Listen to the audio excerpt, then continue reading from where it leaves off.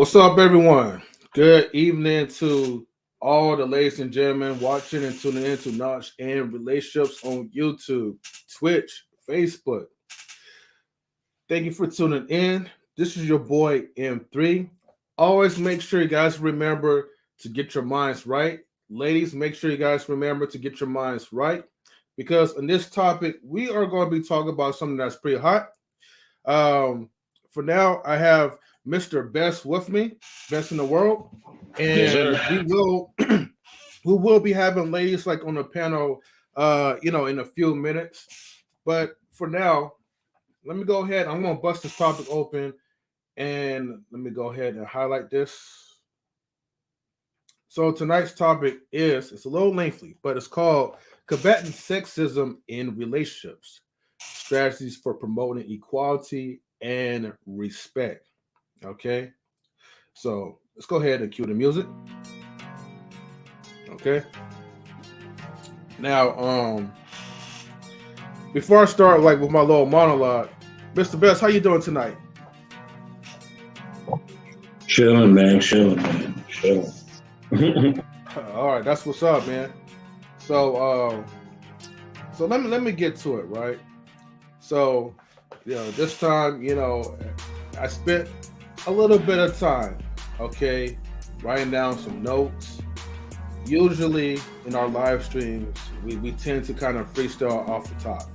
Not that I'm saying that we couldn't freestyle off of this, but I feel like it was necessary to make sure we have some concrete bullet points, some good questions, and provide our own answers and thoughts into this. Now, this does still require participation also from the ladies as well too, and from the people in the chat. But for now, let me go ahead and start. Okay, sexism. All right, we got sexism all around, whether it be at the job, okay, whether if it be, hey, your family, other places that you go to. So let's get down to it. So when it comes to relationships, it's important to remember that everyone deserves to be treated with equality and respect. Yes, equality and respect. Not equality that only fits in your standards, that's benefiting for you. Okay, real equality and respect. And the thing is that a lot of people, we go at it with this pointless, endless gender war. But tonight, we are going to provide the solutions, okay? So y'all can't say nothing about, oh man, there's no solution to this never-ending gender war. Oh, there it is. But it's up to you if you decide that you want to take this advice or not. Before I even continue on to this, right, I got to make sure that I make this very clear. To please be advised that what we discuss is not political, clinical, financial, medical, nor legal advice. This is for information and entertainment purposes only, / education as well too. So make sure you guys get the likes up, subscribe, and please share the videos too. And also be advised that the opinions of our panelists and guests are in chat as well too are not necessarily the viewpoints of Knowledge and Relationships. Also, make sure to please give a feedback after the show. Leave a comment and help build the algorithm up. Together, we could definitely do this, okay? Last but not least, if I could pull this, actually, I don't have up here on this part, but Nightbot will eventually let you guys know. But before I continue reading, we have, oh my gosh, it wasn't raining earlier, but now it is. When the raindrops fall from the sky, we have Mrs. Stole My Thunder. Okay, she stole my thunder. Let's go. She says, "Hello, everyone. Just here in the background listening." And hello to you, E. How are you? Hey, lady. What's going on? I'm here. I'm good. Just tired. All right. Well, thank you for being here, E. Hopefully we get to see. Thank you, fans, for being here. Yeah, definitely for sure. Thank you. We definitely appreciate it. Salutes to K. Marion. Don't beat nobody up. Don't beat nobody up. I don't think I have it in me today. Oh man. Well, E, hopefully, maybe you might need some late night coffee. Maybe you might need like a second drink after a long day's probably work or stress or whatever. But hopefully you'll get some energy during the midst of this topic. I guarantee you, by the middle part, when we talk about this topic, you're gonna have a lot of energy. Matter of fact, you're gonna have so much energy, you will be camped up and perked up. All right. Okay, Marion also says, let's see, I'll catch the replay. Please get the likes up. Thank you, K. Marion. So salute K. Marion. Okay. Let me go ahead and get back to what I was saying real quick, all right? So, it's important to remember that everyone deserves to be treated with equality and respect. However, sexism is still a prevalent issue in many relationships, leading to power imbalances. There's this low imbalance, right? Unhealthy dynamics and discrimination. But it is possible to combat sexism and promote equality and respect in relationships. So there's still hope. Oh yeah, there's still hope. But it's important to recognize and address sexist behavior when it occurs. This can include belittling or dismissing a partner's thoughts or ideas based on their gender. It's essential to have an open communication and create a safe space for addressing and discussing these issues. Education and self-reflection also play a crucial role in addressing sexism in relationships by educating ourselves on the effects of sexism and understand our own biases. We can better recognize and address sexist behavior in ourselves and others. Another important step in combating sexism in relationships is challenging societal pressures, pretty much peer pressure. Society often reinforces traditional gender roles and expectations, which can perpetuate sexism. By challenging these societal norms and promoting a culture of equality, we can work towards creating a healthier and more respectful relationships. Well, that's the plan, that's the hopes, right? So, all right, Lady E. Oh, well, actually, hold on. Before I get to you, Lady E, salutes to Bowl TV. Thank you for tuning in. Salute, Bowl TV. Salute. K. Marion says, hey, y'all, salutes to K and R crew, and thanks, Lady E, representing the ladies. And she said something in French, whatever, but okay. All right. I just want to cook on this real quick before we go. Mm-hmm. So I think equality in relationships, it can only work if the man is not a leader, right? Because in leadership, if we look at our parents, grandparents, whatever, the ones who were leaders in our families or in our communities, or you look at a leader, period, when you are a leader, especially in the household, that's what we're talking about specifically. If you're leading the household and you're a man, that means, are you a parent? That means that you have to take on the hard decisions. That means that you're gonna have to take on, things are not gonna be fair for you. You know what I mean? Because you're gonna have to deal with the brunt of certain things. You know what I mean? You're gonna have to take on responsibilities that the other ones don't have to if you're really a leader.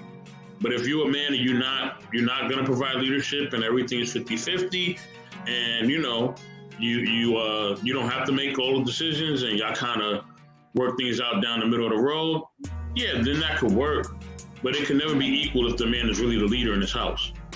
You know what I mean? Because he's gonna have to do things and take on things that the woman is not gonna have to. And in that, yes, there's going to be moments where he's gonna tell his woman what to do, or what's best for the family, or what's best for the kids. You know what I mean? And if he's really a leader, she's gonna have to listen to that. And some people may think that her listening or him having the last say is sexist, right? People can easily think that. You know what I'm saying? So I think having equality in relationships, it can be possible.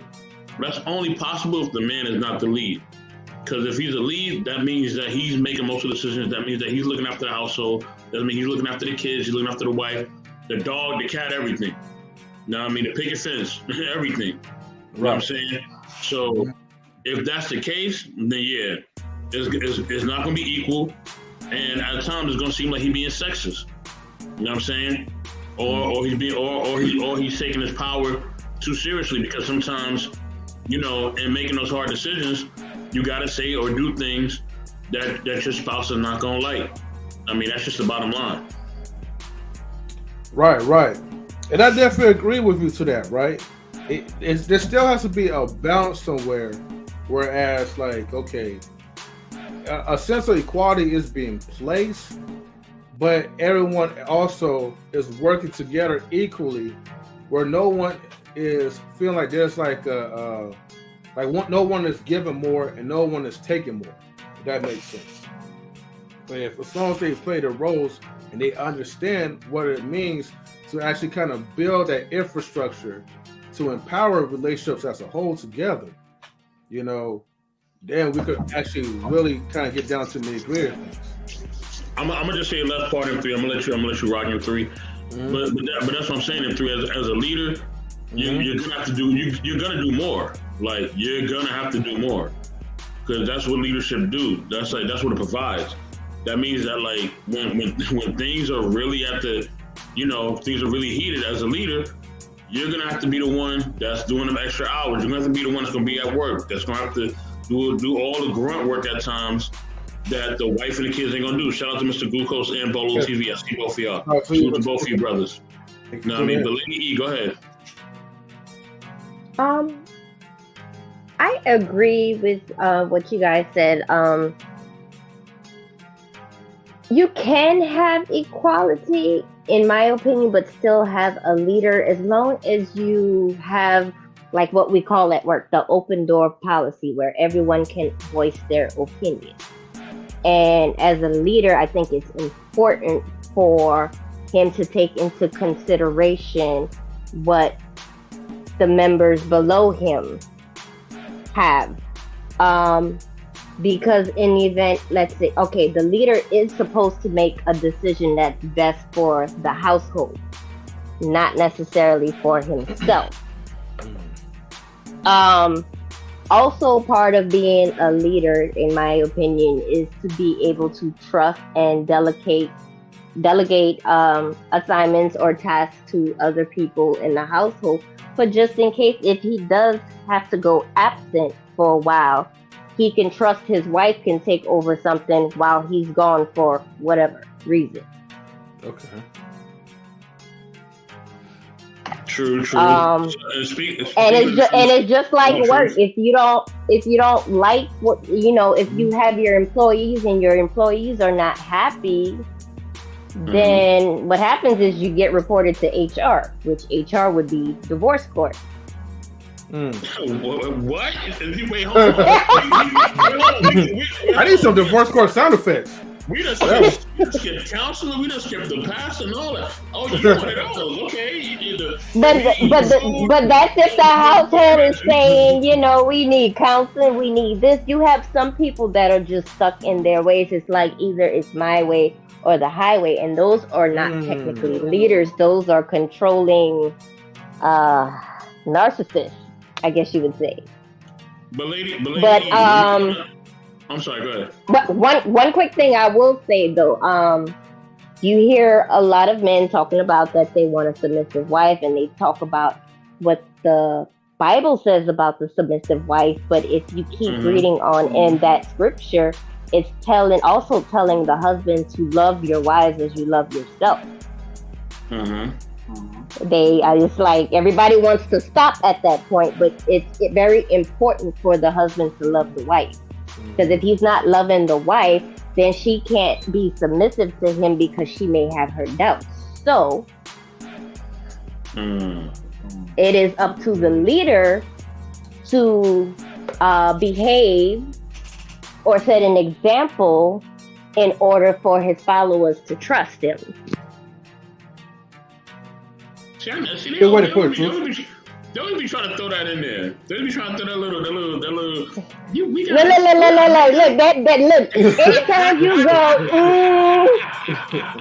Anytime you go, that means somebody is preaching to you, and that means, well, she does have a point.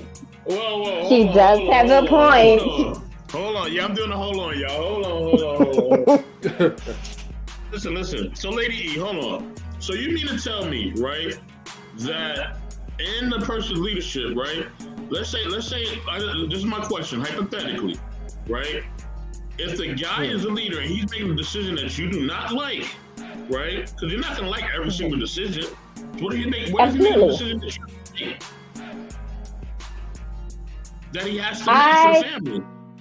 If he's making a decision for the family and he has the final say so, and I feel that he's doing it for the benefit of the family, like he honestly thinks he's doing it for the benefit of the family, then I'm going to let him have go at it. And if it fails, I'm not going to be like, I told you so, you should listen to me, I told you da-da-da-da. We're going to have to sit down and talk about this and revisit it. So therefore, if this scenario happens again, we may go a different route about it, because at the end of the day, 2 + 3 is not the only way to get 5. Okay. You actually do little subliminals in there. You see this in 3? Do you see this? You think she's slick? Yeah, you're not gonna come here and be slick over here. I see what you're trying to do. Listen, you can't sit here and tell me that honestly, that if a man is making a decision in his household, right, that you honestly really, really do not agree with, you're not feeling it, that's just gonna be that simple as you're making it. Lady E, come on. You mean to tell me that you're not gonna give them no attitude, no pushback, none of that? Like, that's never gonna happen. That's hard for me to believe. No, I might suck my teeth and be like, okay, do you? Mm-hmm. I got you. Especially if it's something that I've experienced before or have knowledge of. Because you do have some men, it's like, no, I'm the man, I got this, da-da-da. And it's like, I'm trying to explain to you because I've come across a similar situation in life and XYZ happened. And you do have some men out there that are just arrogant and that would say something completely the opposite just to negate what their partner said instead of actually listening. Because at the end of the day, you know, when I said the other day, you know, some people are listening to respond and some people are listening to understand. And you have some people out there that just want to do the opposite of what you think should be done just to say, I have more power than you. Okay. So hold on. Hold on. So why you sucking your teeth and all that? Where's that coming from? Before I let M3 go. Well, you say you're gonna suck your teeth and all that, but then hold on. In one breath you said you said you're gonna be alright with it. In another breath you say you're gonna suck your teeth. Which one is it? No, I'm gonna be all right with it, but I'm gonna still suck my teeth. That's part of the Caribbean mannerism. You already know that, so. I know that, and there's more that happens than just that. So we're not gonna just sit here and act like you just gonna suck your teeth and ain't nothing else gonna happen. Go ahead, M3. Go ahead. Suck your teeth minus the hot grits on the plate, right? But anyway, hot grits on you. So my grits stay creamy because I make it the good way. Okay. I'll take it for that. Right, ain't no microwave grits in this household. Is everything stovetop.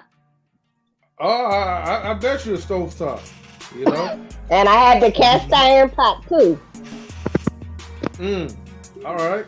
Got all the artillery. Let me ask you this, okay? Now, I always hear people talk about, you know, what it means, especially for a man, to be a leader and how should men lead the household. But I never really hear this question being asked. And it's not even on my notes, so I'm going to put this out there, okay, Lady E? What does it mean to be a good follower? to be a good follower is also to be a good listener. Being able to work well with others, being detail oriented, being able to follow instructions, but also being able to express any concerns. That's it? Yeah, simple. You know, I like how like it's always so short when it comes to the followers role, but then you have like a long Christmas list when it comes to leadership. But I had a long Christmas list. Most of you guys have. You're not the only one, E. You know, it's like Santa's list, right? Of how it should be done this way, that way, this way, that way. But what did I just say a little while ago? There's more than one way to get 5 besides 2 plus 3. You got 4 plus 1, 5 plus 0, 1 plus 4. I hear you on that part. But you look, you can even go 2.5 plus 2.5 is. Look at that. The Caribbean's coming out already. Let me tell you something. Let me tell you something, because he's a mature woman. With these mature women, let me tell you something. Look, if you're wrong, they're not gonna let it go. All right, they're not gonna let it go. Okay, they're gonna sophisticatedly argue with you. Okay, they're gonna do the same thing Lola does. Sophisticatedly argue with you. Okay, and you're gonna be sitting there like, dang, like I just told you that, and they're like, no, because this is this, and they're like, wait, hold on, but I just, and they won't let you finish. See how she came with all these variables for leadership, for the 2 plus 2 and 4 and 5 and 6 and all that other stuff. You know what I'm saying? When we all know that if she does not like something, it is going down. I don't care how nice she may say it. Look. Like something, it's on. It's on. But you'll appreciate it though, because you know that he's gonna fight for what's right. Appreciate it. Come on now. Look. Okay, so let's say we're together, and this is a true story. This happened to me when I bought my car. I bought my car in Texas, which means it had to come across the state line, right? So the title company calls and tell me, well, your license plate is in. You could come and pick it up. By the way, you owe us $340 something. I said, for what?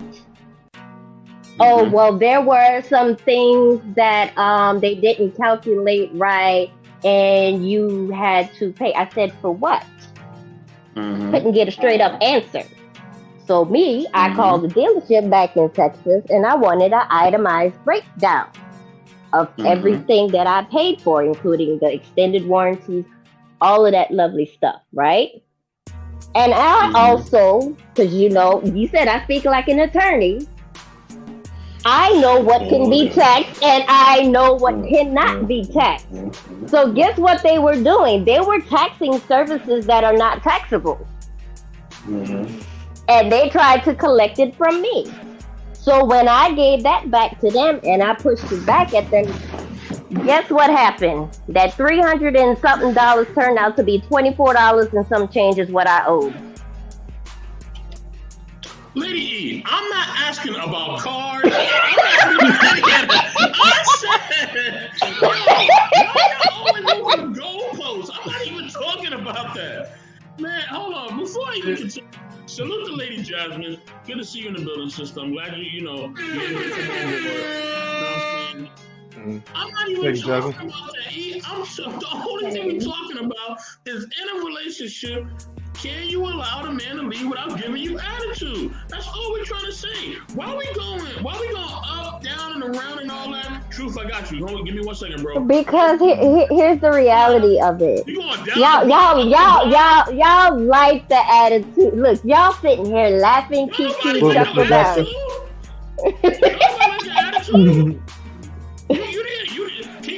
Can you give it a 3 S's in relationship, please? Yeah. Look, wait, hold up, Mr. Best. Now, when y'all was answering these questions intellectually, y'all was like, oh, look what she's doing. Look what she's doing. Oh, look at E.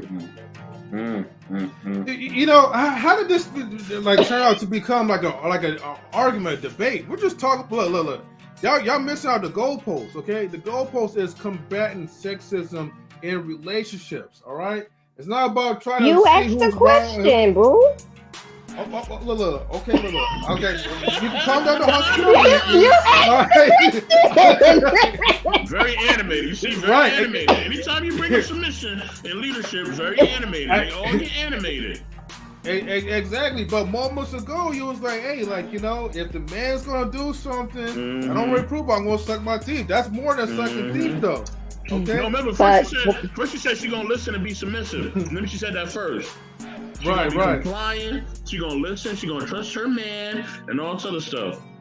You know what I'm saying? But what else I said? But if I know how something is going, you started adding. No. You started adding sauce to the cheese. Okay. You started adding stuff into the soup. You ain't had them ingredients before. All right, but now you starting to. You gotta have the Creole seasoning. Lord have mercy. You gotta have I want that. See. No, wait, hold on. Wait, pause. You need that quail seasoning. See. This is what I'm talking about. Wait. Why y'all putting like sugar into this though? You're adding sugar to something. I don't put sugar in my grits. I'm sorry. Don't do that. You want to talk about career again? Oh, no. Let me get to Jasmine real quick, E. Right? Because I'm gonna say this. I'm gonna say the last thing about E. E the type of woman, right? You tell her something. Here we go. Like, hold on. She like, I'm not mad. You come home. You know what I mean? You like, we're dinner. She like, oh. I thought you had everything figured out, Mr. Know-It-All. When you ain't figured out dinner, you like, I thought you wasn't mad.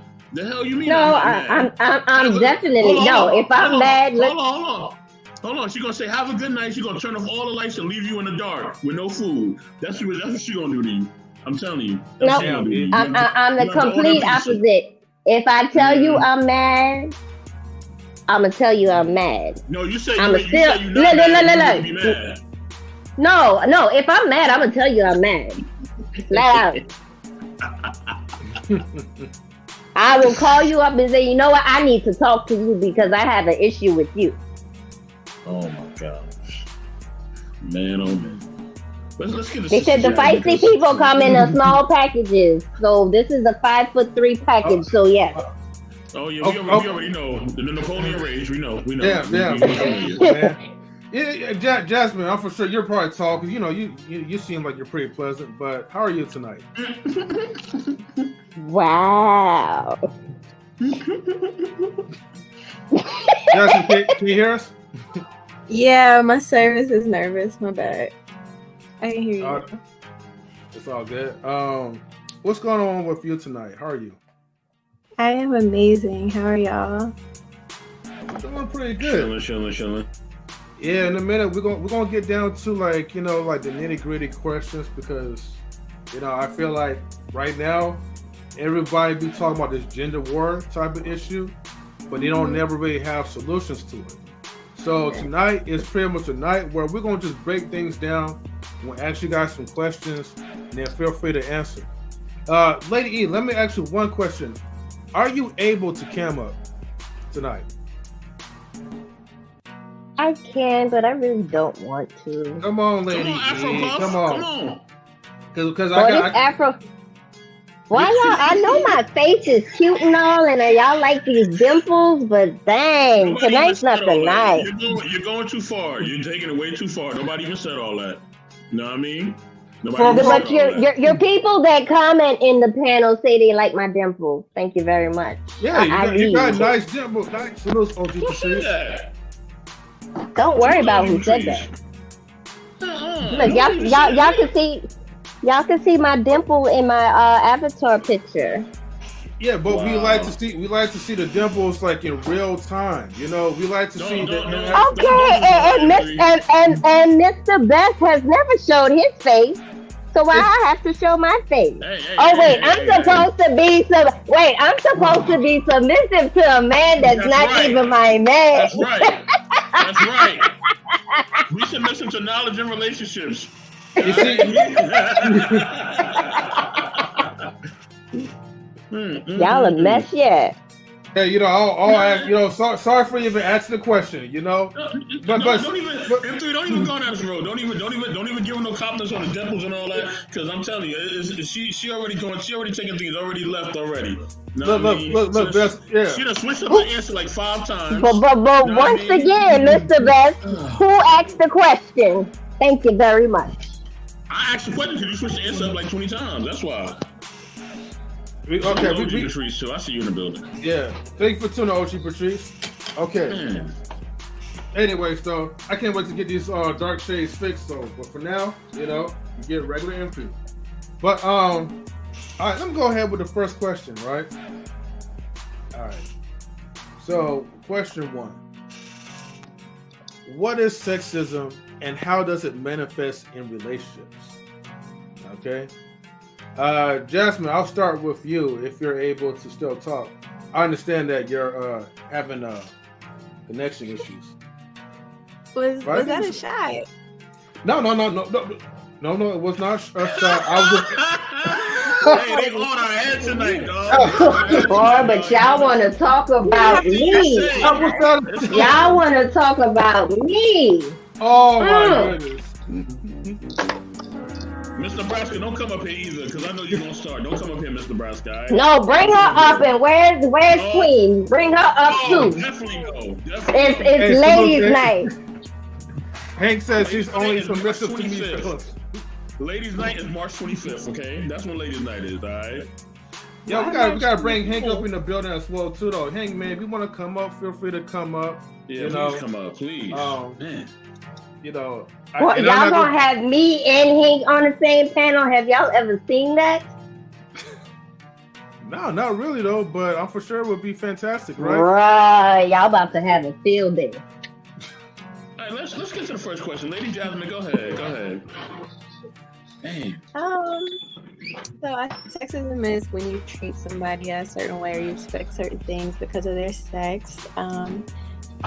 I was more so thinking of it like in the workplace, but in relationships, I guess it would just be expecting like the same thing. Like women have to cook and clean and men have to provide the whole, not doing 50-50 because a real man will do whatever, 100%. So I guess that's kind of how it manifests, like whichever you think the standard of a man or a woman is supposed to be, that's what you try to enforce on your partner. For me, that's what I think it is. Okay. You guys heard that? Yeah, we heard it loud and clear. She good. They heard me. Okay. Trying to be Mr. Oh. No, I just want to. What's the hostility? I'm not even trying to hate. It's the title of the show. It's the title of the show. It's nothing that we've done. It's the title of the show. We're here. This is what's gonna happen. I'm ready for this. Yeah. Man, okay, I see the emotions are all-time high. All right, but Lady E, what you think about number 1? How does sexism manifest in relationships? Oh, I think Lady E stepped away. Let me see. You stepped away. Hold up. I'm right. No, somebody muted me. Huh? Ain't nobody mute you. Oh my gosh. Yo, this is crazy. Well, how does sexism manifest in the relationship? It all goes out. Trying to mute the black woman. Look at you. You peep the play. Wait, what you say? Hold on, let me see.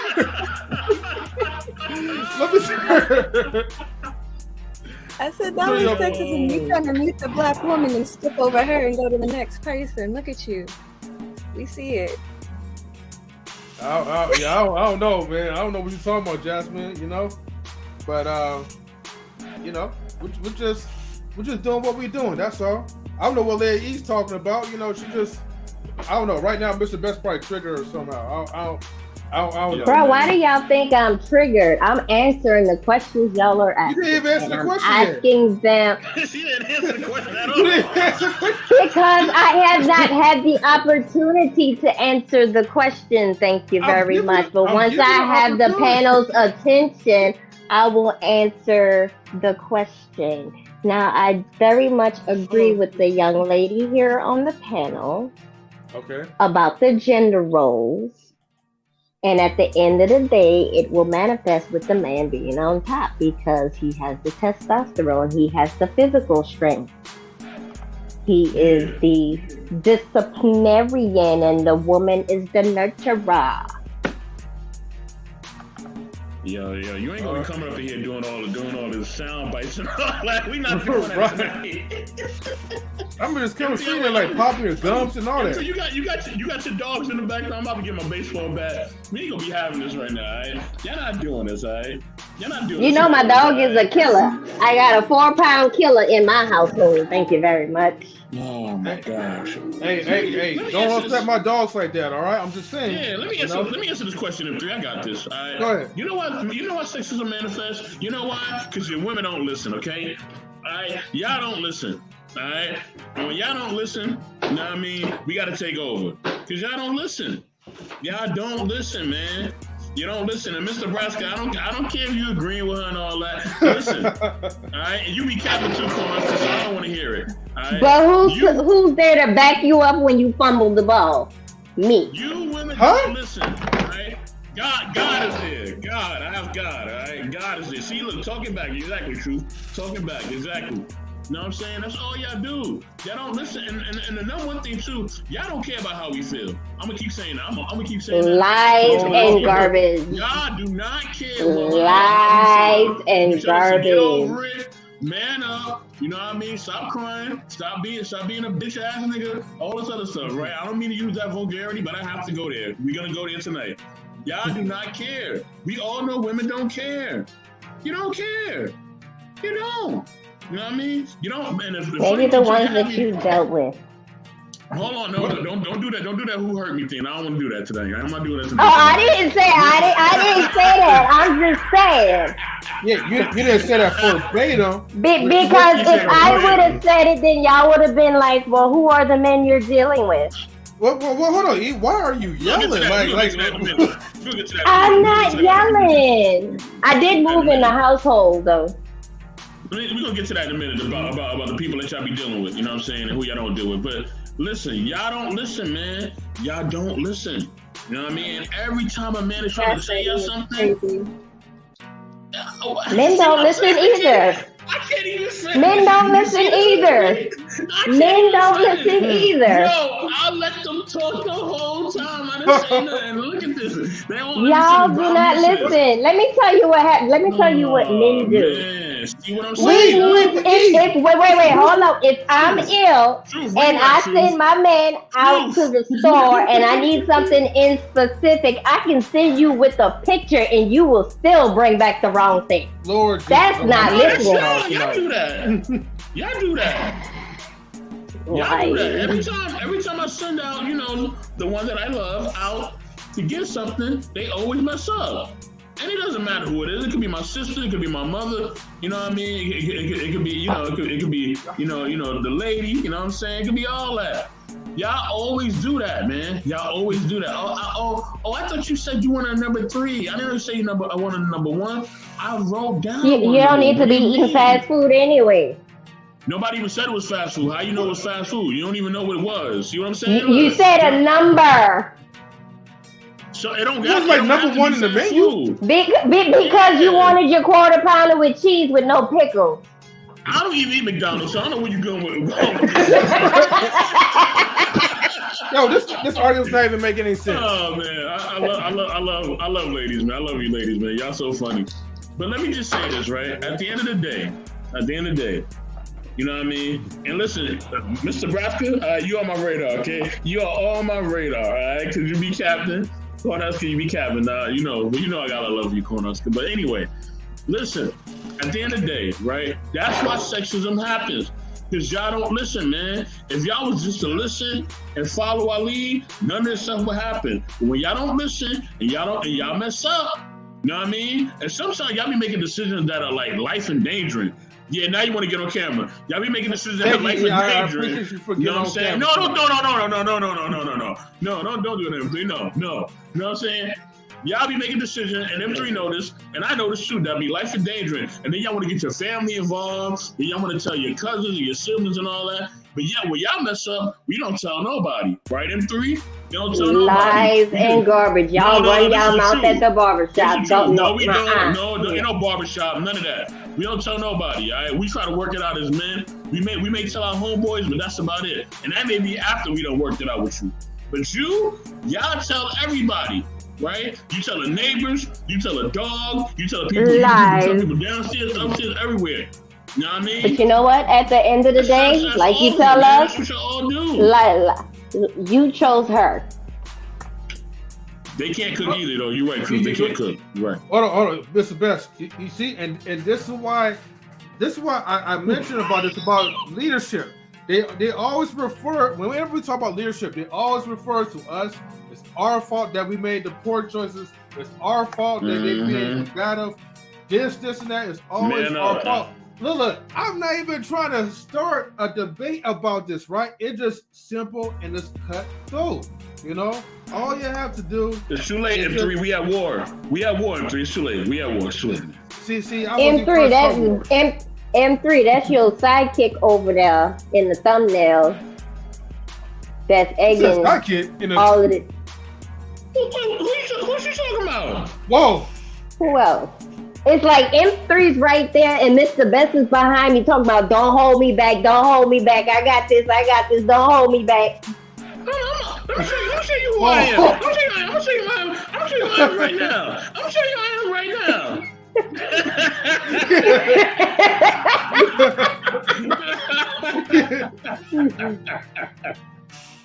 Y'all funny, yeah. Be funny when we try to be. You know what I mean? Look, let me get to number 2, right? So get this out the way. I see what type of night we're gonna have tonight, Lady E. What are some examples of sexist behavior in relationships? Oh man, don't tell them. Don't do that. They're gonna name everything we done did wrong. Everything we done did wrong. So when you're riding in the car and okay, not necessarily riding in the car, but for some unknown reason, y'all like to say we the worst drivers ever, but then you the one with the most tickets on your record. Oh, hold on, man. You lucky my glasses are broke right now, all right? Because if I could put my power source on, I would be going in right now. Talking about we get the most tickets. That's BS. Only reason why we get the most tickets, right? I can send you some contact lenses. I got some extra ones laying around here. Look. Let me break this down to nitty gritty, okay? Right? And look, this is a good kind too. Oh, okay. So, okay, you roasting it. Okay, look, let me check this out, right? No. Don't put the spotlight on. Don't put a spotlight on our best. Look, check this out, Eve, right? Look, you guys know y'all the worst drivers. The only reason why you guys don't get the most tickets, right? Because the cops that be pulling over. Nah, y'all have way more road rage. Don't do that. Hold on. But we have our road rage is more logical, right? You guys get the emotional rage for no reason because it's just that time of the month. Rage is an emotion. You said rage is not an emotion? Yeah, it was a question because you said we were more emotional with road rage. That's men. No, it's men, the one that are rolling down windows and shooting people in traffic. How many times you hear women doing that? Oh no, but we got we're protectors. Man, you protected because somebody cut you off? Why y'all hate us so much, man? What do we do? What did we do to y'all? Why do y'all hate us so much? What did we do to y'all? And we didn't forget about her. Y'all know y'all love us. We make the world go round. If we weren't here, y'all be some miserable. Ooh, child. I'm not even gonna go there. I'm not even gonna go there because I can say a lot of things, but then also I remember this is a children's show at sometimes too. Like I remember the kids is watching. You know, it's a school night. Too. It says the kids are looking up to us men. You know, forgot it. Yeah. We're gonna be the devil. Okay, Jasmine, I know you have a lot to say though. Go ahead and spill your beans out. So go ahead. You said something about this tomfoolery about road rage, emotions, or whatever. Go ahead, continue. I just think like sometimes men automatically assume they're the best at everything and they won't listen to another opinion. So I think that in a way is a form of sexism because they just think because they're men automatically I'm superior. Like with directions, something as simple as that. Like, no way I'm going to listen to you. I know this is right. And now we've been lost for 30 minutes. So something like that. But I don't know. I still think the same thing. Like, oh, women are supposed to cook and clean. And I feel like that's fine. But if you have a wife or a girlfriend that has to work too, you can't be putting these same exact like roles that we've had women in when you're not providing the traditional man, whatever, roles back. But hold on, y'all always, no, don't let it go with that. Y'all always had to work. Wait, Bess. There's one key component. Hold on, man. Wait, hold on, Bess. There's one thing that they forgot to mention, right? Here's the thing, right? Us men and women, we work different, okay? Most of the time, men is working at these hard labor jobs, okay? Y'all may do some like paperwork or some secretary type of stuff, all right? That doesn't require a lot of physical labor. So when we both come home at the same time, you're gonna get some pushback from that comment. I'm just letting you know. But still, women have to take care of the kids. That's different labor, like emotionally coming home. So I mean, I feel like what? Yeah, y'all the ones want them so much. Oh, I want to have a baby. Come on, put it on. What in the hell? I don't hear no children's excuse. I thought this was a children's show. Hey, listen, we putting the kids in bed right now, all right? Nah. Because of y'all, we gotta make them tuck them in. But go ahead, Jasmine. I'm sorry. I've lost the point. I was taken aback. You got it. I'm recuperating. You got My bad. It's kind of hard to like tell if you have to stop talking because you're. Okay, now you can move on. We're good. Oh, We're good. Okay. Look. Let me give my little spill to it. All right. So let me see. I'm gonna go to. All right, look. So examples of sexist behavior in relationships includes belittling, dismissing a partner's thoughts or idea based on their gender, expecting the partner to conform to gender stereotypes, and using their gender-based insults or violence. Okay. And here's the thing, right? A lot of y'all do get violent when y'all can't have your way. And y'all expect men to really take it like a champ. She rolled her eyes. You see that? Oh yeah, keep rolling her eyes though, right? But look, we can't even. You know what I mean? We can't even cry to y'all. All right? We can't even ask for a hug. I'm hurt too, girl. I'm hurting too, girl. We all hurt too. But that's the problem. Y'all don't give a damn about our hurt. Y'all just always tell us the infamous line. You a man. Be a man. Suck it up. Don't be a bitch. Sorry, YouTube. And the Academy Award goes to Mr. Oh, man. And thank you, Mr. Nebraska. Yes, we are glad to reach that. Thank you so much. I'm waiting for her to come up. Y'all leaving her in the back? No. What you mean no? What, you're afraid to be outnumbered? No, I'm not dealing with I'm not dealing with all four of y'all on here because y'all gonna go nuts on us, and then where's he? Where's he? Man. Almost. Yeah, Truth about to come through. Yeah, Truth, let's go, baby. Oh, he could come through. Tell him he could come through. I'm sending for him. I'm sending for him. You sending for him? Oh, so you sending too? Okay. Oh, let me say this, right? Okay, I'm gonna tell you why sexist behavior be happening, right? You know what I'm saying? It all happens, you know what I'm saying, when we finally have to step in and say, look, you know what I mean? This is not happening, we're not allowing this to go down, and we gotta put our foot down. And then once we put our foot down, now we're being called sexist. You know what I'm saying? Now when I'm telling you, no, baby, we can't do that. You know what I mean? And I try to say it in a nice way. Now you don't want to listen, so now I got to say, hell no, that's not happening. You know what I mean? Then you want to argue, so then I'm going to say, F no, that's not happening. You know what I'm saying? So now I got to get even more extreme. But these things wouldn't happen if you just listen. You know what I mean? See, women have to understand, the power is in you listening. If you just listen. You know what I mean? And chill. Not doing what you're doing right now. You all right? Not doing what, yes. Let me put my phone like, read this book, all right? The Black Man's Guide to Understanding the Black Woman. You know what I mean? Yes. You know what I mean? Read that book. My Queen Mother, Shahrazad Ali. And you women need to read that and read the one for y'all too, all right? Understand us.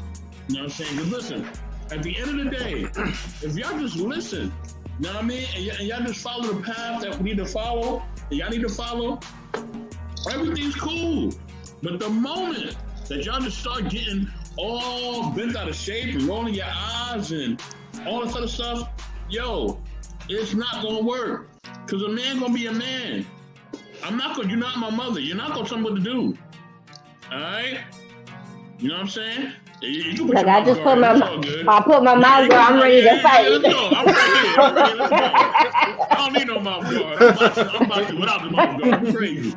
I'm reckless. You know what I'm saying? But yeah, y'all want to try to step in, you know, and try to, actually try to take over. And it's like, no, if you want to take over, you better go do that with the kids, because I'm not your kid. You know what I mean?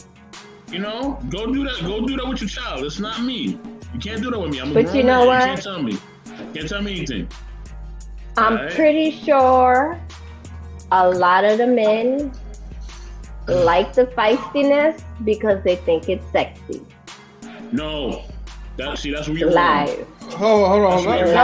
You're argumentative and you're unsubmissive, and I do not, and we're not dealing with that. Wait, Best, hold on. See, this is what I'm talking about, right? You know, this scientifically proved, right, that everything I've been saying from the past, at least like 3 years, no, 2 and a half years worth of live streaming, right? I keep telling people, women don't listen, and the reason why y'all don't listen, right, because I tell y'all over and over, right, that we don't think none of that popping bubblegum type of sass or whatever is the cute. Mouth guards in your mouth and all that, yeah.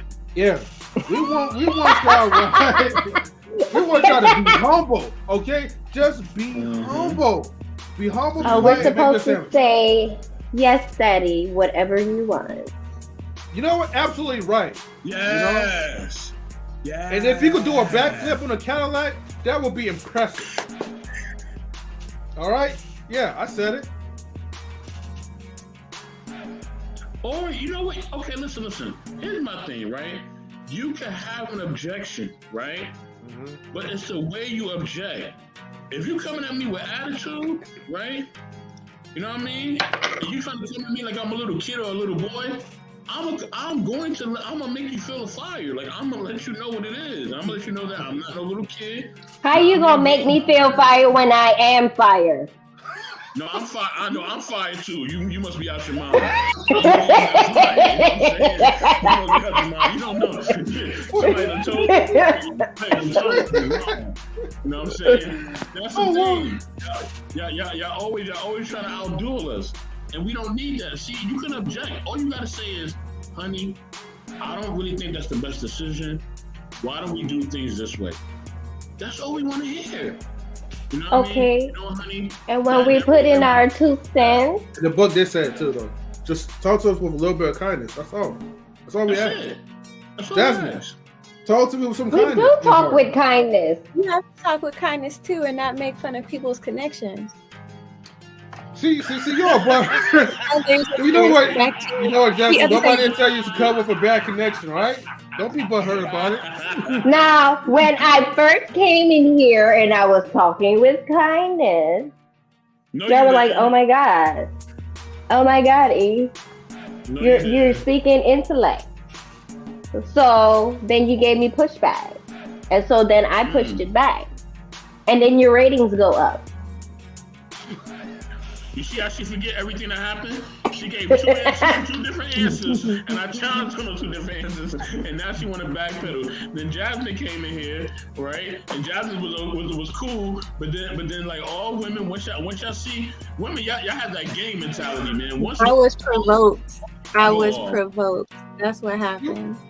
How you was provoked? And she wasn't provoked by me either, because I didn't tell her to do anything. This is the first time I sat on this panel with this lady. Thank you very much. Y'all know each other. I don't care what y'all say. Y'all know. Okay, so excuse me for provoking with some kindness and just being gentle. I mean, you're What?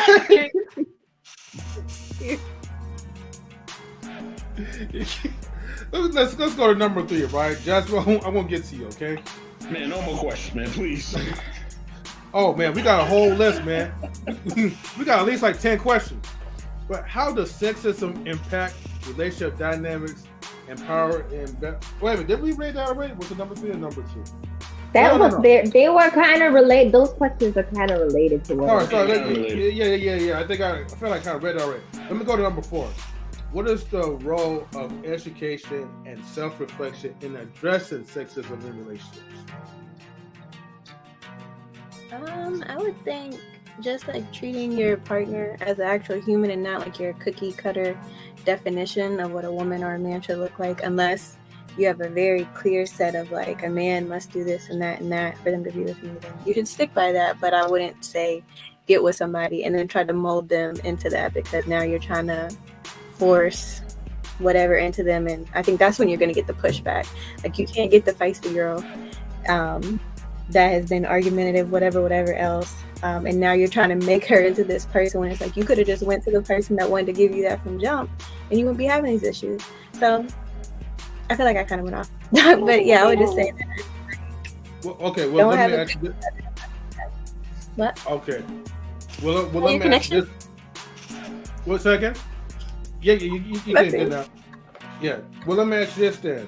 Well, respectfully, Jasmine, right? Well, why is it that, the ladies have this, this kind of particular unrealistic standard where a man has to be 6 feet tall? You have to have the 6 inches. Men have the same thing. You have to be this size. You gotta be a superwoman and also have that too. So I think we both have unrealistic standards, but I think women will date. I don't want to say date down because that doesn't sound.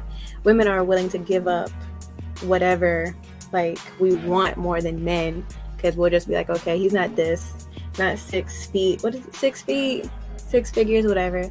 But he might still be a good man. Whereas a man is like, you might get with somebody, but again, like you still try to change them, and it's like that creates unhealthiness within the relationship. So I didn't let you finish your question. I'm sorry. I'll rest in my femininity and let you continue. Oh my gosh. M3, hold on. I gotta say this. Hold on. I gotta say this, Jasmine's point. The only reason y'all do that, Jasmine, is when y'all want to control the situation. The only reason y'all date down is when y'all know y'all can control this man and y'all can control what he's doing. Rather than that, y'all not dating down. If that's the case, I would have been married. Don't do that. Don't do that.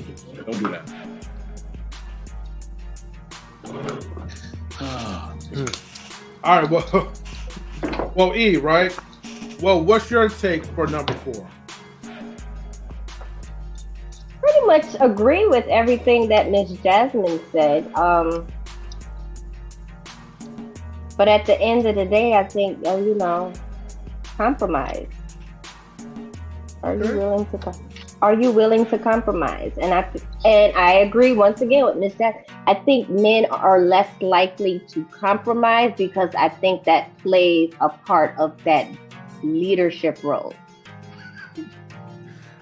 Okay, so respectfully or no respectfully, I have to disagree on that part, right? Because that a lot of times men tend to lower their standards heavily to the point where maybe it stems from a little bit of insecurity or a little bit of scarcity. But in all truthness, okay, hold on for a second. Truth, that's you? Speaking of truth, Top G. What's good, shorty? Okay, that's true. What up, baby? Okay, I didn't realize what shirt I'm wearing. Hold on. There's a 99% chance I don't care. Yeah. 99% chance that you don't care about us, man. I get you. I'm so Our friends glad. never matter. Look, I'm so glad she being so honest. That is so amazing. The honesty. That is a blessing. How you guys doing this evening? True, what's good, I'm baby? doing well. Right. We're surviving feminism. He said, how are y'all doing this evening? Y'all include all of us on here. How y'all fellas doing this evening? Yeah, what up, baby? Yeah. Oh, Hey, you can come up here too if you need to. If you want to. Oh my goodness. Hey, Miss Jasmine, what was your last comment about the question? Because I couldn't hear what she had said. She was going a little in and out, but hold on.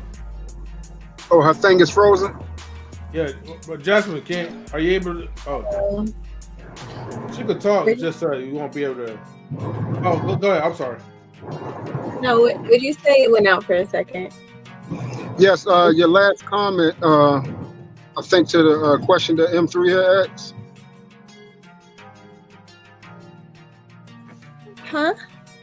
Oh, he was actually, can you repeat your last comment from the last question I asked?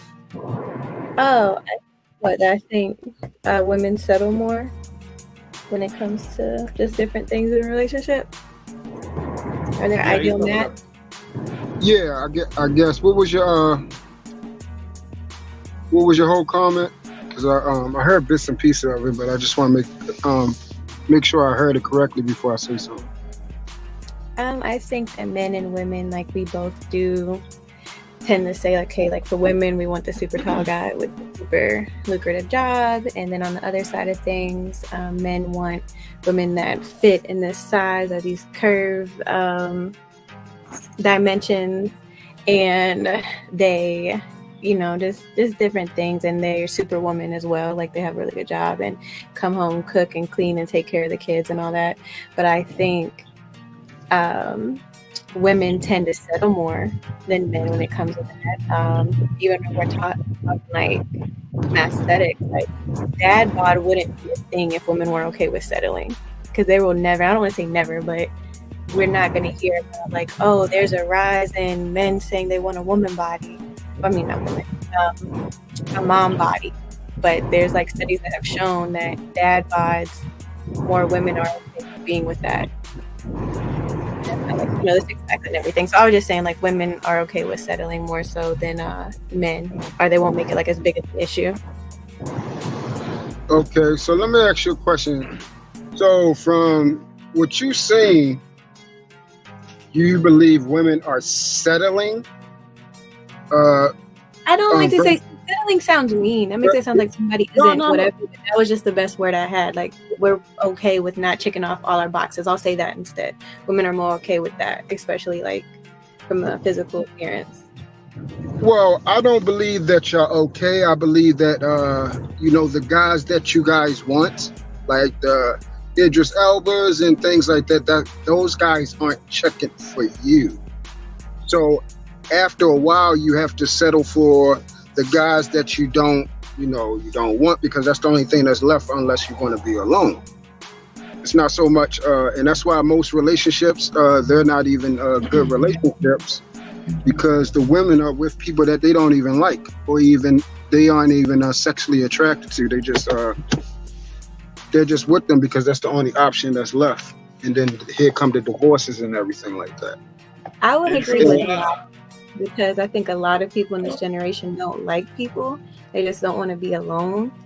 But I don't think women are leaving just because a man is unattractive. I'm not saying it hasn't happened at all, but, I'm around men. Like, when I was playing basketball a lot, like, I'd be at the courts or whatever, and even when like I would do open gyms with girls, like I would never hear girls talk about like, ooh, I can't believe you look like that. But I've been around men that said, man, I can't believe you're shorty. She ain't lost a baby weight yet. Like, more stuff like, where to me it's like superficial.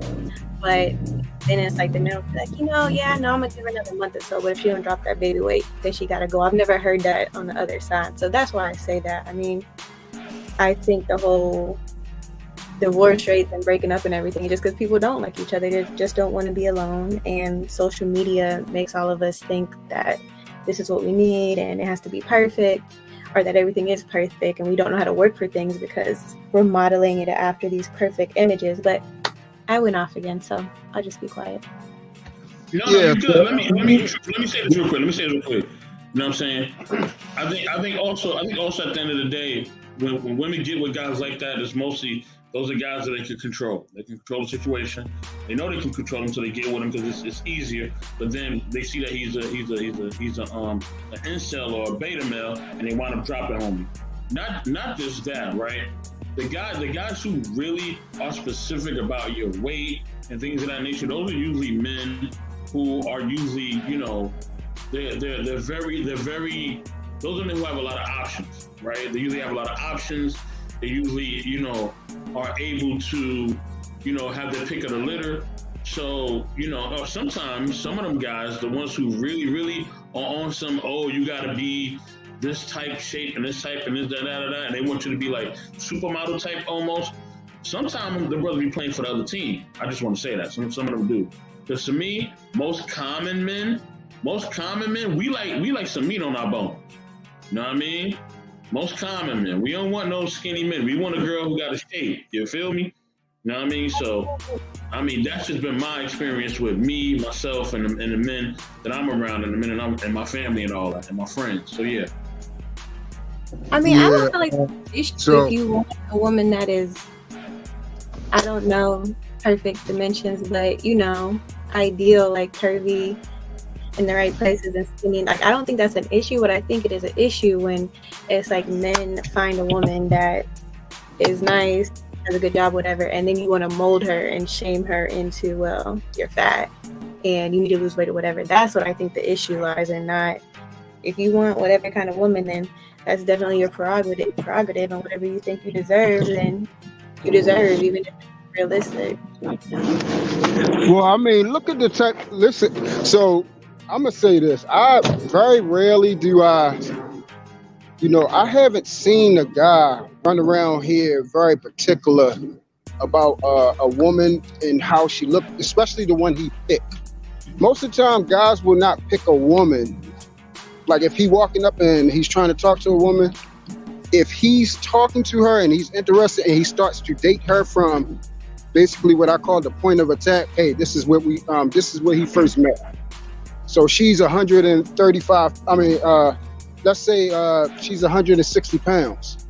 That's when he first met her. That's when he first took out on a date. That's when he first, if he gave her a kiss, if they choose to lay down with each other, he laid down with her at that weight. Normally, men do not come in there and start saying, "Oh yeah, I just got finished sleeping with you, fell in love with you, and now, I need you to drop that weight." Like, that don't make any sense. It's probably the weight was gained along the relationship, and then things started to change. Like either you got pregnant or you started, becoming less active because you got comfortable inside the relationship. Things like that, but not normally. Hey, we got together at a certain weight, and then all of a sudden, then I need you to change. And but a lot of that has to deal with genetics and metabolism. Yeah. I agree. That's what I was saying. Most guys, like I've dated women of all preferences. Some that would consider to be thick, never a real big woman, but thick women like between 160, 180, depending on like their height and everything like that. And then some slim. The slim woman every day was like 15. Feel what I'm saying? So 5. So then it depends. But it's for a woman. We can't hear you. I think he's walking away from the phone. Nah, nigga on the elevator. You on the elevator, bro. Hold on. We can't hear you, bro. Alright, he's still here though, but he gone. You gotta wait till you get off the elevator. But yeah, truth is really building on some compound points, man. You know what I'm saying? You women, you're out of control. You're out of control nowadays. I don't know what's going on, man, but something gotta change, man. I'm gonna lead a petition of men. Not manosphere, we're gonna lead a petition of men. You know what I mean? And we're gonna be called, we're gonna be called Fed Up. You know what I mean? Fed Up and Tired. You know what I mean? FTD. You know what I'm saying? and we're gonna let it be known where we stand. You know, gonna start a coalition. It's gonna be me and them three. We're gonna get all the brothers together. We're gonna get all the top G's together. We're gonna get it going. You all hear me now? Yeah, we hear what you A mean. little better. Try again.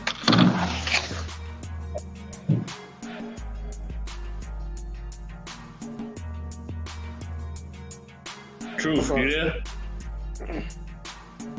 Cuckoo. I think once you got into that elevator, I know she had the verse.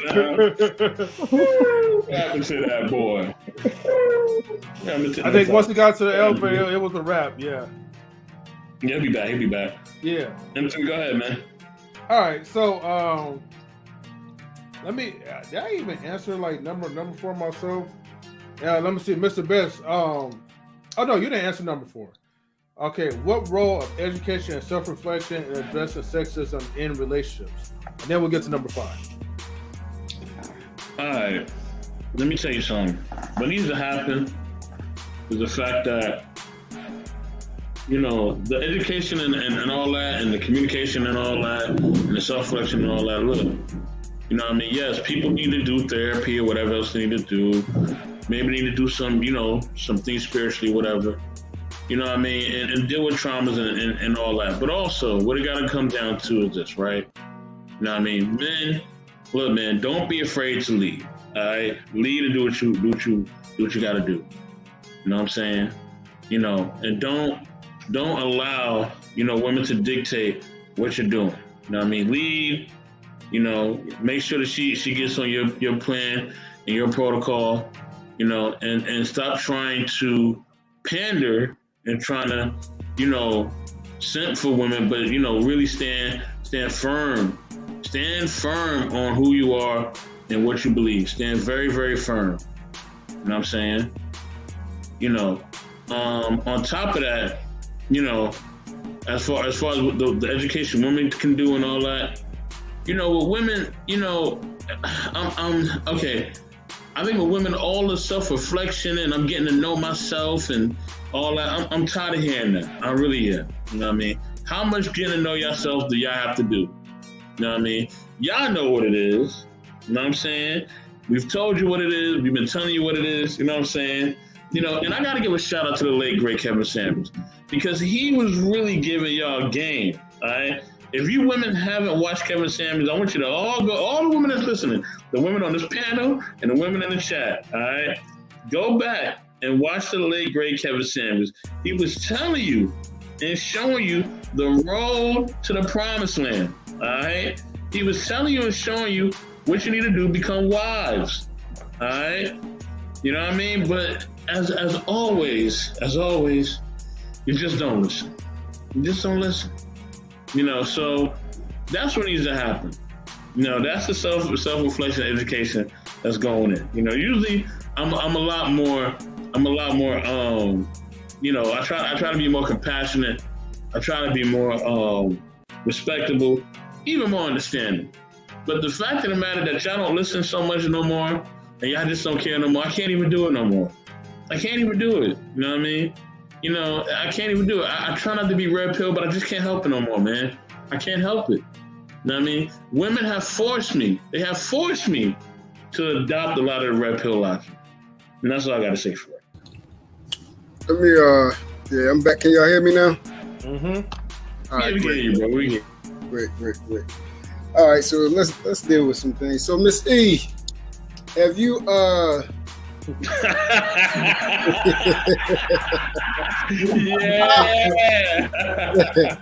Have you ever dealt with a man that was, you know, I guess not appealing to the eyes?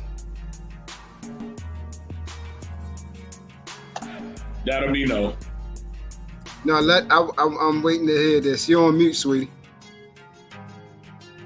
To me, no. To other women, I've had other women say, well, he's not all that great looking. Okay. That's you. I mean. All right, great. As far as his weight, did it look like he was kind of overweight, had some, you know, areas hanging or whatever? Some of them were. I've dated the slim. I've dated the dad bods. I've dated the big guys. Okay. So, okay, that's good. I just don't like someone that's like sloppy and bad built and just don't care about their image. Okay. So, you wouldn't consider the dad bod sloppy? If he's carrying himself and he at least tries to eat healthy, and then I'm fine with that. Okay, so I'm not a slim frame. I'm a curvy girl, so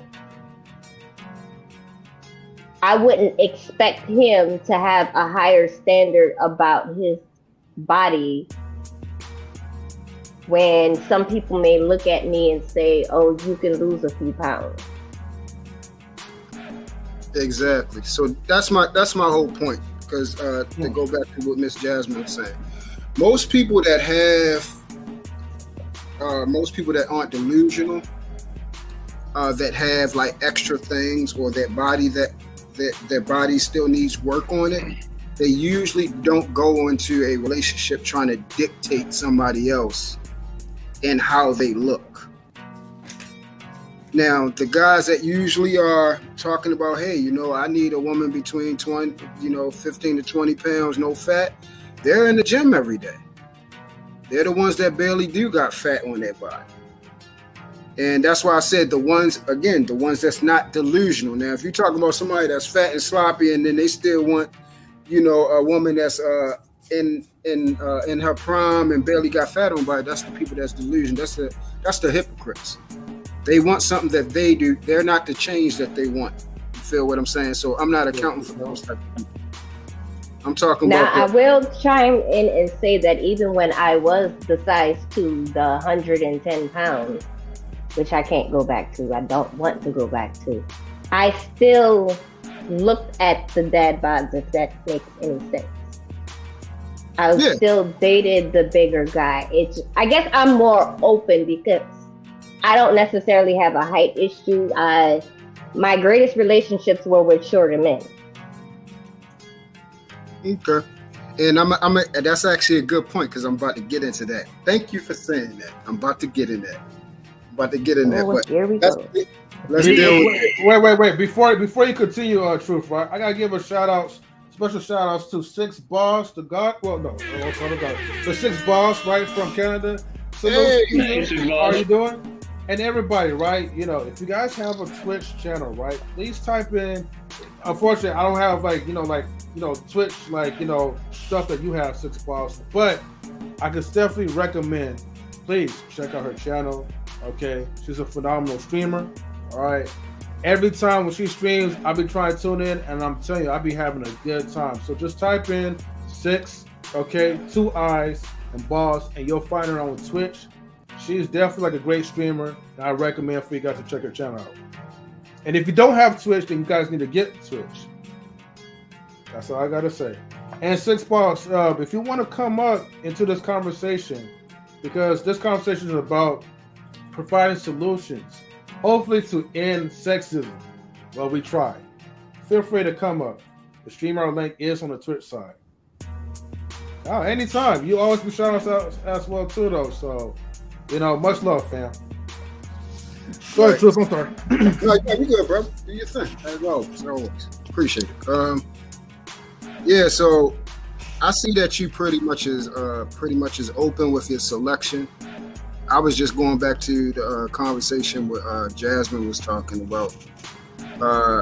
Most people that are like that, they're usually the ones that is in the gym, and they have a preference of how they want their woman to look, and vice versa. These are the people that's constantly in the gym. They constantly are focused on their image, outside their external image. So this is something big to them. And most of the guys, they looking for a trophy wife. They're looking. They're worried about outside, appearances and outside noise. They want to make sure when they bring something on their arm that other people are noticing them. That's the guys that don't mind their wives wearing these 2-piece bikinis and their butt hanging out and all that. They want other men to look at that because they view that as a how you say, that basically ups their status as a man. You know, whereas I don't want nobody looking at my wife. I don't care how good she is. Her parts and everything is not for everybody to see. That's me. And as far as how I want my woman to look, again, if I approach you and you have weight on you, obviously it's something that, you know, regardless of the weight, you have also attracted me, you know, where we have moved forward. But most people don't come in saying, oh, I got you now and I need you to change that weight and I need you to drop that weight now. Like that kind of don't like make any sense. Like I have never seen that before. Like if a wife gain weight, like through eating, through health problems, through pregnancies and stuff later on in the relationship, something that has continuously happened and it seemed like it's getting out of hand, then somebody probably would say something then. But coming straight in and saying, oh yeah, I'll be with you if you lost weight. Like I haven't heard that. Slow rush. So, but the reason why I asked that, Miss E, is because of, as far as your relationships go, and you choosing your man, you said you've been with height requirement is not a problem. Not really. Okay. I would prefer for him to be taller than me, but I'm not tall, so. Okay, and weight requirement is not too much of an issue because you said you dated all sizes. I've dated all sizes. You know, just be put together. Okay.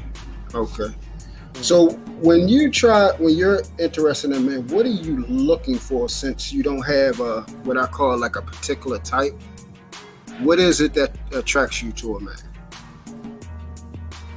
Besides the physical attraction, I am attracted to a man's intellect. So I guess some people call it sapiosexual. So if I cannot carry a conversation with you, like you could be 6'3", tall, dark, chocolate, nicely built. I don't have that desire to get to know you better or want to even get in a bed with you, if that makes any sense. Oh, it makes perfect sense. I'm kind of the same way. So, do you know the difference between someone being smart and someone being wise? Yeah. Wisdom comes with the experience. Smart is just knowing context. You might read something and you learn about it. But to actually experience it, that's where the wisdom comes, because it's like school. You have someone that's in med school. They're smart, they're in med school, they're learning all of these things, but the wisdom doesn't come till there's experience. Right. It perfectly said. So my question is this, since you actually put it in that frame, I can't say that you don't know. But for other women, they choose men that, their preference is someone that is educated, someone that is smart, not someone with intelligence and wisdom. And that's why a lot of people they don't understand the difference between two. You can have somebody that goes to school, college, and they can be very read, very educated, smart, like you said, book savvy, can read out the book, can gather notes, information. But wisdom is like how you said, experience, knowledge applied, learning what purposeful application is. People don't know what the difference is. A whole bunch of people don't even have common sense, but yet they can be well read. Why is it that some women they actually don't know the difference? They think they have a person. Well, not think. They're looking for the educated person, but not a person of intellect. Why do you think that's a problem? I think it kind of goes hand in hand, just like you were speaking on You have the man that's body conscious, that's always in the gym, so he wants that trophy. She wants that man that's probably a doctor or engineer or a lawyer just to have him on the shoulder. It's like a status. Perfect. Ooh, we're getting somewhere. I like this. Perfect. Ooh. I like You're her. coming up with the interview type of questions. Okay. Yeah, she give me some good stuff. Okay. Anybody else want to ask before I continue going? Because she giving me some good stuff. No, actually, I gotta continue with some of these questions, but you are definitely I'm in an interview. But we can't forget about Jasmine too, though, because I need, I'm gonna get to her. She can talk. She's like, hey, when she's intrigued, you could tell. Don't worry, I'm gonna get to her. I just had to mess with E because she said I'm waiting for him. So I said, okay, as soon as I get home, I'm gonna deal with her.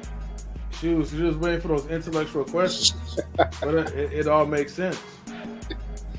Yeah, she because honestly, a lot of women don't know the difference, bro. They don't know the difference, and like she said, she perfectly put. They want that plaque. They want the title. They want the image to say, "Oh yeah, my man went to this university. My man with that," and then he probably can't even handle himself in other areas or have any common sense, or she had to constantly remind him to do simple stuff in the house. Which cause problems. You see what I'm saying? These are things that we don't look at, but cause people to make poor decisions in their mate instead of finding somebody. In another term everybody loves, I'm pretty sure y'all heard this thing called compatibility, right? Mm-hmm. That's a buzzword going around. But you know one word that people don't use? Something called suitability. Being suitable. And when you think about a suit, when you think about a suit, what else do you think about? Anybody want to answer? Is it tailored to fit you? Correct. A tie? Correct. She answering everything great. Exactly. It's tailor-made. It's tailored to fit you. Find somebody that's suitable for you. That fits you. They fit right with you. Y'all congruent. Mr. Beth over there getting jealous. I'm answering the questions. What? Humbly. I ain't even say anything. I'm drinking my water. You need to relax, all right? You need to relax on You see, fellas, you can't make this ish up, okay? You can't make it up. It was getting too peaceful. It was getting too quiet, right? And so the ladies was getting bored. So E had to start something just to get things riled up because her emotions have to be engaged. See, y'all love turmoil so much. Jasmine, since you're quiet, I'm gonna pick on you real quick. Why do you love emotional turmoil? What are you talking about? No, don't. Where did that even come from? Look. Don't Why are you attacking me? I was just being my femininity, and yet here you come just being aggressive. Oh my goodness! I'm just asking you a question, okay? Why do you ladies love emotional turmoil? Why do you guys start so much turmoil when you guys are bored? What is it? What are we doing wrong? Women are a reflection of their men. That's what I think. I think if you want peace, you gotta create peace. And if you're not peace, it's not gonna be. But if you have a woman that you are providing space for her to be whatever, and then she's not, then you need to leave. That's what I think. But I think men like it too. See, you ladies always trying to find some type of excuse to put it back on us again. Why you gotta be the reflection of a man? Why can't it be the demons that's inside you guys that just haven't been let out yet? Yes, monsters. Where did that even come from? See, that's what I'm saying. That's crazy. No. See, now she's playing the victim mentality. She's being a victim, surviving from us. And I want to ask you just a simple question. And three, at times they have their own mind, and then at times they're a reflection of us. I'm so confused. I don't know what to do anymore. I don't know. And I sat quiet for a minute too. I ain't say nothing. But E got to come in my lane. When you come in the lane, I'm blocking your shot. All right. First of all, let's not use basketball analogies because I would dog all of y'all, except for Miss E, because I wouldn't talk to her. I would dog all of you. Let's make it clear. Well, look. Well, hold on. Well, even though I'm not even a hooper, right? You ain't gonna beat me in 2 days. You will not beat me. Any day, anytime, any place.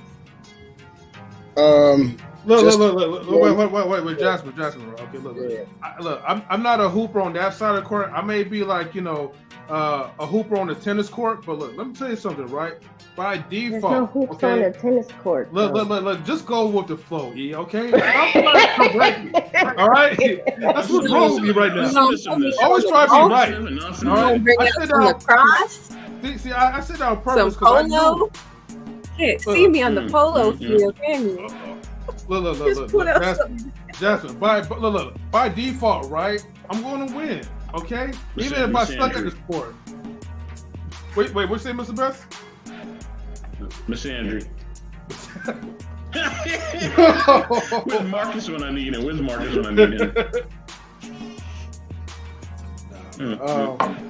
Yeah, so Miss Jasmine, you up here might be talking to those guys, but I actually do hoop shorty. And you'll get trashed. All right? So don't pull that over here. All right? You'll get trashed over here. Damn, she said she could break your ankles, True. You won't have that and one mixtape on you, so. I hear that. Hey, listen. First and foremost, I'm going to be starting up because it's so-called a whole bunch of hoopers in these spaces. I'm going to be so-called going around challenging a lot of these guys and actually traveling to them. And going to record busting there. Yeah. So you could be on that list too. You want me to write you down? Write it down, True. Write it down. Yes, maybe for the last. I got you, JR. You're going to get broke. I don't want to put you, All right, I got you. Dirty. Okay. I'll tell you right now. The same way I play with men, the same way I play with women. So hey, I like a little friendly. You fly across the court. That's all good, all right? Hey, look, Truth. I tell them this. Yo, bring your tennis rackets with you. We'll go on my side of the court. You know what I mean? Me, M3 Truth versus Jasmine E, and you can take either Mr. Brasco or Queen. Y'all can take both of them if y'all want. We gonna destroy all y'all. And let me tell you this, right? All right. Wait, how tall are all y'all? E is only about like 5'2", so she easy work. I'm gonna get her out of there real quick. 3, you know 5'3". Give me my inch. Whatever. You know what I'm saying? How tall are you, Jasmine? How tall are you, if I may ask? You know what I mean? I am 5'5", but as T.I. said, I have the heart of a 6'7". Let's go. I'm 5'11". Truth is like 6'2". You know, M3 about like 5'9". I ain't that tall, out of there. I ain't that tall. I'm 5'10". Whatever, man. We gonna get them out of there, dog. You know what I'm saying? Just roll with me, Truth. Just roll with me, dog. You know what I'm saying? We get them out of there.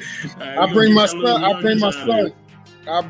He's 6'2". I have a question though for Mr. Top G. Though, since you just said you're 5'10", do you actually have women that tell you that you're not tall enough? No. See the disrespect? Look at the disrespect. You see this? No, it's not disrespect. It's a question. No, she asked an honest question. No, I have never. Thank you. Yeah. You know, I would have said if she was being smart, I would have said she being smart. She like. She is, because she know, hold on, Truth. She know the average woman height is 5'5". Ain't nobody gonna say he's not tall enough. If you don't get out of here with this, But you know what? No, seriously, I do ask that because somebody that I was in a relationship with, he was 5'7". Everything about him crossed off for them except the height, and they would literally say I couldn't date him because he's not tall enough. Yeah. Wait, who said? They said that you can't say that again. One more time. They said they wouldn't date someone like him because he wasn't tall enough, even though he had the career, he had the finances, he had everything going for himself. It's just the height. You can't, there's nothing you could do about height. I think if men could get height.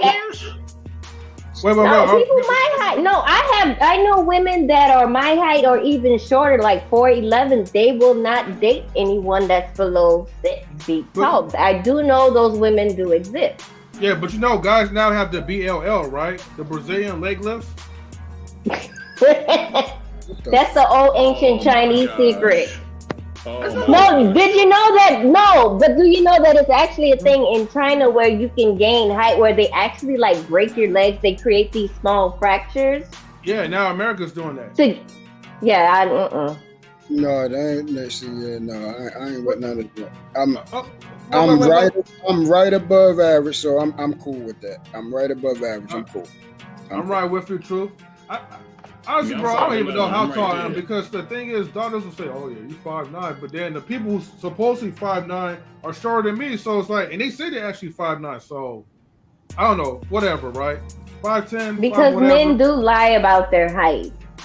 That's a fact. I like to downplay my height. If I'm 5'10", I'll be like, "Oh, no, I'm 5'9". All right, because here's the thing: I'm not going to disappoint myself. I ain't going to try to set myself up to get clowned or whatever. So. Seeing is believing. So, E, let me ask you a question. What do you want? I am more over looking for companionship. I'm not the woman that's looking for the man with the career and all this. As long as you're financially stable, I'm financially stable. If we come together, we can build better. But I do need that person that I can talk to. That's extremely important for me. I technically do not want to have any more kids. However, if he does desire one, my only request is I need to stay home for those first 3 years of that child's life. I don't see myself doing the getting up, going to work, bringing a kid to daycare. Did y'all see how much childcare costs? Yeah. Go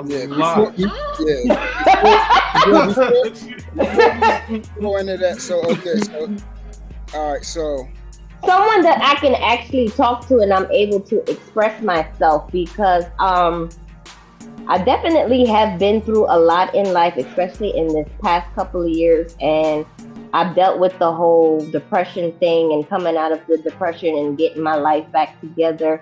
So I've done seen it all. I've done experienced it all, and I want what's best for not just for me, but I also have children. I also want what's best for them. So I would want a man that would be a great father figure to my daughters. So all of those things are very important to me. So I hate me to just be quiet. Quiet. Salute, Stan. If you said, okay, so let's deal with the word companionship. What is that?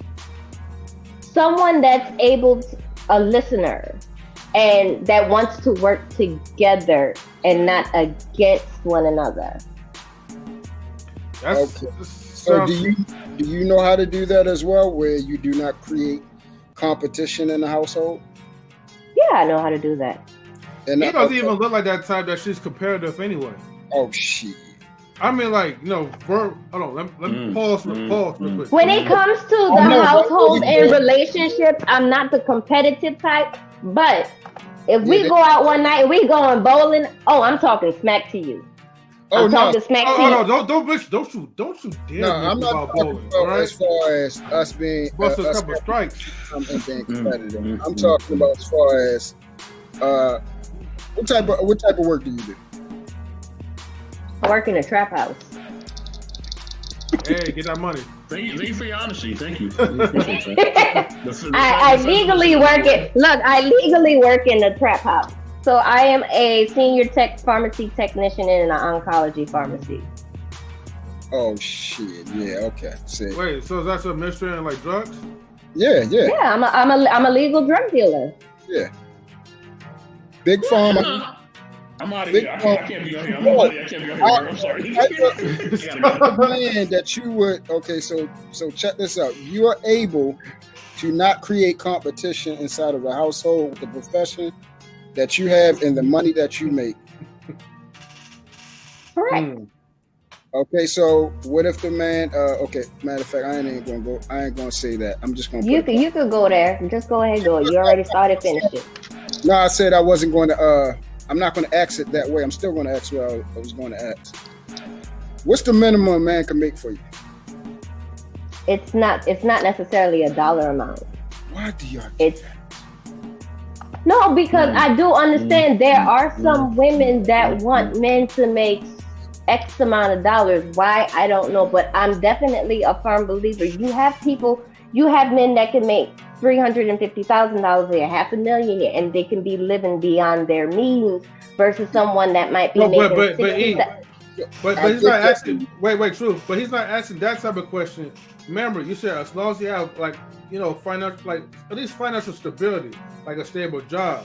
So where you live at, right? What is stable to you? Because ain't nobody gonna be making what, like $10,000 like a year. You know what I mean? Don't say 30,000. Yeah, don't say a dollar. Don't say it's not a dollar amount because it is. It has to be. Okay, so to be. Because I mean, I've seen women that a dollar amount don't matter, but those are the 0.9% of women. They barely exist. I just recently heard about a woman that just got finished taking a man. What was the basketball player name? Maya Moore. She took a man out of jail, took care of him, and now he's her husband. I just heard about this. That type of woman barely exists. That's the 0.9%. All other women, they have a dollar amount that it cannot go below that. I guess, okay. A single man where I live, to live a decent life, would have to make probably a minimum 50 a year. Okay, now let's be clear. Now with 50, if he made $50,000 a year with the amount of money that you make, you're going to be able to come in our household and, mind you, look at that man, and the day that he want to put his foot down, you're going to be able to look at him and say, you know what, baby, you right. Even though you make more than what he does. Double that. That's where wisdom comes in. See, you know what? The best, the funniest thing is this. I think y'all want to do that. Honestly, I think y'all want to do that, but I think it's something innately inside of y'all that it will not allow it, because the day he come in there and he want to come in there beating his chest, you're not going to fold because it's something in you that is greater than him. Not in you. You're actually doing something greater than him. It depends on what he's quote unquote putting his foot down on. If it's something that is egregious, then yeah, I'm gonna push back. But if he feels strongly about something, especially like if he doesn't like something that I'm doing, in a sense that I may not be aware of that I'm doing that's hurting him, that's the point of time that I have to actually sit down and listen to him. Like, wait a minute, I'm actually hurting the person that I love, or the person that I want to be with, or the person that I want to spend the rest of my life with. I have to listen. Because there's many a times that your partner is doing something to you that is hurtful, and sometimes they don't know how to express that. And it's not necessarily there's ill intent on the other person.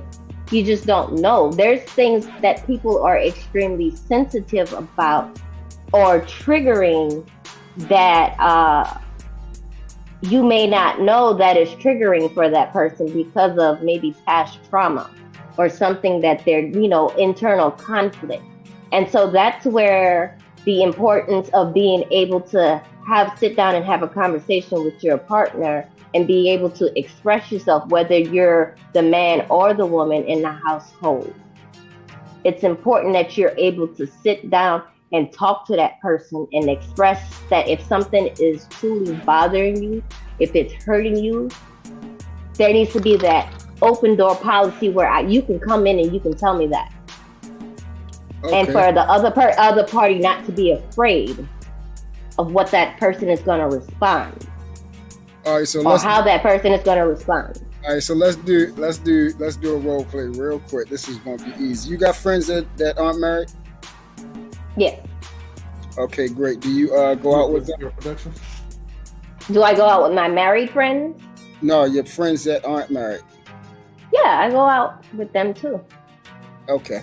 So let's say, man, you're married. You are now a married woman.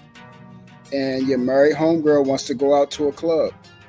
And so far, the relationship that I see between you and your unmarried friend is not great for where we're going and where I expect you to be going as far as the woman that you are. You're now married. Your lifestyle is no longer the same. Your thought process has to be different. The way we're growing has to be different. So you saying, hey, babe, hey, Truth, I'm about to go out. And I say, who you going out with? Oh, I'm going out with Cheryl tonight. Yeah, we about to go down the Shank Jank. And I'm going to come in and say, you said Cheryl, right? No, that's not happening tonight, babe. I don't think so. And actually, I don't want you to hang out with Cheryl no more. What you going to tell me? Well, I think in reality, I would hope that if we were in a relationship that you would meet my friends and you would get to know them. So you should know Cheryl off the bat, and I would know before we even walk down the aisle if you was feeling her or not. Okay. And I guess I can't put myself in that situation because I have married friends and I have unmarried friends, and we have our little circle, which is only 4 of us. And some are in relationships, 1 is married. But everybody knows everybody's significant other. Like one of my best friends, she's married, but her husband got to meet me, even though I'm a single woman, and he got to understand me, and he knows the way that I move. He is absolutely comfortable with his wife going out with me. And I guess because I'm not the clubbing type. Okay, I'm just not. I don't do the club. Like I might go to a lounge or a bar, but to actually like get dressed up, going to the club, putting on tight clothes, stiletto heels and stuff, like those days are gone for me. Right. So again, if I just came and said, baby, you're not going out with Cheryl, and actually I don't want you hanging out with her no more, what's your response? I would ask you why. I'm not gonna lie. I'm honestly ask you why. Okay. What is it about Cheryl that doesn't sit well with you? What is making you uneasy about her? Okay. Because Cheryl may have been a friend from childhood. So there's a bond between the wife and Cheryl. So I need to know, what is it about her that's not comfortable with you? Or is it, do you not know her well enough? Do you not like the way that she moves? I want to know. Yeah. So basically it would be, I know her well enough because she's one of your closest friends. She come around a lot. And I've been watching her closely. I've been watching how she responds to you. I've been watching how she speaks. I've been watching the things she talks about with you. Mm-hmm. I've been watching your attitude when she comes around, and the things that you say and how you speak when we're around each other, but how you speak when you're around her. Mm-hmm. Also, I watch when she comes around, she always brings wine in the house, and you drink extra when she's around. And these type of things, and I do not like it, and it's not going to happen no more. So you cannot go out with Cheryl, and she is not. I do not want you hanging out with her no more. I would say that I disagree with you, and this is just me being honest. I disagree with you. I need to understand more. About this pushback. If you're not comfortable with me going out with her tonight, I can cancel the plans, but however, I would like to revisit this because I don't want you to have that ill feeling towards somebody that's been around me my whole lifetime, potentially. Like to just cut them off where we can sit down and actually talk, because this is the first time that I would be hearing this.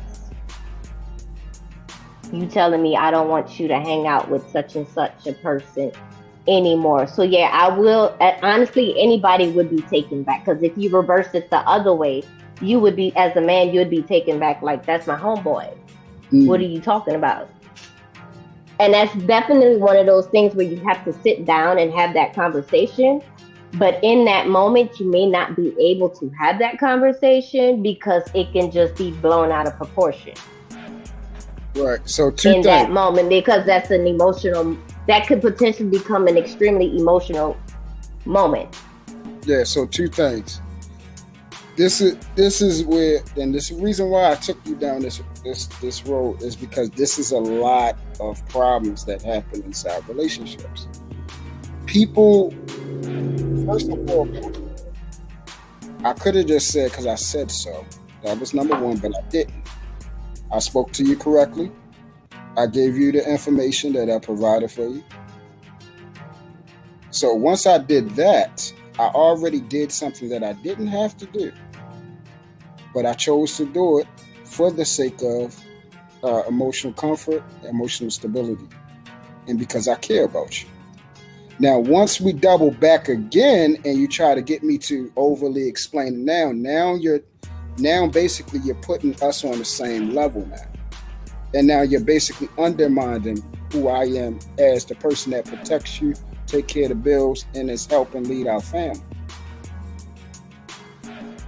For the sake of somebody. You might feel that you're being undermined or pushed back.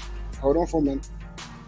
And for the sake of someone you grew up with, but she's not the one that's got to take care of the bills. She's not taking care of the new baby we're going to have, and she's not the one taking care of your two daughters, the bills, and also if a person breaks inside the house, she's not coming around here beating the person up and us breaking inside the house. So this is all true. Yeah, all of it's true. So that's more of the reason why that I do not have to basically, how you say, compromise for someone that does not have anything to do with where we're going at in life.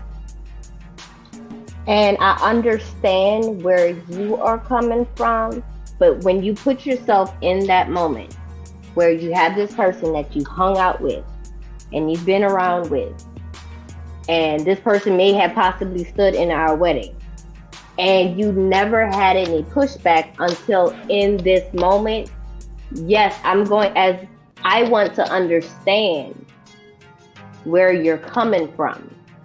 I'm not necessarily pushing back at you, but it's kind of like you're blindsided. Like, where did this come from? So I need to understand more. Why do you feel X, Y, and Z about Cheryl? And this is something that, we can sit down and talk about. Because if you have one of those friends that's been your ride or die or whatever since whenever, where this was the person before we got together, if something went wrong or I needed help, I can call on this person. Because I wouldn't expect for you, your homeboys, the ones that had your back when you were going through your depression or whatever challenges that you went in life, I wouldn't expect you to kick them to the curb because we're married. Okay.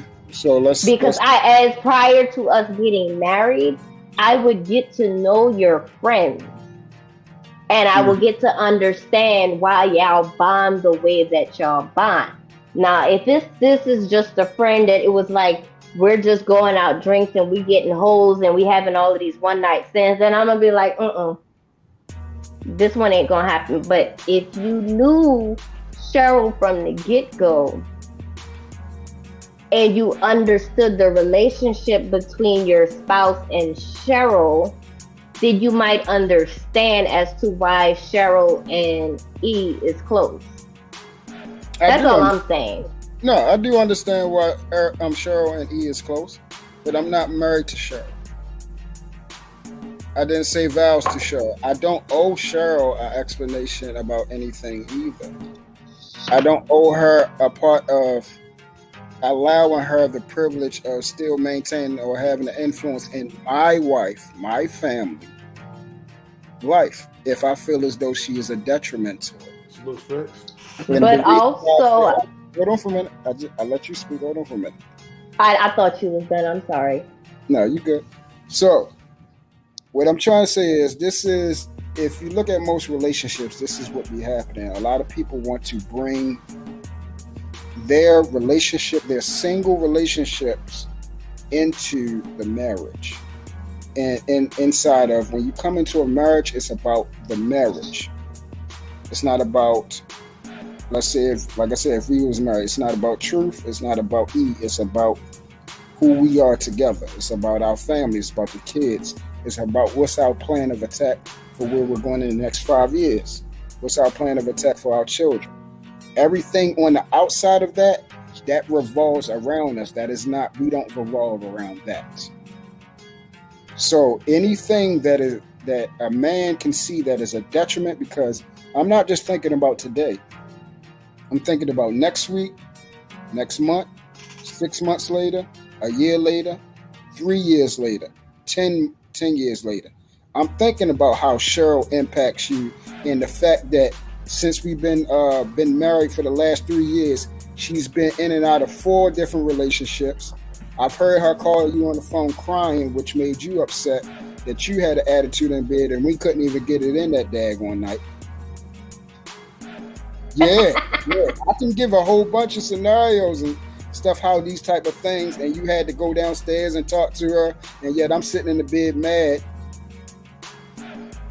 These are things that really I don't know. I guess it's hard for me to put myself in that place because I don't surround myself with people like that. So it's hard for me to put myself in this scenario. And that's just me being truthful and honest, because even though I have my clique, I have my circle, the people that's in my clique, the people that's in my circle are in relationships, whether if it's a committed relationship or whether if it's a marriage. So it's not this thing where we're calling each other up every day and we're BSing and talking. Sometimes we can go a whole week without saying anything to one another, but when we do come together, whether if it's in a text message or we're sitting down at the table and one of them comes to the house or we go to the house, it's like we're picking up where we left off, because there's that understanding that this person, your friend, has other priorities besides this circle.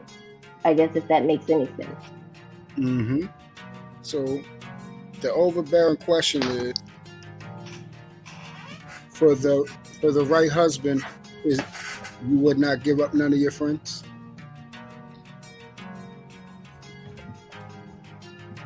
I feel, and like I said, it's hard for me to answer that question because I see that the friends that I do have, my ride or dies, I don't feel that my husband would have an issue with it.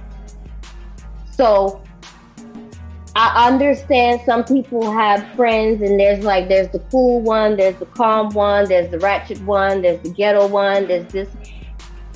It's hard for me to put myself in that scenario because that's not me. That's not E. Right. So I'm having a hard, I guess so, and I guess it's part of morale.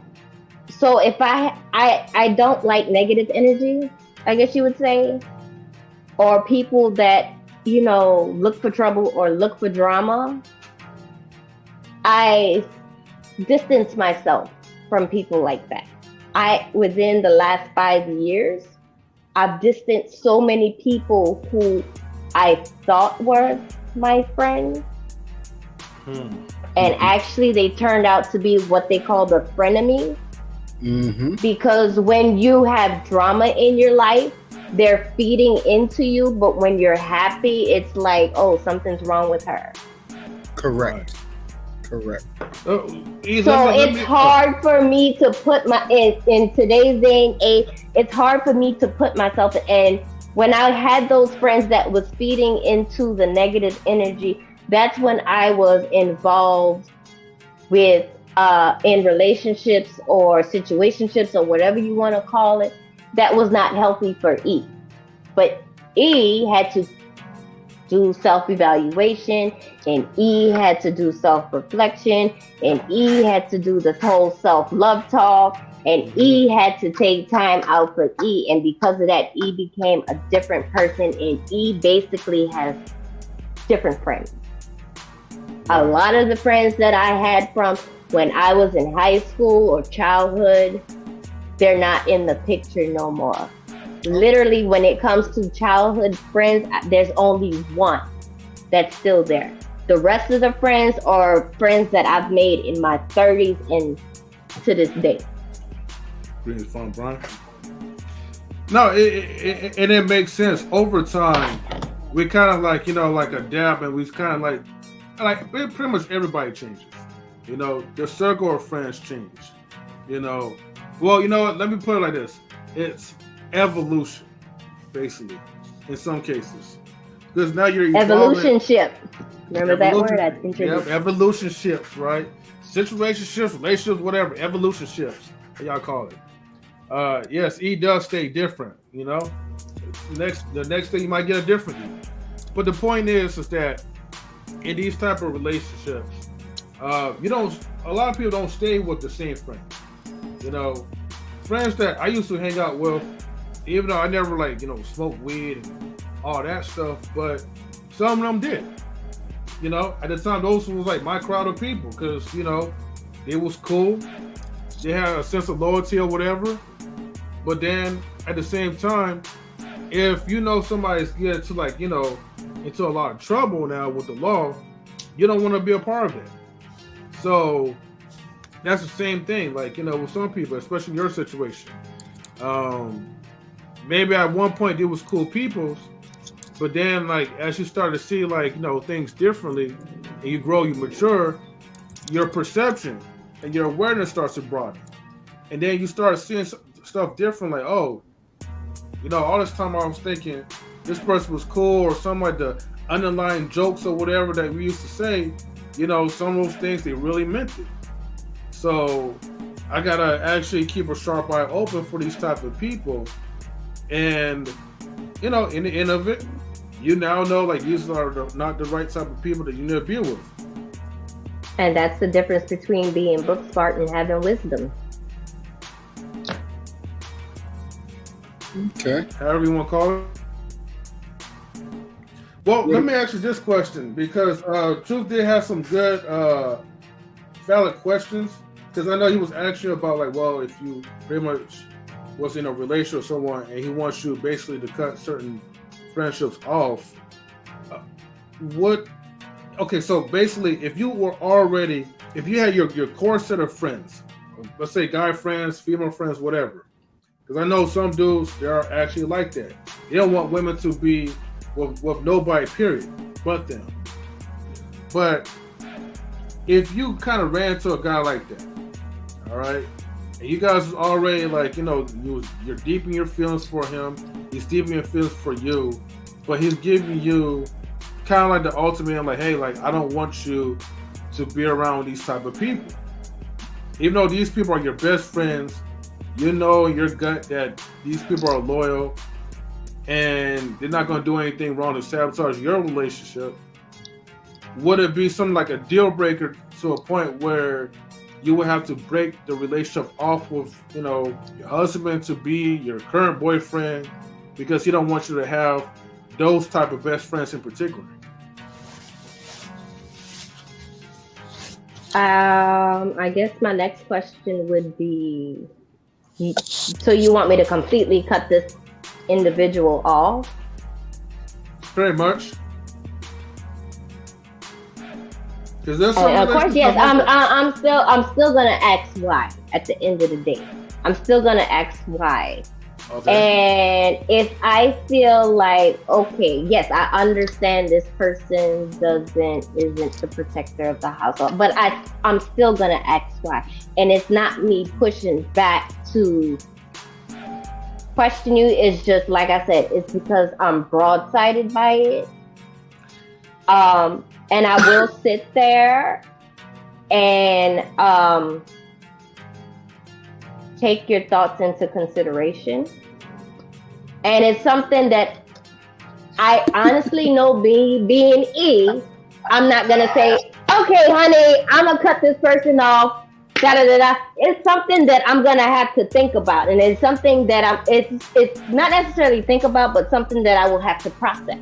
Like, okay, so let me get let's role play. Let's role play, Eve, right? Because see, I can tell that's going to be a hard thing for you, right? Based off my assessment with you. So let's just say, he just says, look, I don't want these people around in our life. I believe that, nobody should have any friends. And actually, this is actually based off of someone else's true story. So, okay, the answer he's giving you is that he believes he don't have no friends, or he shouldn't have any friends at all. He believes that family is the most important thing, and so for that reason, you should not have any friends, guy friends, girlfriends, whatever. That's the way how he's rolling. Personally, I'm gonna say this. I think that's BS. If you think that your spouse or significant other shouldn't have any friends or nothing like that, because we've all heard of the village. It takes a village to raise a child or whatever. Mm-hmm. And that's just me being. And I have been, when I was married, I had to deal with that where he didn't want me to have friends, but he still had his friends. Oh. Now that's a problem. So okay. That's, for me, that's a problem. Mm-hmm. So my thing is, if you're not setting that example or you're not exercising that, why are you requiring me to exercise that? I 100% agree. Yeah. Okay, see, truth. Now we're getting somewhere, right? Yeah. Okay. So, and the reality of it is, and I won't even sit there and lie, everybody needs friends. You need that, even though you have that friendship within the relationship, because I feel like the friendship and love in a relationship is what keeps the relationship together when the love starts to fade, because love fades. The love doesn't always grow in a relationship. It goes up, it goes down. It's the friendship, the companionship is the glue that holds it together, and that's just my personal belief. And sometimes when you are going through a rough time, you can't go to your partner and talk to them, but you might go to that friend, that reliable friend. Now, the question is, what kind of friend is that friend? Is it the friend that's gonna say, nah, you need to leave that nigga, da-da-da-da-da-da? Or is it, well, maybe you should sit down, the friend that says, maybe y'all should sit down and talk to one another, or maybe y'all should go to therapy, or all of that plays into the whole relationship, the whole village. So I understand that friends are, relationships is not a community project, but the people that surround you are still important. Because there's going to be a time where you have an issue, or you fall back, or there's a wrench that's thrown in the relationship, and you'll have the support of those friends to be like, y'all made it this far, don't give up. Right. There are friends out there that are like that. Yeah, so that's my point. The scenario was, if that type of friend wasn't like that, and the husband was able to spot it. But you said a key thing. If a man, I always say this all the time. Anything that a man expects of his wife, he should be able to exemplify it. If he wants submission, he has to be able to exemplify submission. So that's why I always suggest no woman should marry a man and ask for submission unless he's submitted to Christ. So if, just like you said, your last relationship, and I'm sorry about that, somebody. No, that wasn't the last relationship. That was the marriage. That was a long time ago. Oh, my fault. Well, yeah, the reason why I said that, because to me that's the one that counts, because it was marriage. That's how I look at it. That's the one. That's just how I look. I understand you had other relationships or whatever. So, and that he set a standard that he wasn't even adhering to. So if he adhered to that standard, would you have complied?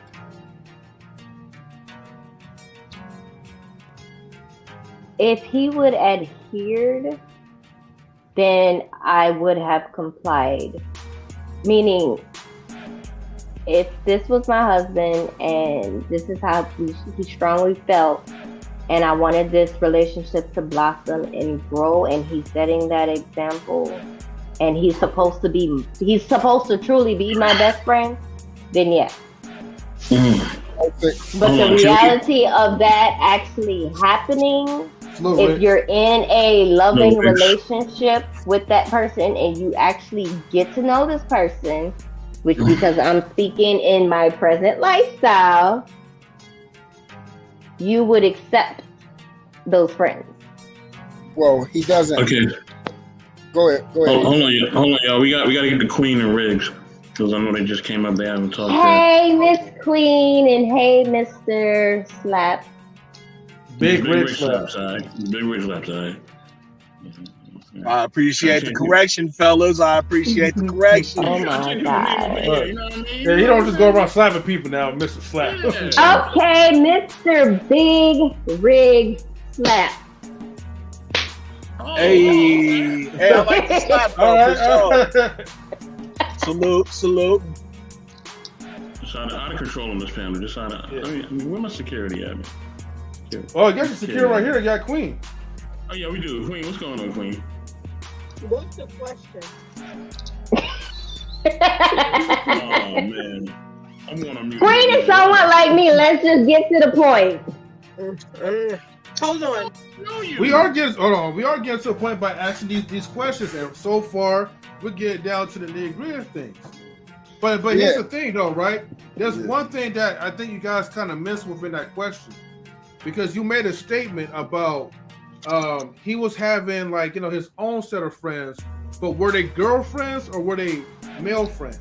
I was about to go there too, E. I was about to go there too. Yeah. Okay, so I can be. I'll get to you in just a second. I have male friends, and I do understand that male friends can be a threat, and vice versa. And I had a really good friend that was a male friend, and this was a male friend from back in high school. But once he settled down, I understood that my place, I needed to back out. So I no longer called him. I no longer send him text messages. The only time we speak to one another is if we're at a function and we just so happen to be there. Because I know I have my place to stay, and I respect his relationship with his wife. Yeah, but E, that wasn't the question. That wasn't the question I asked. Wait, hold on, Beth. Wait, hold on for a second. Statement on what you just said real quick. Then y'all not really friends then. Y'all not really friends. No, that's not true. I just don't want to make his wife uncomfortable. I care about his marriage. So if I have to... That's a friend. If I have to back out of that, then that's what I have to do. Now, I am very much cool with his wife. I will have conversations with her. We may conversate with each other on social media, but I know that this is a man that I can't sit here and send a text message 10:30 at night or 2 o'clock in the morning and be like, I have this issue. That would be me. That's out of place. That's out of pocket. That's out of line. Correct. Yeah, hold on. People, look, I'm so sick of y'all doing this. People are adults. Nobody's mother or father or whatever. If you want to text somebody at whatever time you want to text them, you can text them. You know what I'm saying? That's number one. Number two. Yes, you can. Hold on. If you are really friends, right? If somebody's really my friend, they're gonna get to know the person that I'm with as well, right? Because we're really friends. Now, if we ain't really friends and somebody has feelings, right? Because that happens too. People be catching feelings and nobody be saying nothing. Then then of course it's gonna be an issue. And I understand what you're saying. Hold on. Yeah, I know, Riggs. I did it. His meme again. Yeah, there go my meme again. You know what I mean? And it's the same thing. If I have, if I'm with somebody and they have a mutual male friend and that dude is cool and I'm cool with him, I'm gonna get to know him. You know what I'm saying? Like, you know what I mean? If we're really friends, you know what I mean? But if somebody's not a friend, you know what I mean? Like, my friends are my friends. If they're not my friends, or if somebody caught feelings, which is on them, that's on them. But those people who are really my friends, they got to know the people that were in my life.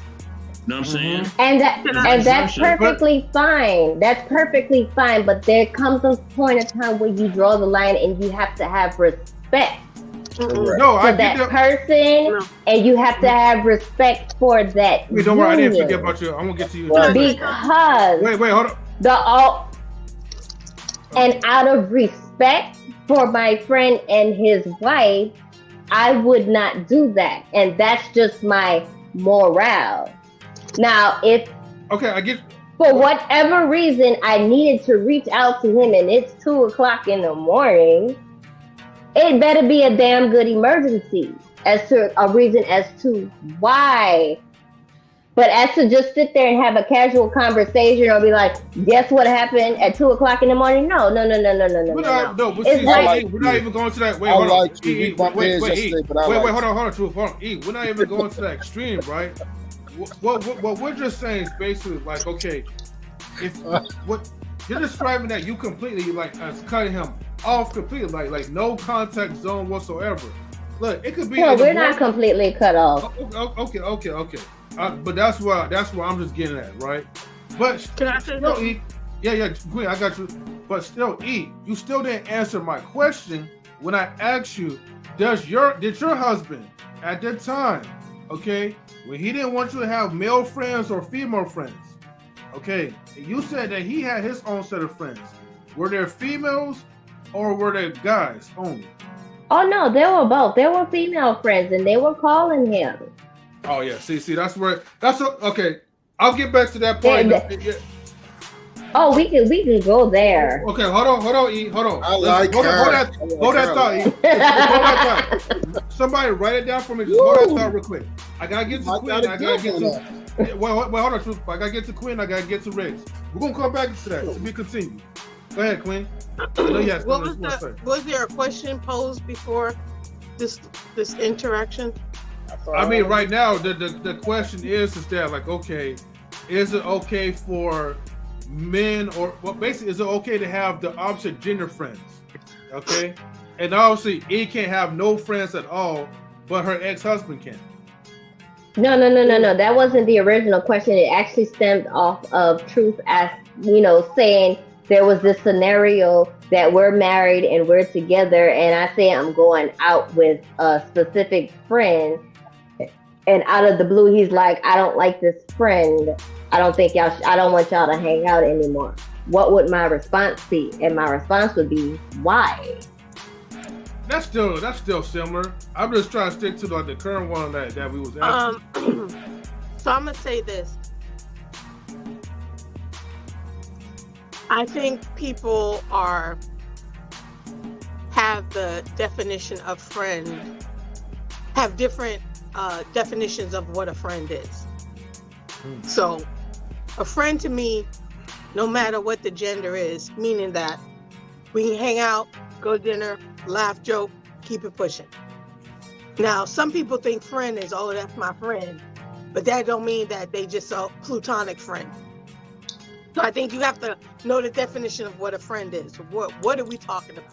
Because not everybody has that mindset. So, especially when it comes to the opposite sex. I will say this.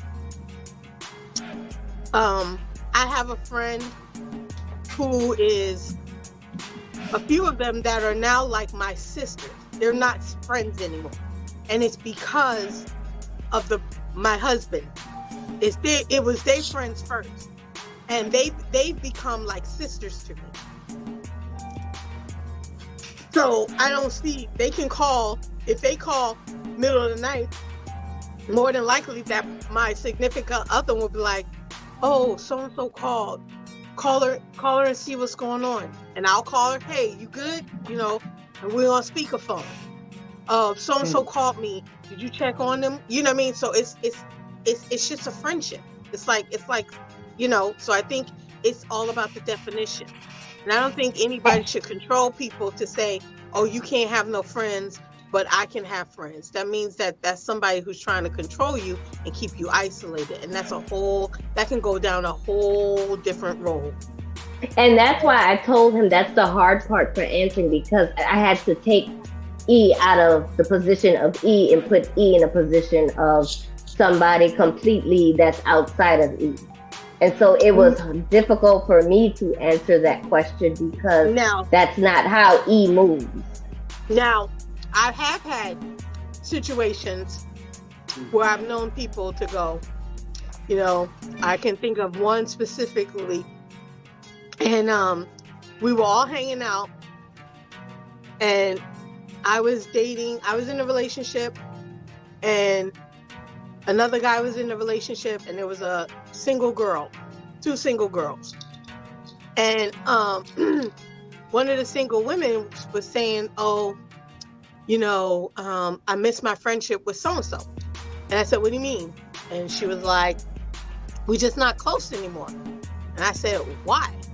And she was like, oh, because he's married, he's in a relationship, he's engaged. And I said, okay.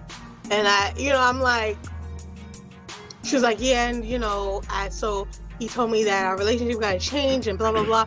And I said, well, are you getting to know the wife? Well, I don't like her. Oh, so I said, wait. I said, so you want to hang out with him? We don't like each other. Go somewhere with him, and you don't want nothing to do with the wife. I said, so do you like him? She was like, no. I said, I don't believe you. You're lying. You're lying to yourself, and you're lying. You do like him. You have feelings for him. Because he told you, he may have had feelings for you too. Because he told you your relationship, your friendship needed to change once he got into the relationship. Mm-hmm. I said, so it sounded like y'all had feelings for each other, but neither one of y'all acted on it. And I said, and now I said, he's like, well, she was like, well, I don't understand why it has to change. I said, because you're not in a relationship. I said, so you think it's okay to hang out with a married man and you don't like his wife and you lying to yourself about your true feelings for him? She was like, I said, nope, you're lying. You're a liar. And I said, and if I was her, I would have a side eye towards you too, because you're lying. You're not honest. Queen, that's why I told you need to watch The Best Man Final Chapters. You really gotta watch it. Because what you just mentioned is one of the plots in there. AE. So this is my whole point. And this is what I try to explain to people. Hold on, Truth, hold on one second. But see, that's the problem. Adults don't want to be adults and just have real honest conversations. Exactly. You know what I'm saying? Exactly. Because it sounds like to me in your situation, E, either you have feelings or he has feelings. All right? And one of y'all wasn't being honest about how y'all really felt. Yes, and I said right. I said Wait, she's not putting herself in Wait, there. how? That wasn't me. That was Queen's story. No, yeah, that's No. I'm speaking on each time she had to step back. If y'all friends, to me, okay, if you're a friend, you're a friend. You know what I mean? I don't care if you're a man, woman, dog, cat, whatever. You're a friend. Like, if we cool, we cool. You know what I'm saying? And the thing is, I'm gonna ask you specifically, like I'm gonna intentionally ask you about the person that I'm with. Like I'm gonna intentionally ask you how you feel about them, so I can really see, you know what I mean, if we really friends or whatever, or if you feel a certain way, and then I'm gonna ask you why. You know what I'm saying? Like, we're gonna really have those real adult conversations.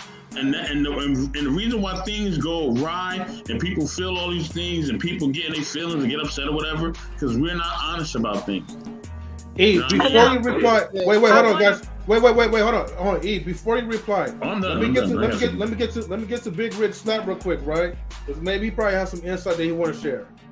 Look, like, he's on the smoke mode anyway, so I for sure he knows he probably got something to say. So, what up, Big Rich Snap? What's going on with it, man? What's Ricks? Like, I'm old school with it, but I also got a little bit of new school flavor, right? Mm-hmm. And shout out to KS for this. You feel me? For this last little piece I'm gonna spill, but may he rest in peace too, man. I understand old school. Friends, male, female, whatever gender, say it's your woman, and she may have, some old school male friends or something, you know what I'm saying? And they're the type to where, like, maybe when you was first, talking with your girl or whatever in the beginning, you may have seen this person, you know what I'm saying? And they just kind of been around, so it's kind of established that they've been friends, you feel me? But at the same time, I'm also with, the new approach with, like, if we gonna do the gender thing, right? If she a woman, I don't mind her having, certain woman friends, you feel me? It's not a problem. If the woman seems like she has a different type of impact on my girl or something, then that's when the issue can occur, you feel me? And I think it should be both ways. But when it comes to, me too, I don't think it would be right for me to just have, women friends, you feel me? Why? Because, even though my intentions may not be that way, just, certain shit, just, it can mess with people, you know what I'm saying? And certain people do have those intentions, you know what I'm saying? So how I would feel that way with my woman, right? Like, if it's somebody in her past or whatever, like I said, when I met her and she was around, certain male friends, you know what I'm saying, at the time, you know what I mean, and they still around, no problem. But new dudes or something like that, talking about we friends, I ain't with that. And I would expect her to be the same way with me. Now, me personally, when I got with my last woman, you feel me, like, I went ahead and just cut all my woman friends, you know what I'm saying? For one, they good looking women. I didn't want my woman to be, tripping and thinking of anything, you know what I'm saying, across her mind or anything, you know what I'm saying? So I just went ahead and cut them ties. But at the same time, I also had women friends, I've always had a lot of women friends. And when they gotten married and stuff like that, we was cool, but the ties was cut. It wasn't like we had contact like we used to have contact. So that's why I feel when KS said that, you know what I mean? Like, hey, if we man and she a woman, there ain't really no need for us to have, you know what I'm saying, the different gender, you know what I'm saying, friends, especially new friends, you know what I'm saying? Old school friends, like I said, I got no problem with it. But new people coming into your life and shit like that, you don't know where their intentions is at. Then you got the thing of, putting certain, messages in their head to, like, if you ain't no good and vice versa. It just goes into a whole, rabbit hole. You know what I'm saying? That's just how I kind of feel about it. Well, Rick, let me ask you this one question, right? As far as, like, the way how you cut ties with your friends, did you have any communication and just let them know, just let you know, like, straightforward, I got to cut ties? Or did you just come off just like it was nothing? No, I was player about it. You feel me? Like, I let them know, you know what I'm saying? I got a woman in my life, and you know what I'm saying? I just don't want her feeling a certain way. I was looking out for her, you feel me? That's just the type of dude I am, you know what I mean? I'm not really confrontational, you know what I'm saying? So anything to kind of make shit at ease, because it really ain't that serious for me, you know what I'm saying? Like, yeah, they was cool friends, and we, like I said, we was still cool. But like the whole little kind of contact that we used to have, nah, I cut ties with that shit. You know what I'm saying? I see you in traffic or something, it's good. If I see you, wherever, somewhere, whatever, it's good. But like, just to be, giving you a call or you giving me a call and wooty wop, nah, I cut that shit. You know what I'm saying? Just to keep it 100. Yeah, that's why I was So the thing that E was saying, I definitely agree with her, and that's sort of like where I was segueing to, and I agree with Big Red Slaps. You know, first thing I did when I got into my last relationship is same thing. I got rid of all the females I was talking to. Like they got out of there, and a lot of them, you know, a couple of them was like, you know, okay, well. I had ones that actually did like me, and they was like, okay, well, you told me you wasn't trying to get in a relationship, or you wasn't, you know, you was just chilling. So what's different about this person? And, you know, those type of questions. And then, you know, I had people that were in relationship. They like, well, we're just cool. I got my own man too. Like, why you got to stop talking to me? Like they were upset. And I was like, well, the thing is, the individual that I'm speaking with and from previous relationships, women have a lot of problems with that. And also, things do come later on. Because, see, what happens is, bro, the strongest thing you can build with someone is an emotional connection. When you share certain things with each other, when you sharing all those problems, that's the person you can come to cry on their shoulder. Y'all laughing, y'all sharing movies, TV shows, y'all actually have a relationship. The only thing y'all haven't done was take it to an intimate level. And that's why so many people, like the best man thing, it comes down to only thing left to happen is that line gets blurred and it gets crossed because we're human, bro. So what I learned to do, because so many times I've made that mistake, and what I did was I don't even put myself in those type of environments. I do not play with those type of things no more. I do not need a whole bunch of women to talk to when I have my woman. What the hell am I going to talk to them what I can't talk to my woman about? Like, not a damn thing. Like, I mean, literally, like, not a damn thing. I can't talk to my woman. If I can't come to talk to her, she shouldn't be my woman. If I have to go to another woman to confide into that woman about anything, that need to be my woman. If I can go to her versus I can't go talk to my woman, or I can't go talk to my girl about this. Like, what the hell is that? That ain't the person that you should be marrying or anything like that. And the same thing, vice versa for my woman. I don't want her confiding into a man. And case in point, like dudes out here, there's no such thing as male and female friendship, platonic relationship, really, and male and female and male. It takes a very mature person, and everybody's not mature. Certain people will say certain things out of place because they think it's their place. If they see their friend is hurting right now, the first thing you think you do is comfort them. And you comfort them by taking their side. You don't know what the heck happened. That woman can just be emotional, which most women do. They be emotional right now, and they'll say some bad shit about their man that they don't mean, and then that clown ass nigga will come in and say, yeah, you know, F that nigga and all this type of stuff, and then mess up all that type of stuff. It happens all the time.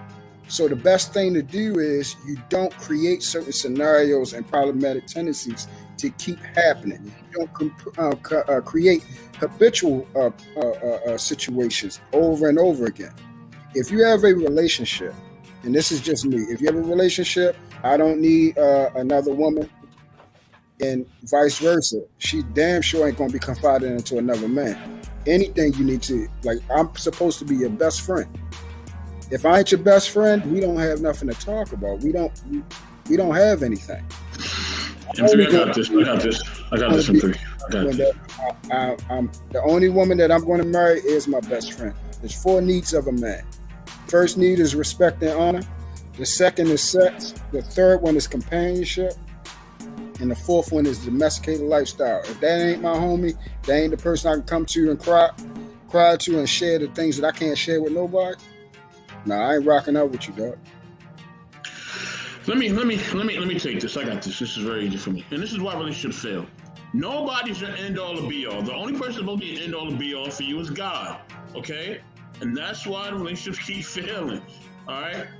The way that you have friends as a kid, as a child, and even as an adult and going on, you still need to maintain friendships. Why y'all got this foolish idea that one person's gonna be the end all and be all, and they're not? Okay? Nobody's ever gonna be that. Get that bullshit out your head. Get that out your head. You know what I'm saying? You know what I mean? Yes, you should be with your wife. Yes, you should be with your husband. Yes, y'all should be there for each other. But ain't nobody gonna be everything for everybody. It's just not. They're human. You're human. There are times where you're gonna talk to other people. There are times where they're gonna talk to other people. Shit, you do that at work. You do that at work all the time. You're talking to different people. You're getting to know different people. You're getting to know different experiences. This is a big world. It's not small. So you're gonna get to meet and greet other people. You know what I mean? The thing is, here's the thing. This is the problem. Most people don't have standards and boundaries. That's really the issue. You know what I'm saying? It ain't the fact. Listen, you can be around 20 beautiful women, right? You can be around 100 beautiful women every single day. But if you have standards and boundaries, and you know that you're not gonna do nothing with those women, and you know you're gonna be with your woman, and that's gonna be it, then guess what? They're not gonna stand a chance. You know what I mean? In this YouTube content creating world, do you know how many women I speak to on a regular basis? Do you know how many women that me and them three talk to on a regular basis just about business things? A lot. And guess what? We keep it professional. It'll never be any complaints. Nobody will ever say, well, Mr. Best said this to me, and he said that to me, and he was inappropriate. And I feel like he liked me more than what it was. And no, it would never be none of that. Ever. That's different, though. No, let me finish. No. Y'all walked into it. Now I'm going to walk you out of it. You know what I'm saying? Because that's what I do. I like that. Thank you, Queen. That's what I do. Y'all got to stop with this fantasy island bullshit. Yep. Okay? Stop with this fantasy island bullshit. Get you some standards and boundaries. It don't matter who you talk to. Yep. You need to have self-control, and you need to have respect. That's it. Point blank, period.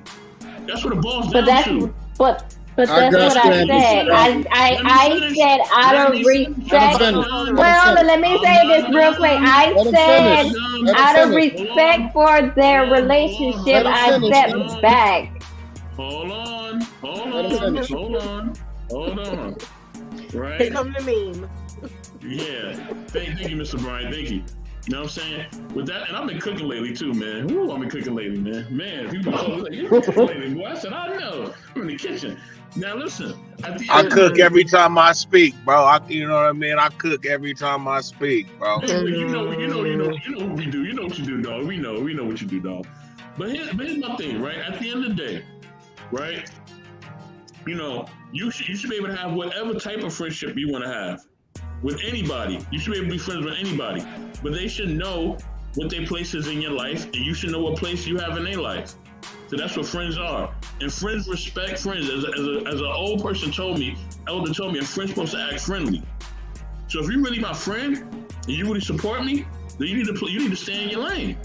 And if you can't stay in your lane, or if you got feels, then that's when we need to have those conversations, because then I need to know where you at, what you're doing, and what you're about. You know what I'm saying? I don't need to cut nothing off. I just need to know who you are. That's right. And once you show me who you are, then I'm gonna tell you. Then I'm gonna tell you, you are a friend, and that's all it is, and that's all it's gonna be. Learn how to move in a room full of vultures. That's it. It don't matter if you're a man, woman, or lamb, as my grandmother liked to say. Would she say lion or lamb? But it don't matter about none of that. You know what I mean? You know, you can, if you're my woman and you have a male friend, I'm not tripping over that dude. I'm gonna get to know him. What's going on? Even if it's a new dude. Hey man, what's up, man? What's going on?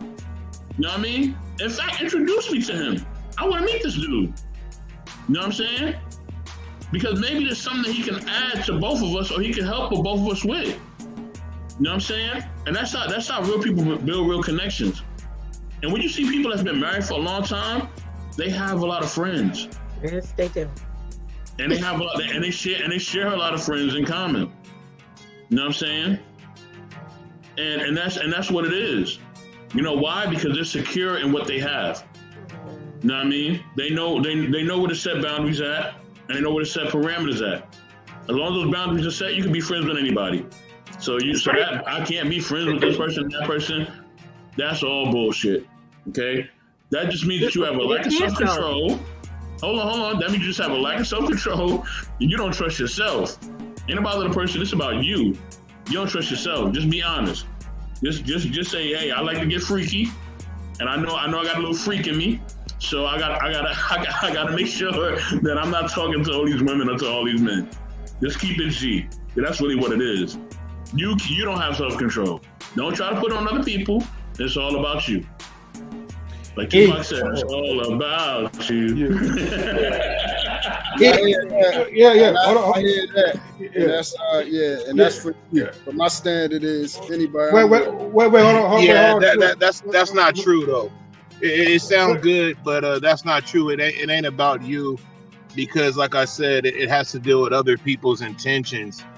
When you put it on yourself like that, that's basically you just saying you just kind of a dog ass motherfucker. If you ain't that type of person, you ain't that type of person. Correct. You just basically know there's people out there like that. So for you to make a statement to just put it out there broad like that, that's wrong. I would never put a statement out there just bam, like that's what it is. And that's kind of how you put it. And that's completely false. But I'm not going to go back and forth with that. But you made your statement, I made mine. But that's just it is what it is. Yeah. Hold on for a second. Hold on, guys, real quick. I gotta get back to E because I know E was trying to say something, and then I was gonna say something afterwards. But E, are you still here? Okay. I'm still here, but I'm having some audio issues. But I'm listening.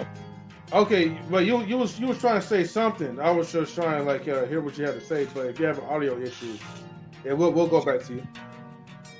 She was just going back to the situation where she was saying, sort of like I was saying, like. I have if so the thing is, hold on, let me try. So here's the thing, right? Okay, to meet everybody in the middle of this stuff, right? Like I said, I ain't got my shades on, so I'm pretty much calm at this point. The thing is, okay, like if you feel like that's a noble thing to do to cut certain relationships off, hey, that's on you. Y'all do you, okay. What works for you guys is going to work for y'all. Maybe what I'll do is not going to work for what you guys will do. What I do, because I actually network and I talk to women, and and I'm not going to cap. You know, I most of the time I talk to beautiful women. I'm not going to be wasting my time talking to no ugly ass bitch. So, you know, let's get that out of the way. You know, but it's the thing is, how do you handle your conversations? Do you have, shit discipline? Well, actually, dick discipline, whatever, right? Because I forgot YouTube. You know, you got to be noble. You can't cuss and all that shit. But whatever, I already messed up. Anyways, you gotta have dick discipline. All right. If you don't have that, then go ahead and take the safer route and cut these bitches off. You know, because they're gonna be a distraction. But if you're like me and you know that you have to network with certain people, you're gonna be networking with women, you're gonna be networking with men. So, and I treat my network as an actual business. So there's gonna be a lot of pretty women that you're gonna be talking to, but can you actually keep it professional? That's why we always go back. You can't mix business with pleasure. Now, as far as having female friends or whatever, I mean, hey, I know I do. Laughing, yo. But the thing is, I make sure that my female friends actually meet my wife and actually have a relationship with her. So, women that are my female friends, they actually call my wife. You know, they hit her up, and sometimes they hit me up just to make sure how we're doing. Same thing when my female friend got married to her husband. You know, which we also established a friendship. He can call me if he wants to. You know, my phone is always there. You call me, I'll pick up. You know what I mean? You want to call my wife and say, hey, how you guys are doing? She'll pick up. You know, I'm not that, we have a relationship where we try to keep things established. Now, if you're trying to disrupt the circle or whatever, then you're going to have to go. You know what I mean? And it's as simple as that. Like Beth said, we all are adults by the end of the day.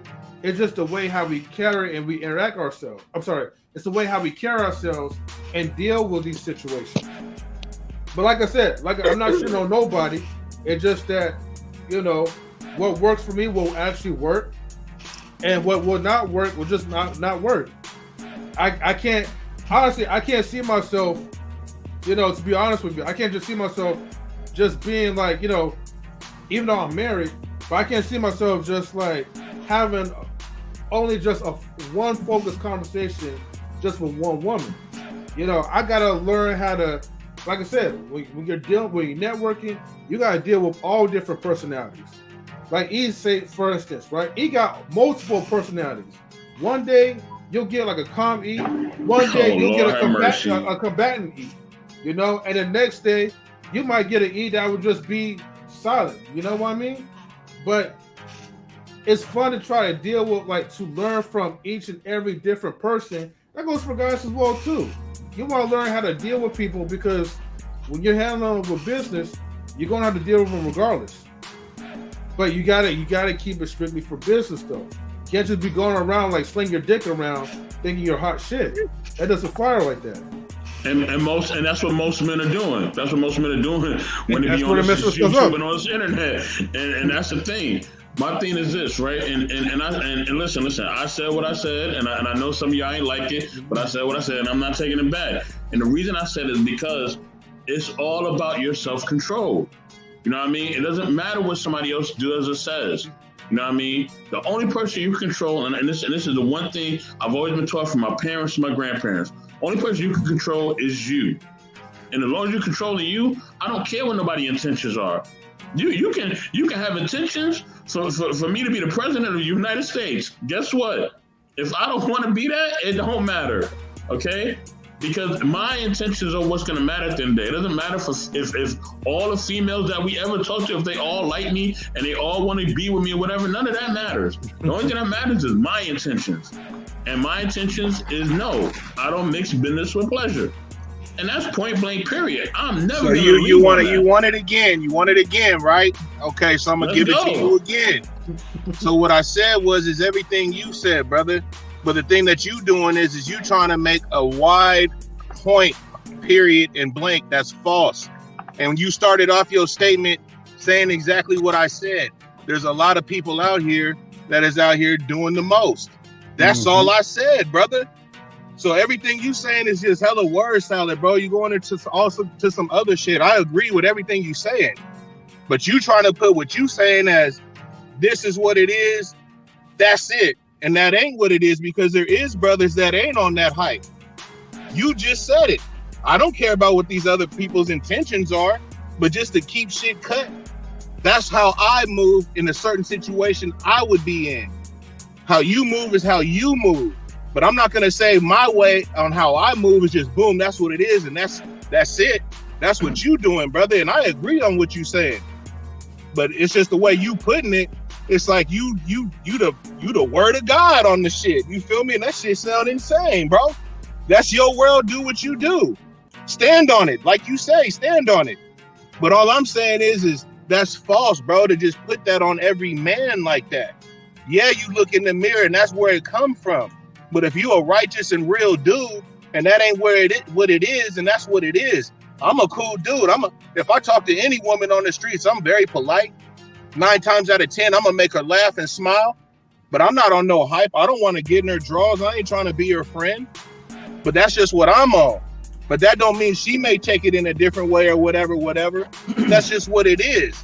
So that's why I'm saying just people in the world are different. There can be somebody that can be with my type of attitude, but be on that hype. Be a snake.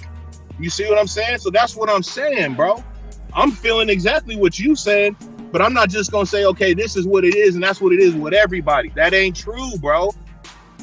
So if you want to stand on that, that's cool. I'm just saying that's just hella wild to say something like that. And to put it on every man. Like that's how every man thinks. That's what you're saying.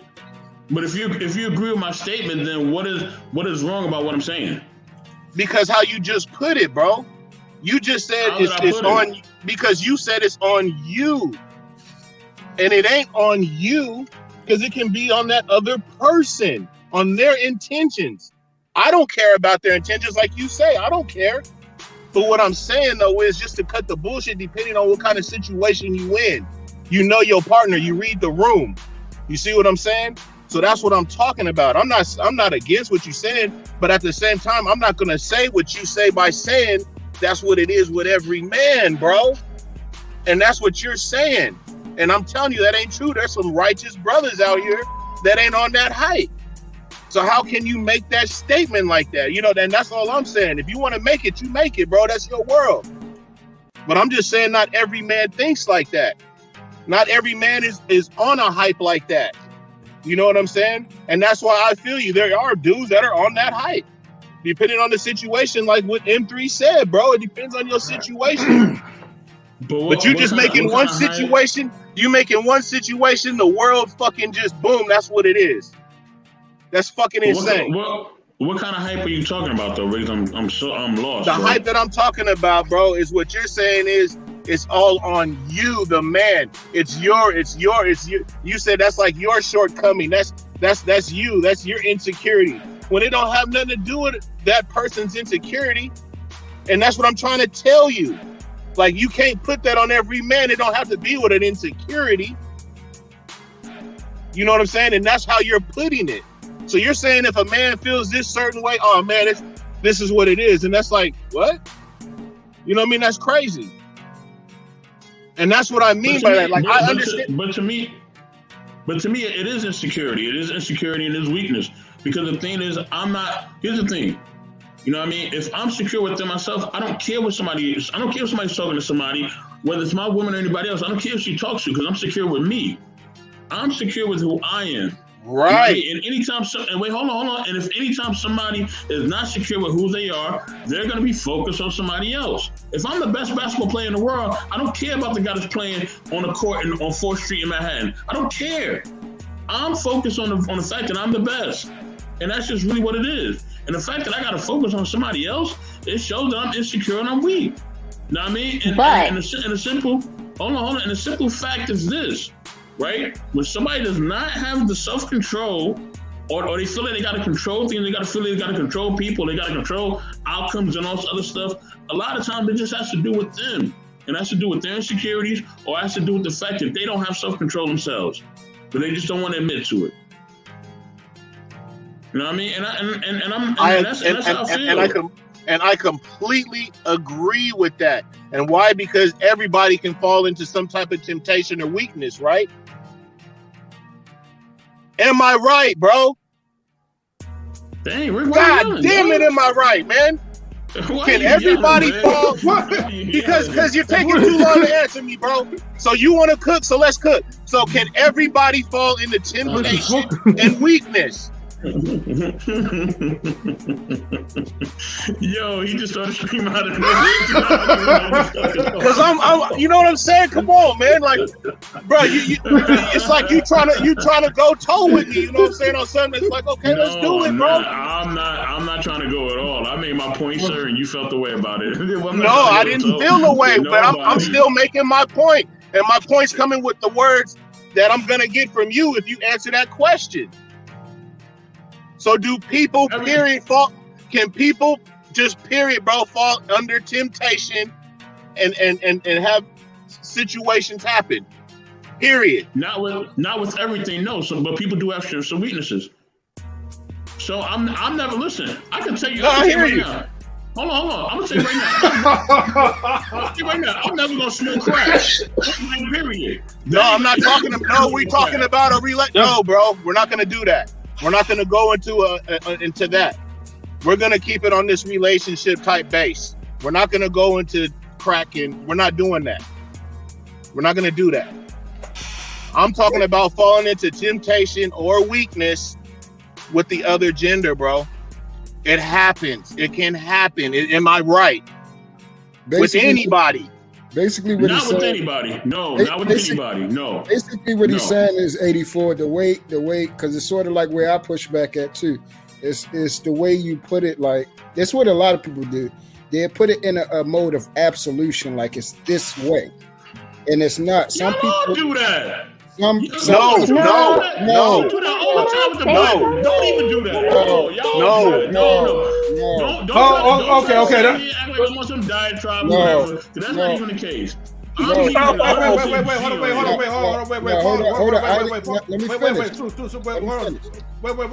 on for a second.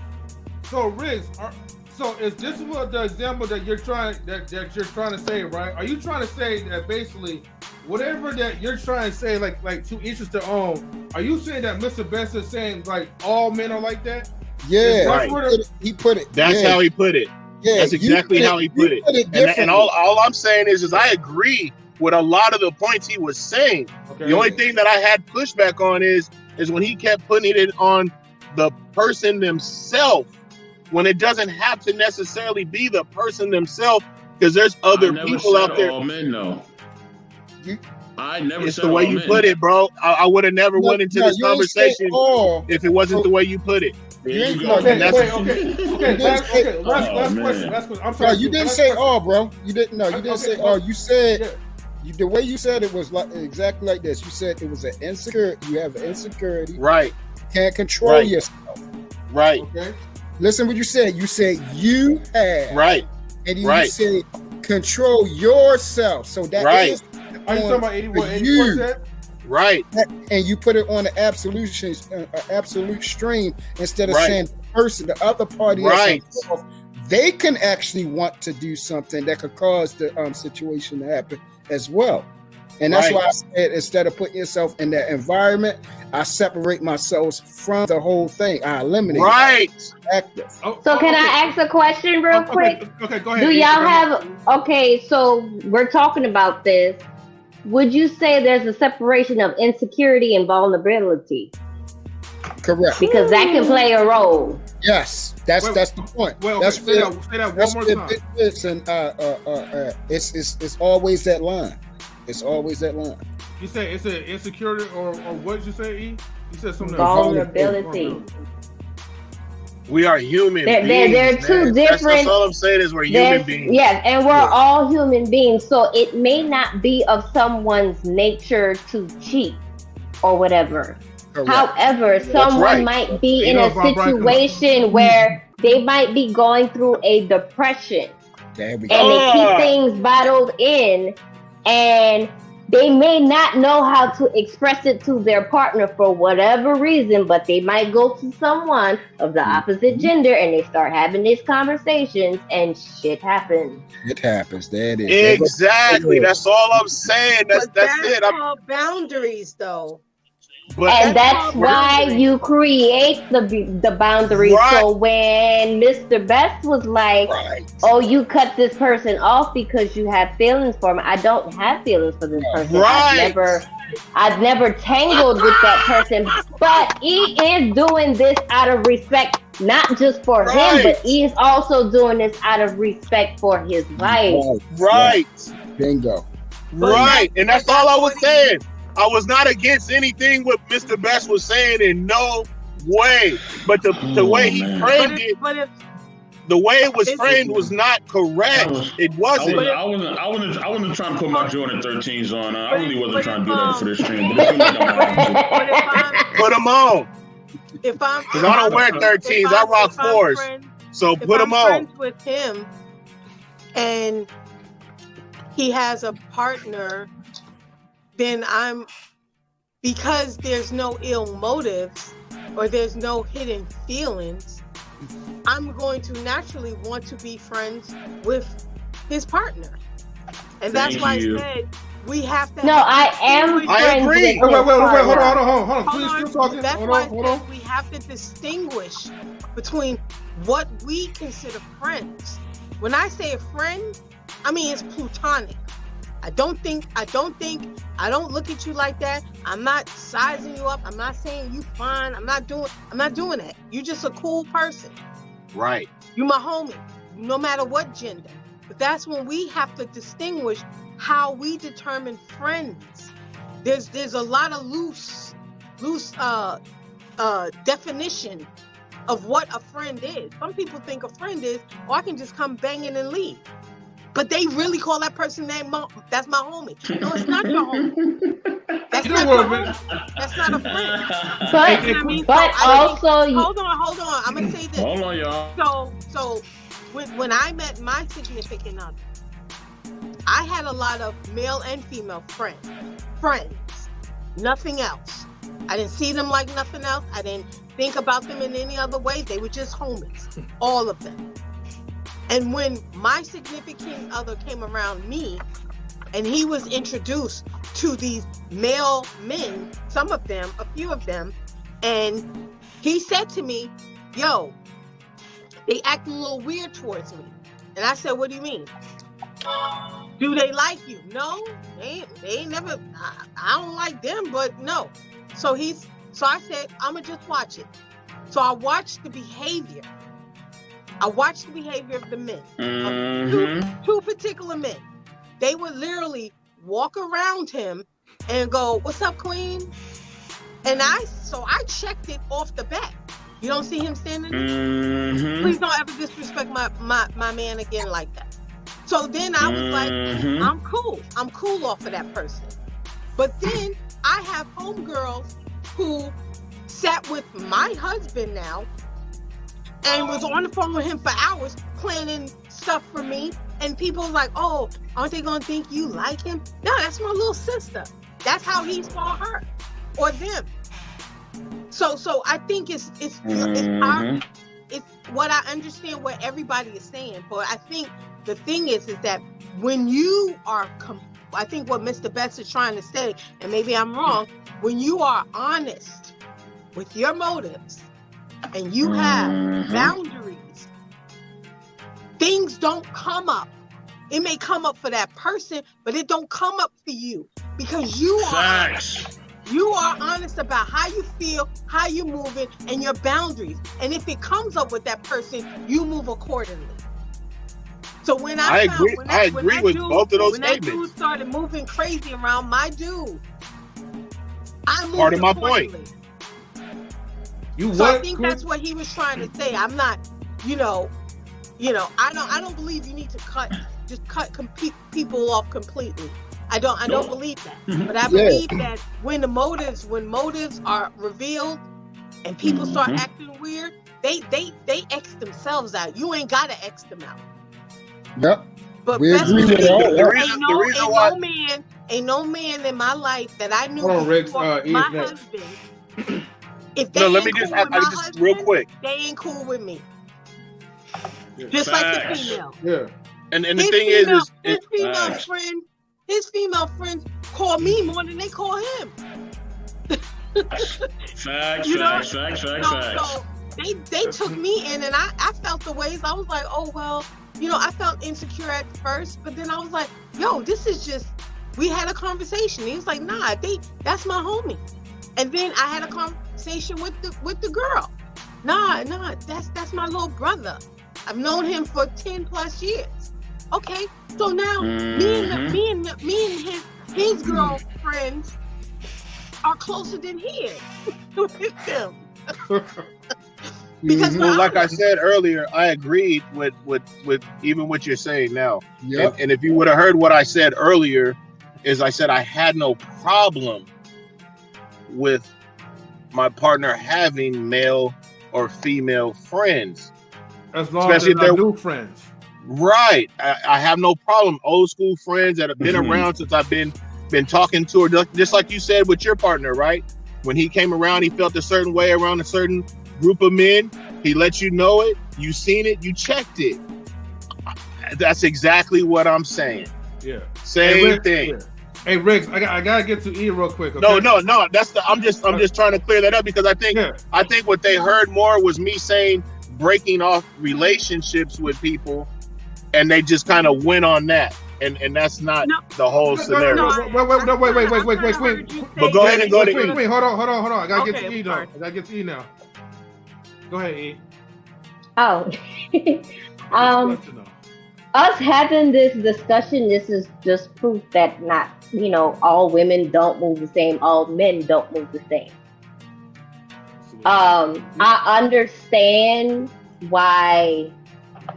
Some people may feel or do things different, and that's fine. But at the end of the day, E is E. E has a level of respect and moves differently than how Mr. Best in the World may move. Now, I understand you have to have business partners that may be of the opposite sex. I completely understand that, and that's why they say you don't mix business with pleasure.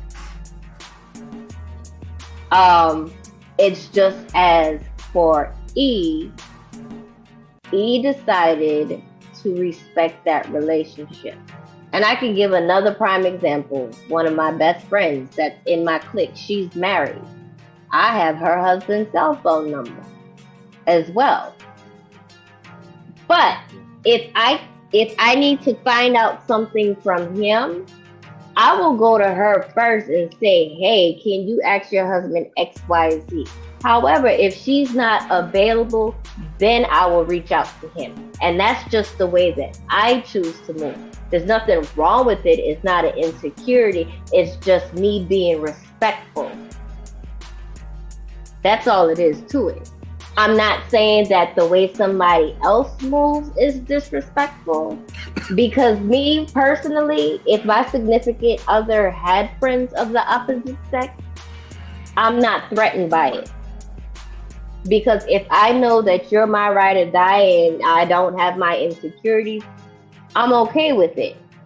But I'm still gonna watch how that person respects the relationship, if that makes any sense. Because you do have some people that just don't give a damn. And then you do have some that might, that friend of the opposite sex that may have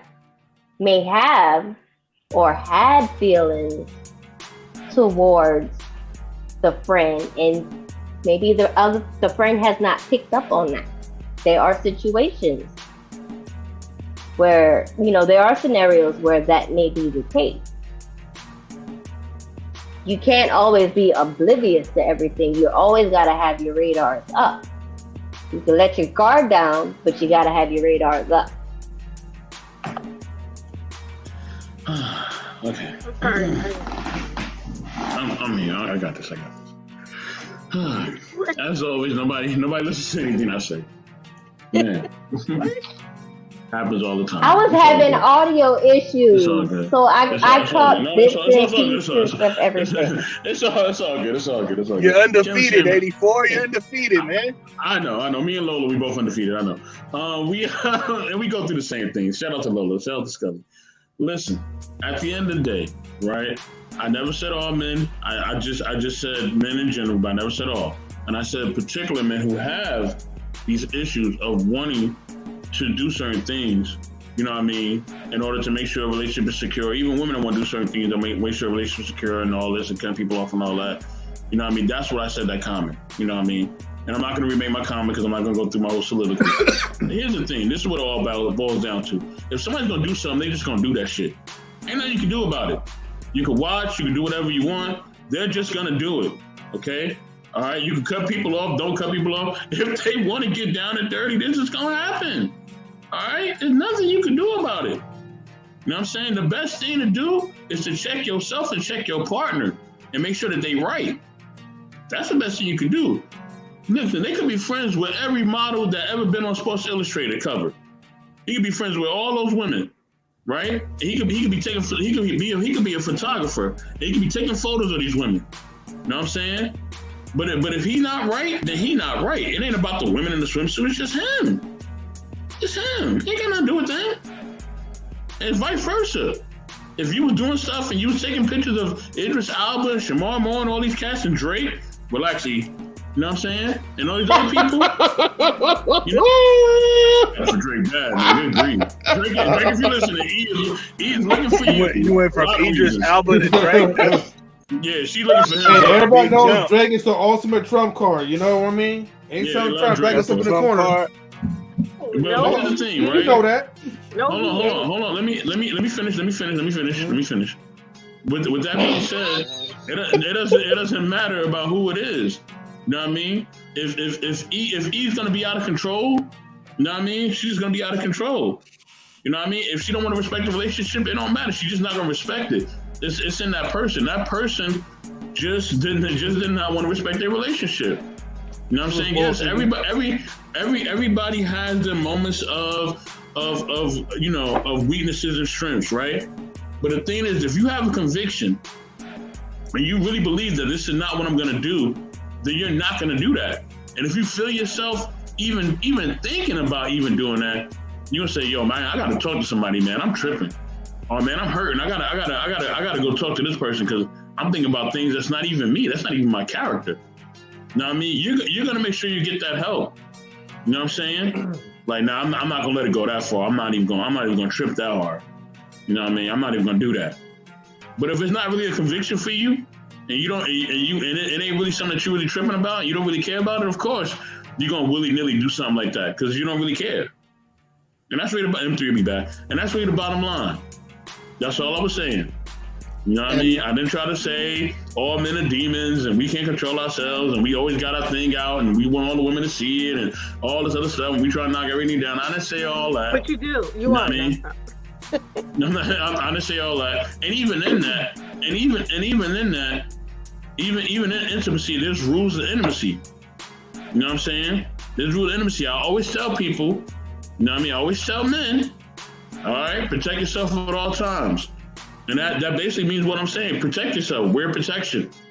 You know what I mean? But a lot of y'all don't be out here wearing protection. A lot of y'all be out here slinging and banging anything with no protection on. And that's a whole nother conversation for a whole different time. Woo, preach. You know what I mean? And that's really the problem. That's really the problem. We're not educating ourselves. We don't have control in the areas that we need to be controlled in. And some of you women need to stop letting every dude, shoot up the club. Yes. Don't let everybody shoot up the club. All right? Make him put the Jimmy hat on, as they used to say back in the day. You know what I'm saying? And if he don't want to wear protection, then guess what? He don't need to be. He can't be coming up in here. Get up out of here. Bye. And they still gotta cap it if they're shooting blanks too. Hey. It is what it is, V. Right, look, you'd be shocked how many millions. Oh, I'm sterilized. Okay, you shooting blanks, but you could shoot something else. Yeah, for me, so for me, I'm going to always continue to do, like, I'm going to be proactive as far as the situation. And for me, it's a respect level.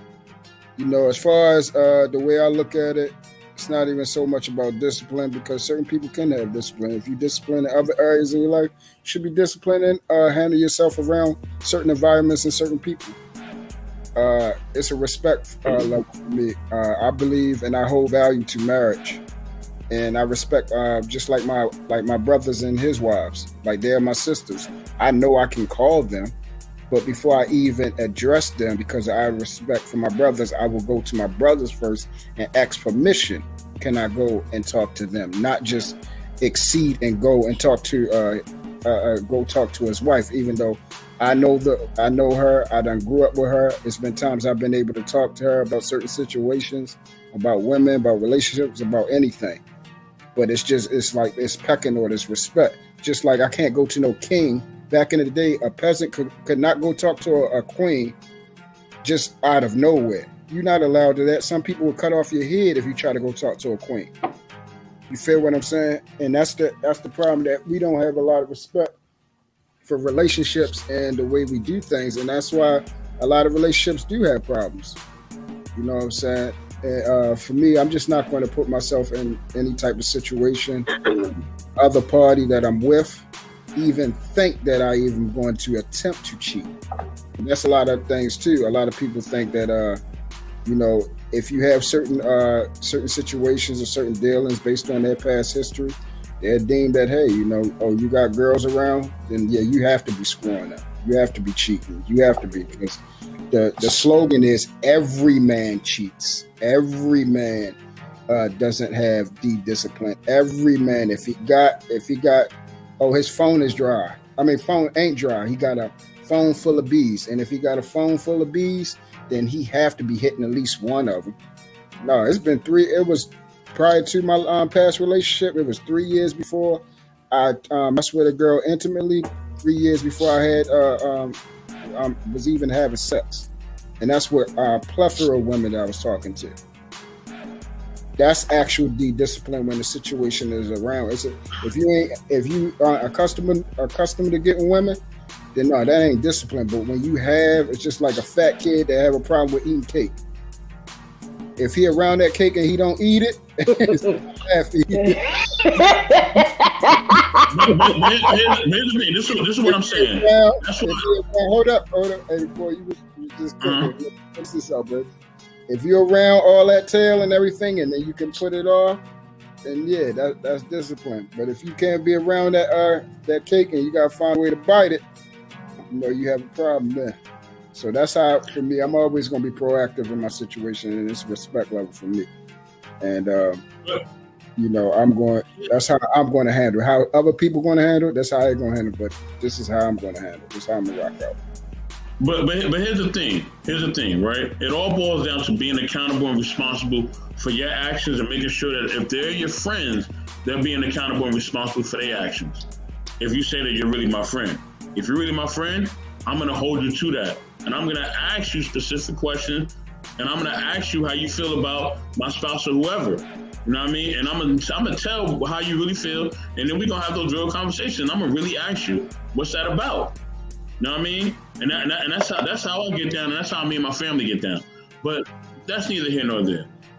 Salute the Bubble TV. With that being said, also I'm just gonna ask a question just to keep it G. You know what I mean? Who on this panel just have a hard time with controlling yourself? You can keep it G with me, and we're here with it. Keep it G. Which one of y'all have a hard time really controlling yourselves? I just have a question for somebody else on the panel. That's all. But I'm waiting for that. Have mercy. Nobody can even answer the question. See that's all you gotta do is ask you all in here having sex. Just be honest. Just be honest. It ain't no. Hey, I'm not even. You asked the question though. You asked the question if somebody had that issue. So I don't have that issue, so I can't. I'm not going to answer that question. Exactly. That was my point. So to come back, yes or no, what? It was a yes or no question. That's what I was asking. Okay, ask it again. I was saying, does anybody have a hard time controlling themselves? You know what I'm saying? When it comes to the opposite sex, is it hard for certain people out here? You see it, and you want it, and you gotta have it.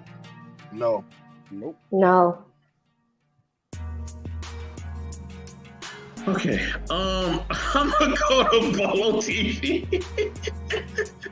Man, with empty when I need to stop the cap button. Bolo TV, I'm gonna let you rock out. I know you've been listening to having sex. That was my last thing. Who's up here having sex? Whoever's up here having sex that's where the cap is. I'm banging. I mean, I'm not even trying to put my business out there, but I'm banging. You said I'm banging. Right. And I'm not having sex, so Lord ain't no cap. I can though. Bolo TV, go ahead, man. What's good, man? What's up, Lo? What's going on? I'm gonna get to your question after that. I'm gonna get to your question after that, lady. I think y'all guys had some good conversations that kept me up. I was falling asleep, but I think what we're getting caught up on is, we're man. And this is why the Lord tells you, have no man sit around your wife. Period. Your wife learns from your husband. We can say all the things that we want to say because that's what man does. You have to understand, time and chance happens to all. How many of us have said, I would never do this? And then when you're in that situation, you do it. A lot of the times things are not planned. Things happen. You have to understand that. Satan's not walking in the room, kicking in the door and saying, do this. He's whispering. So you have to understand you don't want to put yourself in that situation. Brothers, I'm talking about brothers that would die for each other. In a situation, things happen. Emotions are up, emotions are high, and things happen. It's not something that's planned. It's something that happens. Even when I'm counseling, I counsel women to a certain level, and then I say, bring your husband. Period. Because at the end of the day, everyone is susceptible to it. And if anyone tells you that they're not, there are those that are stronger than others. But everyone, that question that you asked, everyone is not going to answer that question the way you asked it. That's like when your girl walks up to you and say, would you sleep with my girlfriend if I let you? In your mind, you probably slept with her a few times. You ain't gonna say, yes, I would, because you know if you do, your relationship changed from that day. So you know, we have to you know, it's not that you don't trust anyone, it's that you don't trust anyone. I trust God. Period. God tells you do not put trust in man. Why does he say that? Hell, God even goes he goes even past that. God says, I don't trust my angels. When have you known an angel will do something wrong?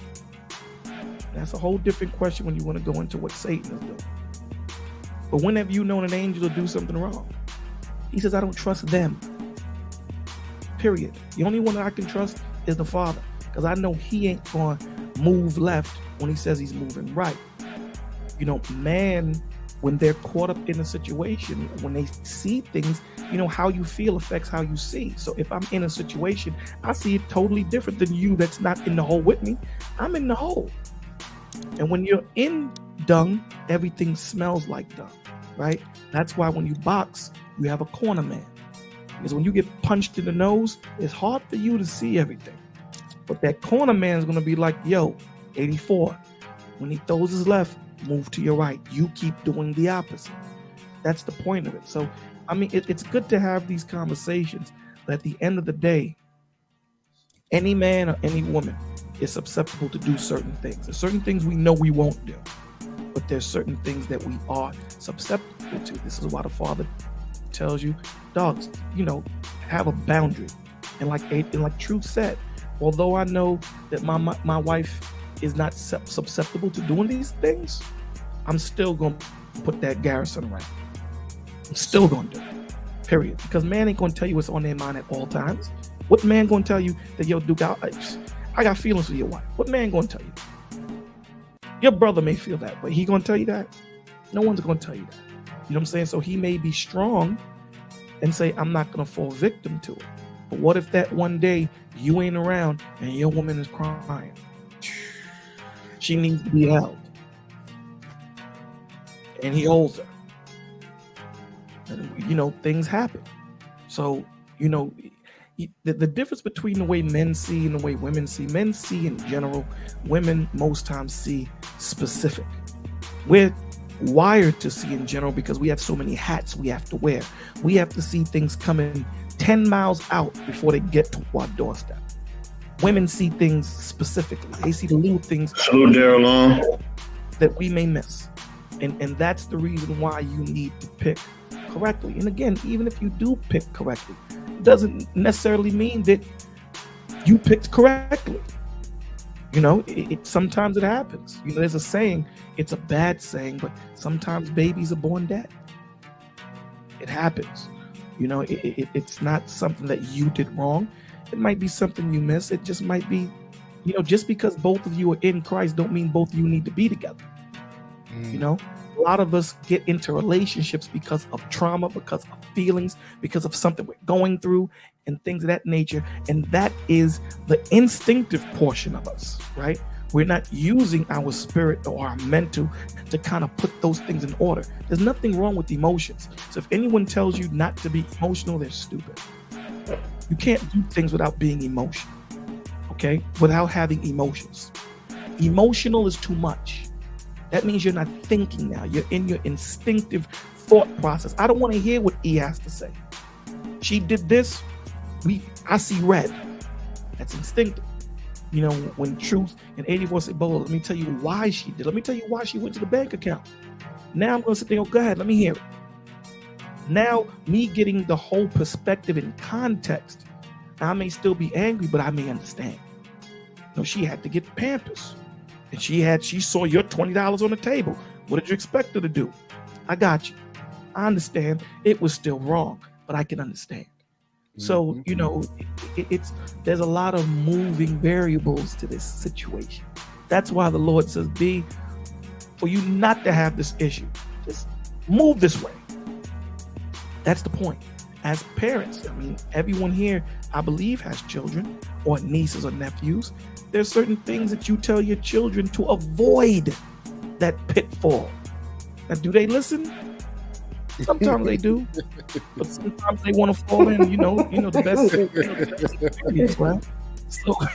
So you got to keep in mind that we're all human and things happen. You don't know what one person is going through. You don't know what one person has had to deal with and things of that nature. He may just want to be held. You know what I'm saying? Things happen. A brother may just be going through something like, yo, man, I don't want nothing. I just want to talk. And those things lead to things. That's how the enemy is, man. He's not doing it where he's yelling in your ear. He's not doing that no more. That's how a lot of us get caught up. And anyone get caught up. Don't let no one tell you that they can't. What you do is you put yourself in a position so that it doesn't happen. Still having trial media. That's the point. I put myself in a position so that I don't get caught up into those situations. So, you do your best to try. You do your best. That's all can be asked of anyone on this panel or anyone on the earth. You do your best. So then you look at the person's heart. David slept with another man's wife, got the chick pregnant, and got the man killed. Ooh. The Lord still said, as a man after my own heart, right? Because now you're going to look at it and say, was that David got caught up? David got caught up. It happens to the best.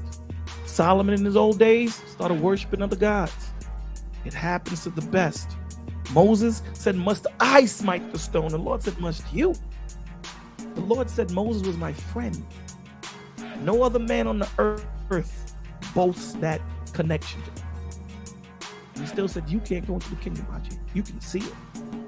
So the best of us get caught up in emotional situations. The best of us do.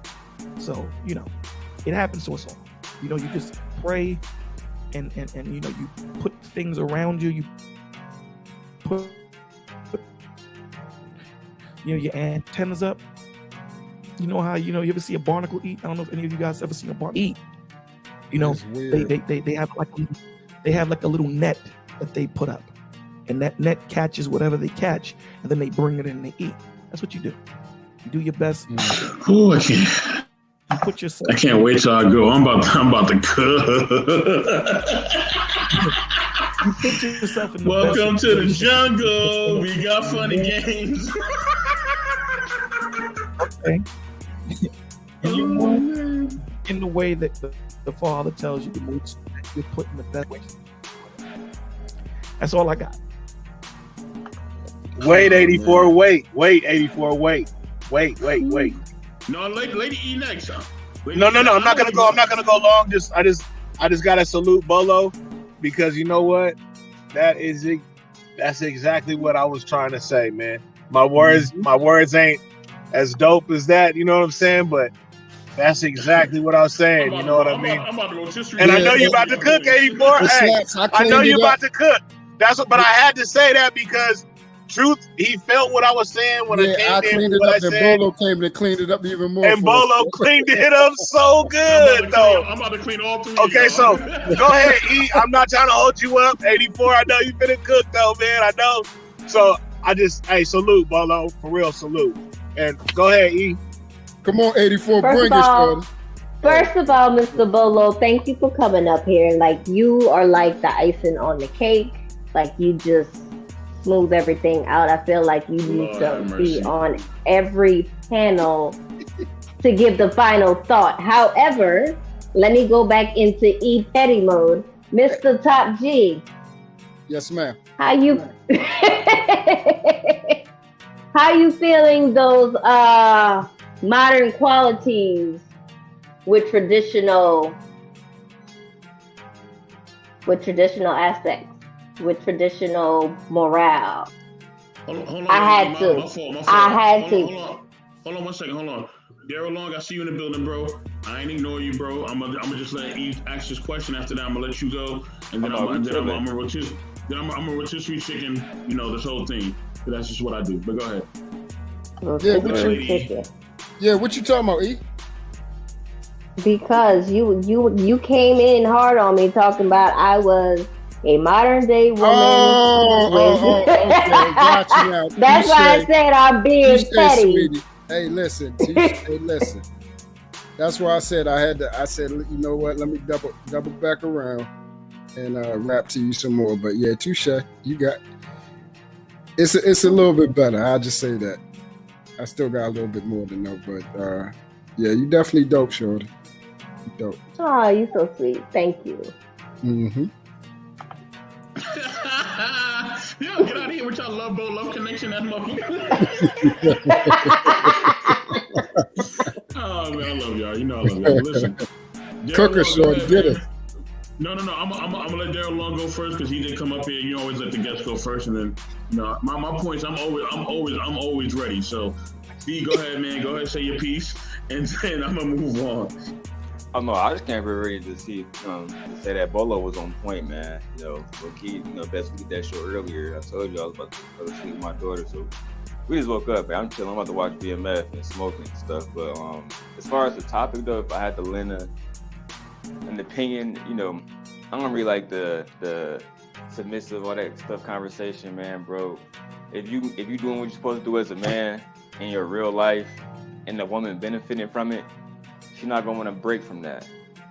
It's just that simple. If she want to break from it, either she wasn't down with it, or you wasn't the man you was supposed to be.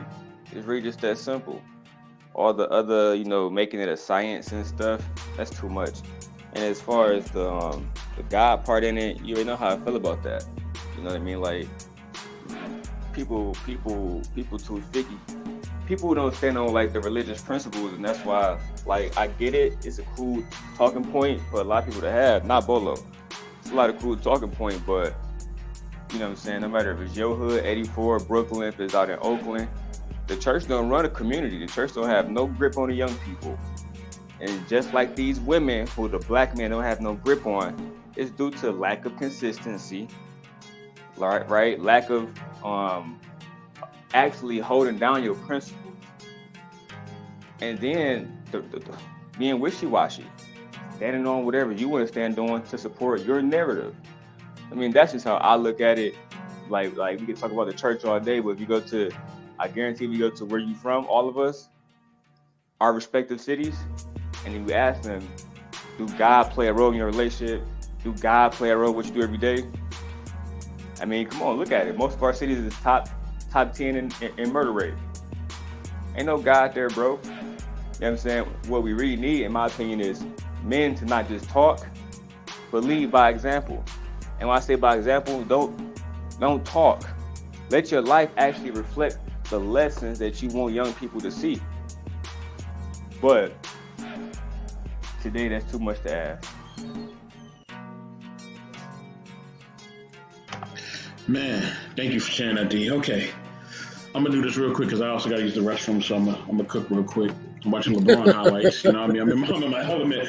But listen, man. You got the Jordans on, shorty? You got the Jordans on? I got a little bit of everything on right now, but I got kind of like a little, it's like a little mix. But with that being said, yeah, listen, this is the problem that I have, right? No, things don't just happen, okay? I completely disagree with that. Things don't just happen. There are things that are lined up, you know what I mean, that you decide, and then from there, those things happen. You know what I mean? That line up with your action is your thoughts. Things don't just not happen. No. You don't just wake up one day and say, I'm gonna smoke crack. No, there are things that are going on within your life that make it happen. You don't one day wake up and say, I'm just gonna be a thief. No, there are things that happen that made that happen. You don't just wake up one day and say, oh, I'm just gonna knock down my wife's best friend. No, that don't just happen. Things have happened that make things happen. And when those things are not addressed, then yes, you can fall into different things because you're not dealing with the core issues. And that's really the problem. We're not dealing with our core issues. You can do that all you want, Riggs, it don't matter. We're not dealing with the core issues, and we're not having those real honest conversations within ourselves or with the people that we with. And that is really the problem. Nothing just happens, okay? Nothing is coincidence. You know what you're doing. You decided to do that, and there's a reason why you decided to do that. Now, it could be you are depressed. It could be a lot of different things, and I'm not counting out trauma or anything like that. I'm not taking none of that stuff away. But nothing just happens. There are determining factors that determine things that happen, okay? And I don't need to basically babysit the person that I'm with, okay? If they don't have enough self-control, or if they don't have enough character in order for them not to step out, then that is on them, okay? That is on them, point blank, period. It ain't gonna just happen. They gonna just one day wake up and then want to sleep with my uncle. I want to sleep with my dad. That ain't just gonna happen out of nowhere, okay? There's things that's going on that ain't being addressed. You know what I'm saying? So it ain't gonna just happen. You know what I mean? And for me to have so many securities and boundaries and all that, that just shows that something is either wrong with them or wrong with me or wrong with both of us. To be honest with you. You know what I mean? Because I need to be able to trust them and know. Hold on. I need to be able to trust them and know that they are going to do the right thing and vice versa. You know what I mean? And there's another thing, right? Why? Hold on. This is my last point.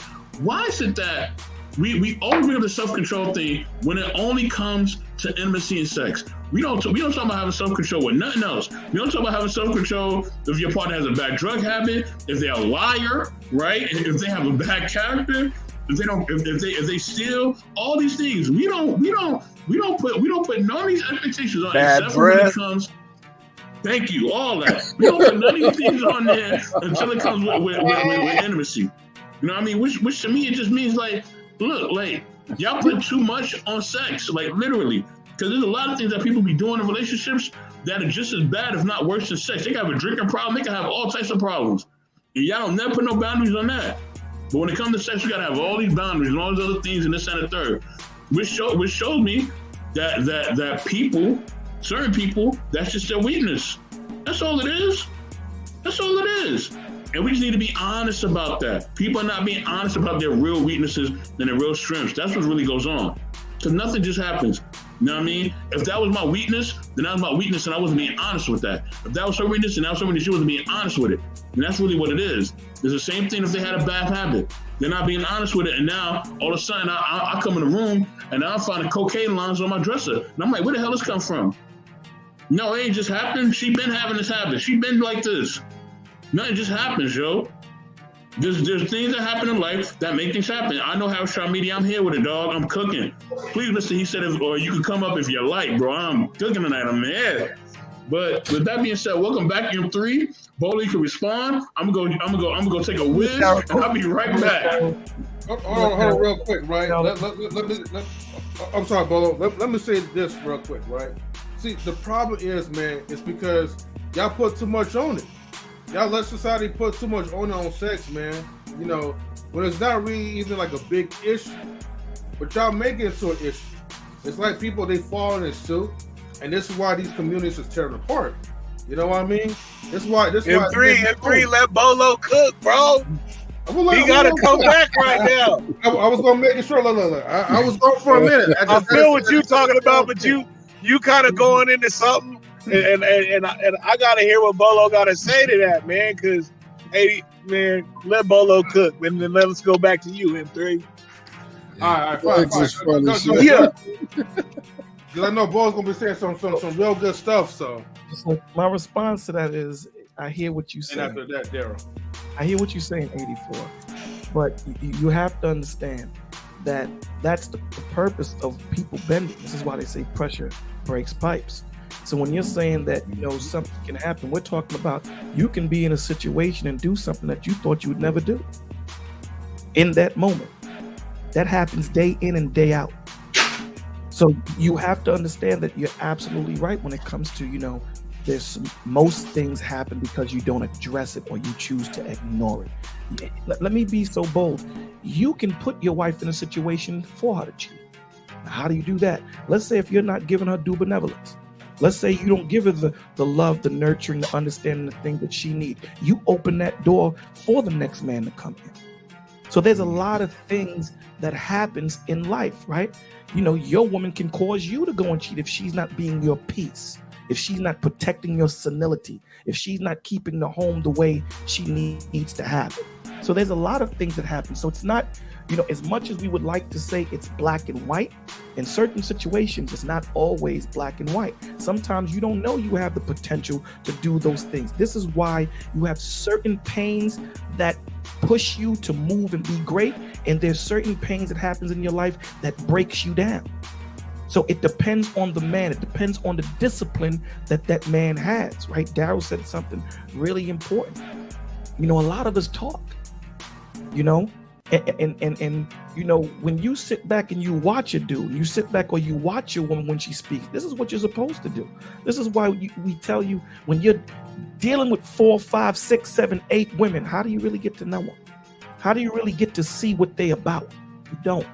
And there are so many red flags that you miss. And this is the same thing with women. When you don't sit down and focus on one man, if you don't know what your worth is, if you don't have discernment, there are going to be certain things that when you just sit back and look, you can see. A lot of us listen to people to hear what they say. Me, I listen to what people don't say opposed to what they do say. Because if you let a person speak, there's a lot of things they'll say that you'll figure out and say, that cat ain't telling the truth. There's something missing in that situation. You know what I'm saying? A lot of the times when we go into relationships, we like to peacock. You know what men do? Men spread their tail and show all the different colors when this is not about you. The most important decision that you're going to make, aside from serving the Father, is picking the woman that's going to protect your senility, brother. And we don't take enough time putting more quality in ourselves opposed to outside ourselves. I'm a sneakerhead. I love Jordans. I use that example all the damn time. But at the end of the day, what's more important to me than my sneakers is the people that are set up around me. I vet them hard. Because when I'm broken, when I fall, when I slip, when I'm not seeing things right, it's going to be my brothers that get me right. And if my brothers are off, guess what? I'm going to be off. So we have to, when you say that, you know, people see things and they don't address it, not all the time. That's not every situation.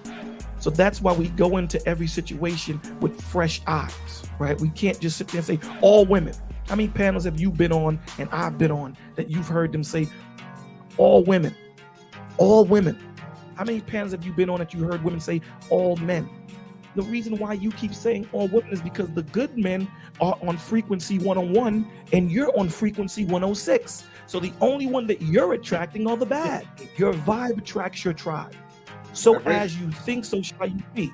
If you continue to focus on the negative, guess what you're going to be? Negative. If you hang out with 11 broke people, sooner or later you become the 12. Wow, damn. Okay. Well, damn. That was raw and uncut on that part. Let me add in there. Okay, E. If you're gonna add, make it short because I gotta get to Daryl too because he did ask to like go up next. So I just want to let you know. Oh no, I just said I was adding the to it. Oh, okay. As long as you add this is just too easy. It's too easy. It's just too easy. Daryl, okay, go ahead, bro. Yeah. No, I appreciate it. And Bolo, just to hop back on one of the points that you just said, you said people gonna watch what we do, and that's the key to all of this. Like when Bess was talking about, not even just Bess, when people in this space talk about sex and all these different stuff and submission, all these different stuff, and relate it back to religion, all these different stuff. Again, people in the community, we don't give a shit about what you say. We watch what you do, right? So y'all the same men that participate in hoe culture, right? They're the same men that say, yeah, God this, God that. Not this is not directed towards you, but I'm just saying how the community reacts to men talking that gospel stuff, right? Because those same men end up fucking somebody, fucking some woman inside the community and then getting mad when the next nigga smashing her. But he'd talk about God to you, right? And see, the problem is this, bro, is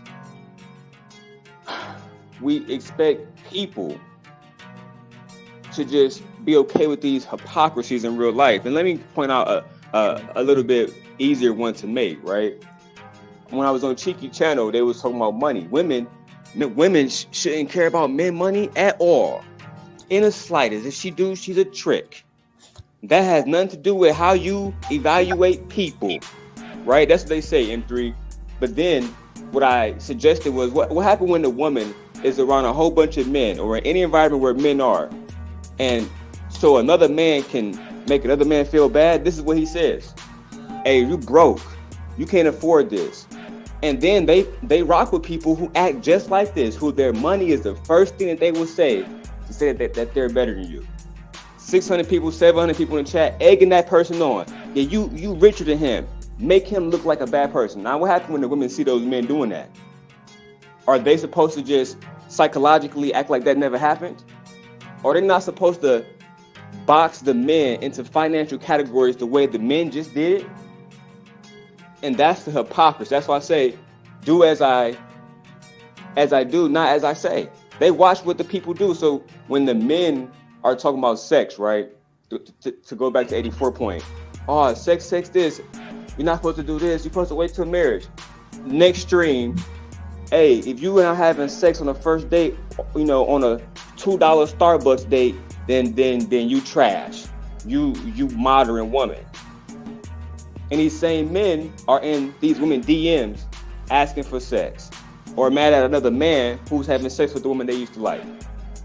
That's the reality of what they see. So what they end up doing is whatever the hell they want to. Because they see the same men that's preaching them about morality, submission, and everything else, leadership. They saying, damn, I'm more involved in my community actually. I make more money actually. I'm actually more sexually disciplined. I actually stand on my principles more. Maybe I should lead this goddamn community. And they do what they want to do. That's what I see out of a lot of moderate women today. They're not going to stand for the hypocrisies of these so-called leaders no more. And even just the last thing I'm gonna say too, look at Pastor Larry Reed. Shout out to Tasha K. That man had young black men in his church doing sexual favors for God. How you think that make the community feel? Shout out to Tasha K, man. We can't keep acting like this stuff don't happen, bro, because it do. And that's the thing, right? That's the thing. Like, and Bolo, you made my point for me. Like I said, this is too easy. Yeah, it's just too easy for me. You made my point for me. As you said, right? Like I said, nothing happens out of nowhere. You just said in your speech that maybe, you know, the woman wanted to be held, but, you know, the person wasn't holding her or whatever. You know what I'm saying? And you just made my point for me. That's exactly what I was saying. It doesn't happen out of nowhere. There are determining factors that lead to things happening. You know what I'm saying? And that's the thing. And that's why we have to have conversation, which is why I keep saying we gotta have conversation, and we gotta have basic. We have to be transparent and vulnerable with each other. And if we do not have that, then there is something fundamentally wrong with our relationships. That's really the issue. See, here's where the hole is in your statement. I agree with you. Where's the hole in my statement, Bolo? I'm going to show you. The hole in your statement is when you go out into that world and you just finished slaying giants, you did all these things. Who the hell is coming home to have a conversation? Mm-hmm. You just got stopped by the police. The police made you do all these different things, and because whatever they were going through, they just wanted to take it out on somebody, and you just happen to be that dude. Who's coming home to talk about that? You? See, it's easy. Hold on, but y'all just said that we're supposed to confide in our spouses. Y'all just said that, right? No, I said that. But what I'm saying to you is sometimes we don't. We can't put all of our eggs into one basket and say this is what it is and this is what it's not. It doesn't work that way. It just doesn't. A lot of the times, you let's go with what Daryl said. A lot of the times you hear these men say, listen, I don't talk about submission. If you come to my channel, you don't hear me talk about submission. I've been on channels where men speak on submission and they speak on all these different things. And my response to that is, I think it was on your channel where it was Queen and it was two other women. And I said, if a man is ready to sacrifice his life for you, would you follow? They all said yes. I said, well, there's the answer in real time.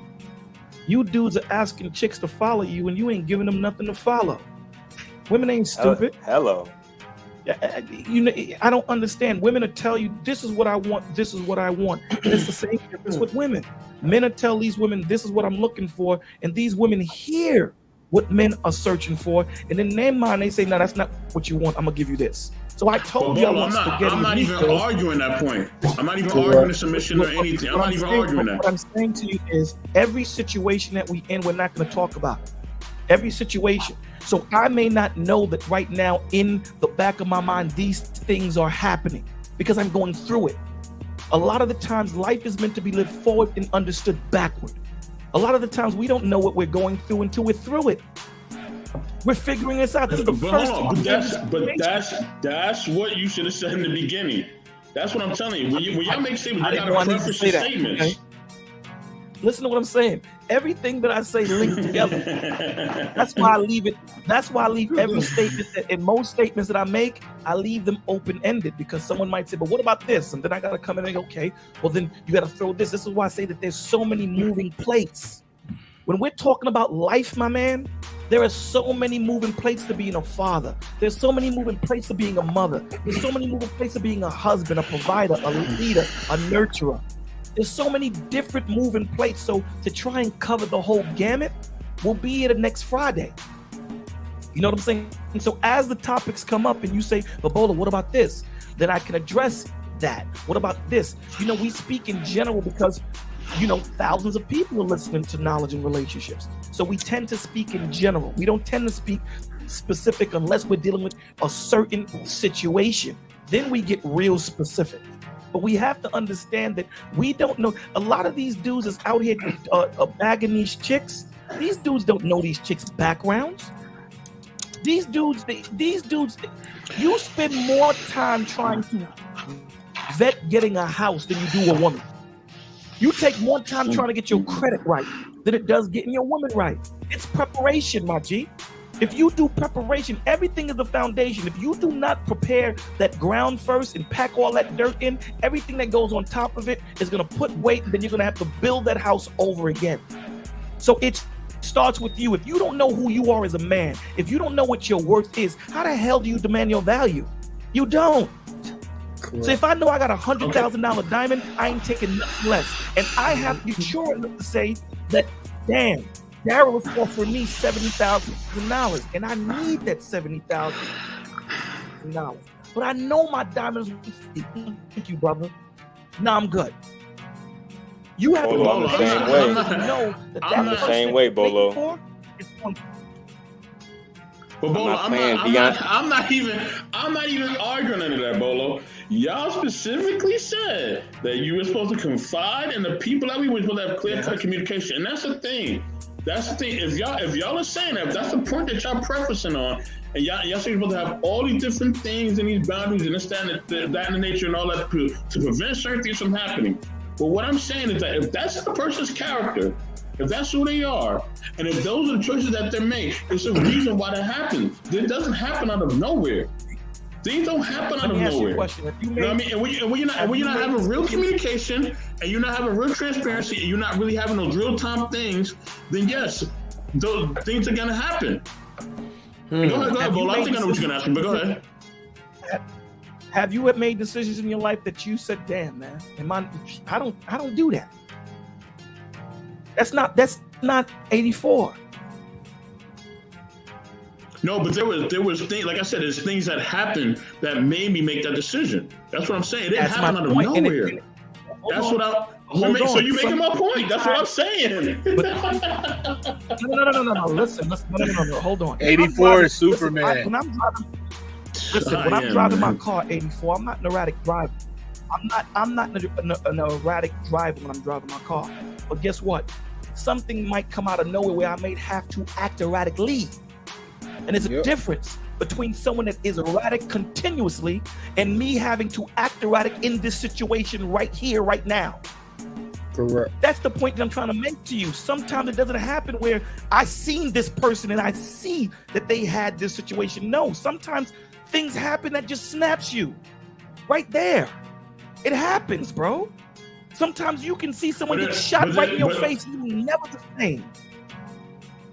Exactly, but there are things in your character that make you react. We cannot dispel that.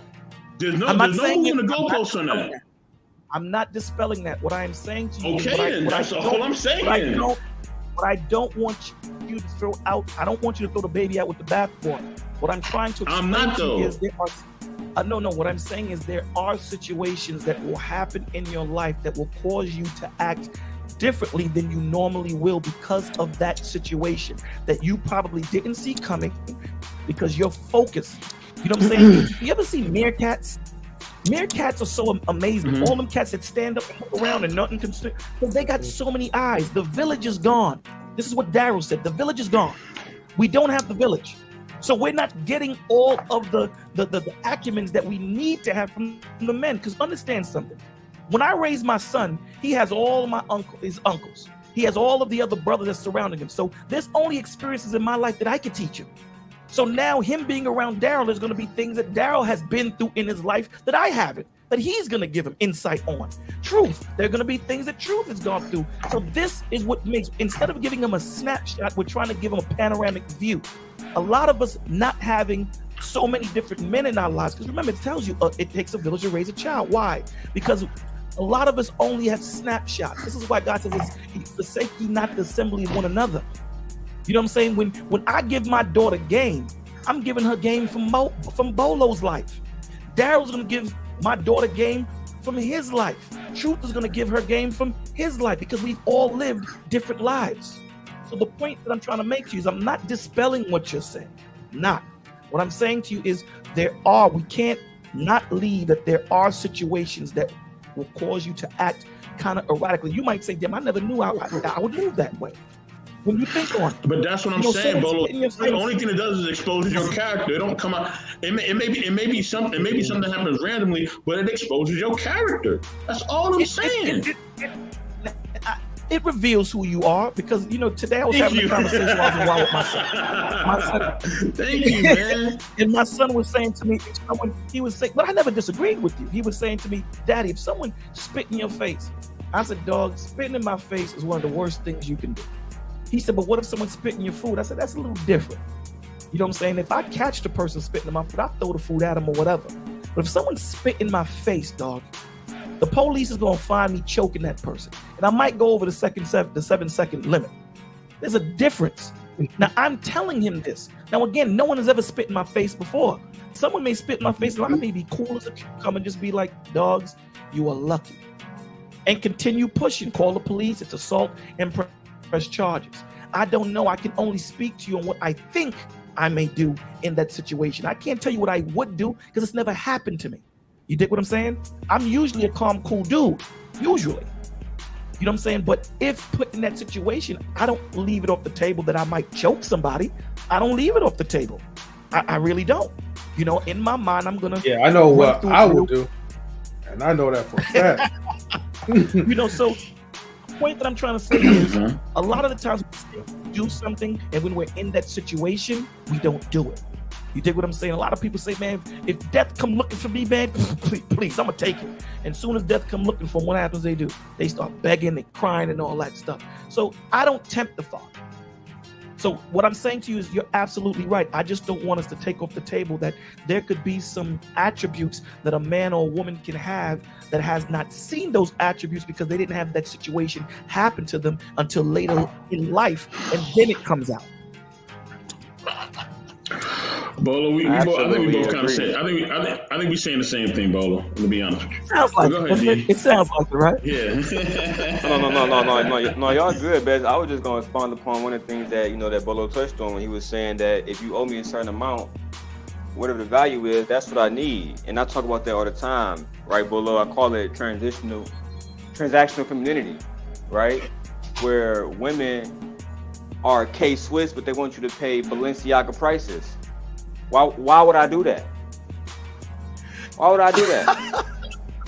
But that's what they want you to do. They want you to have Gucci and stuff like that, but they don't got Gucci. Right? You know what I'm saying? They talk about money and brokenness, but they can't spend no money. It's the hypocrisies, right? And then women, they're starting to call it out too. Because I said this earlier. Right. They was talking about Gabrielle Union. Gabrielle Union said she cheated in her marriage because she pays all the bills and all the other different stuff. All the men mad. Look at her. Jezebel, hypocrisy. For men, most of these men not even married. Don't even know this woman. Right? But let me say this, because again, we talking about hypocrisy. Men want a certain amount of respect. I do this, and I was talking about this on Cheeky Channel today. I said, Israel, if I come into your house where you pay the bills, you know what I'm gonna tell you? Your house, your rules. That's what women have been hearing from men in that position forever. But then once that man can't provide, right? The woman has to fall out of her femininity and do your fucking job. Now she can apply those same my house, my rules. And that's where women are starting to say, I'm not going to take you K-Swiss ass men and treat y'all like Balenciagas. I refuse. I'm going to go get me a Balenciaga. It's just that simple. But see, here's the problem. The problem with that is, with what we boggled down our leadership. Queen, you next, Queen. We boggled down our leadership into providing.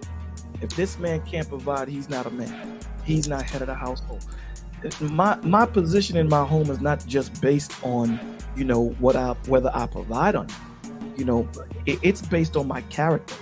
It's based on my integrity. It's based on my connection to the Father. It's based on the connection that I have with my wife. Because if, God forbid, I ever lose my job, or you make bad investments and things that happen, if you base your relationship straight off what you just said, right? If I'm providing, and if those are the rules, which you said, and that's what a lot of men are doing. They lead with their wallet.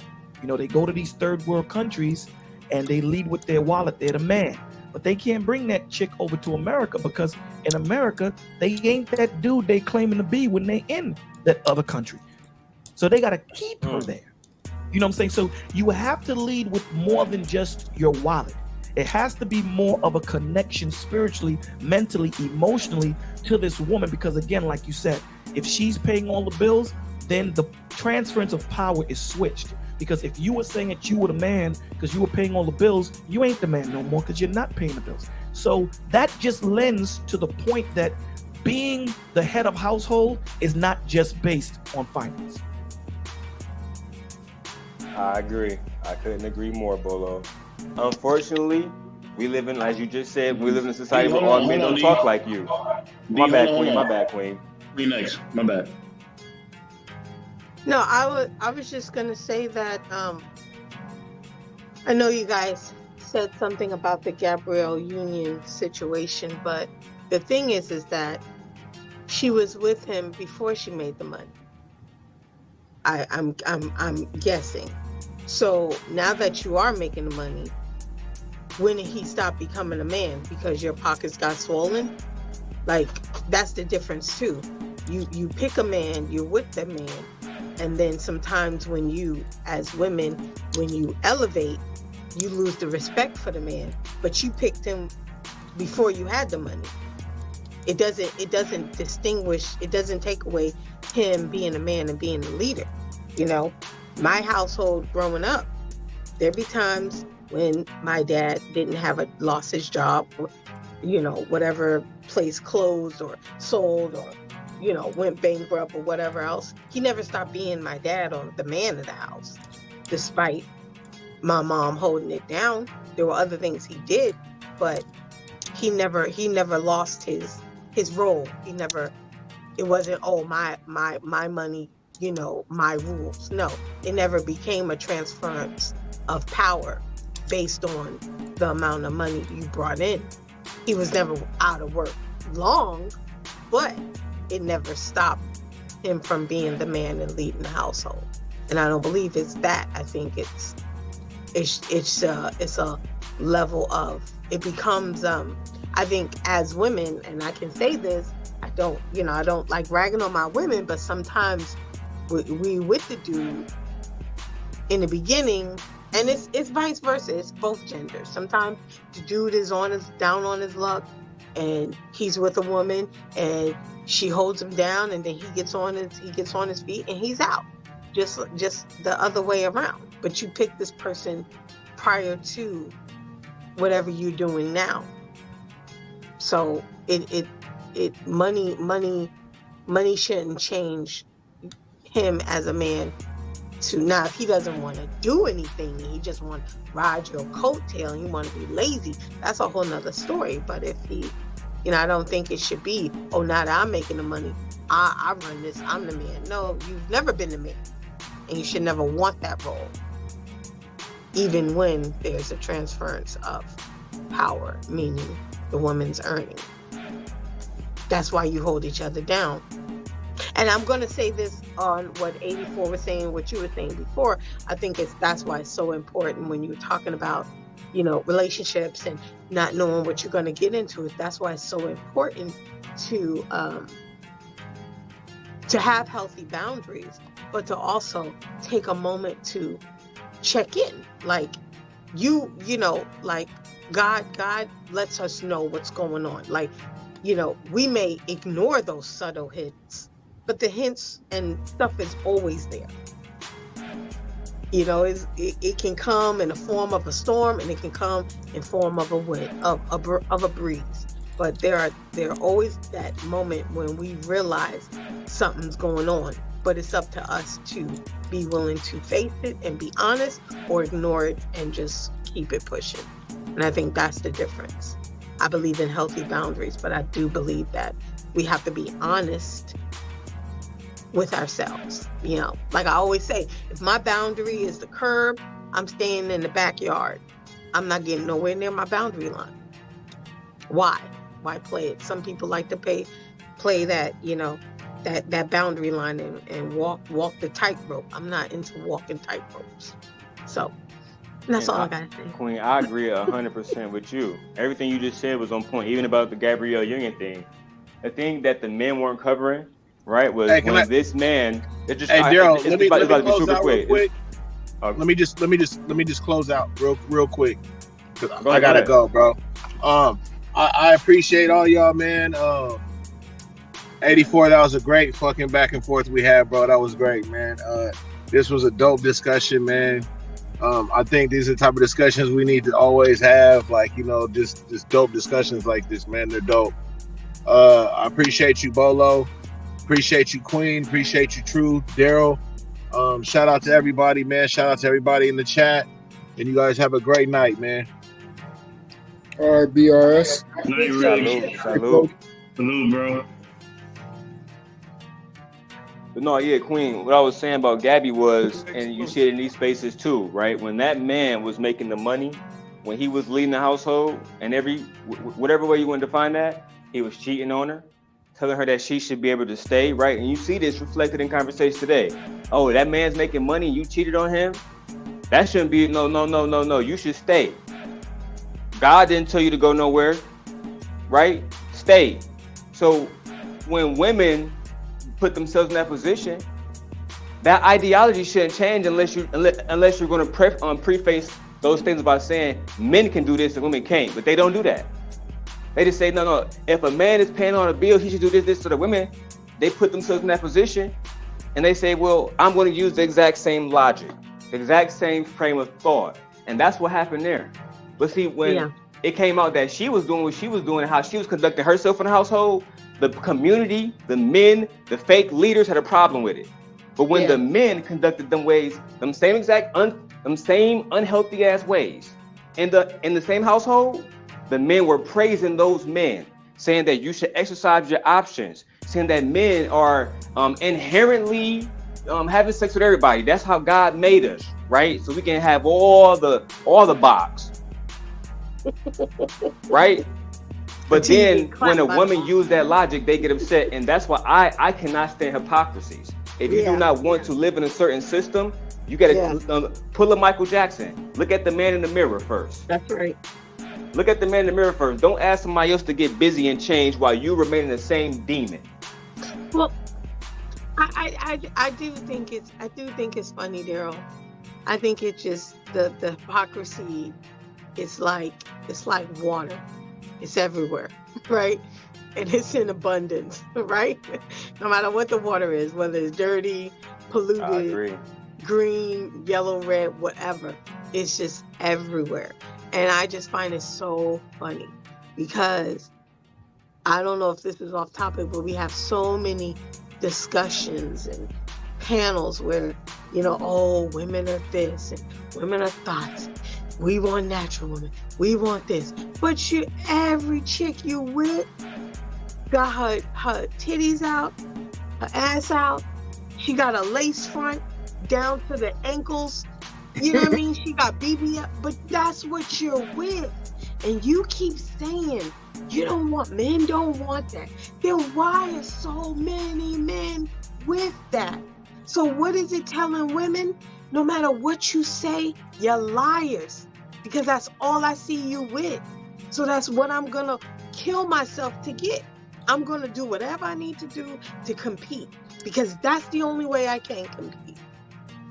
I can point out that hypocrisy too, like how you just said, Queen. And then when you look at You look at the people that they walk in and they got on their Instagram, or they taking pictures with, or they married to, whatever. It's the same woman that they put down. It's the same woman that they judge. It's the same woman. Oh, women need to be ashamed to do that. Where's the shame? But look at the chick you with. Look at her. I'm confused. The only thing it's true. It's so heavily out there. That's all I wanted to say. The only thing I'll say to that is, you know, when these dudes are saying that this is, you know, you watch them, and that's the point of watching, you know, watching them and not just listening to them. You know, the one thing that I would say to those ladies is don't conform. That's the point of the example that I made with Darryl with the $100,000, the diamond.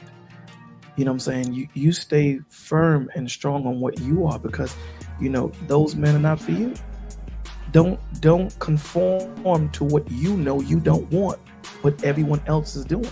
It's hard to go against the grain when everyone else is going one way and you choose the opposite way. It's hard to do that. It's easier to go with the crowd. It's really easier to do that, right? But if you know that you stand for something, stand on that, right? But we have to understand that there are fundamental differences between men and women, right? In the eyes of God, we are created equal. But in the purpose of God, we are not. Our purposes are not the same. Absolutely not the same. But we are created equal when it comes to creation. But purpose, we are not. But to that, those men that you see that are here, you mark them and you continue moving. So say, tell others, when you see those shorties, you mark them. Don't stop spending so much time talking on the women you don't want, and spend more time on focusing on the women. Oh my God, Lola, you took my talking point. Damn. You look at all of these you look at all these platforms and all these, you know, panels. They spend 55 hours talking about the chick that they don't want, but spend 10 minutes on the shorties that they do. We spend more time looking for women that we want opposed to women that we need. And there's a big difference. I'm so glad you brought that up, brother, because I was literally waiting to come off mute to say that, because that's something that Queen just hit on. And I was going to mention another hypocrisy, because again, in these spaces, women shouldn't talk about the passport bros or any other situation. You know what I'm saying? Especially if you don't know these people, those are not the men you want. Don't talk about them. Why are you shaming them?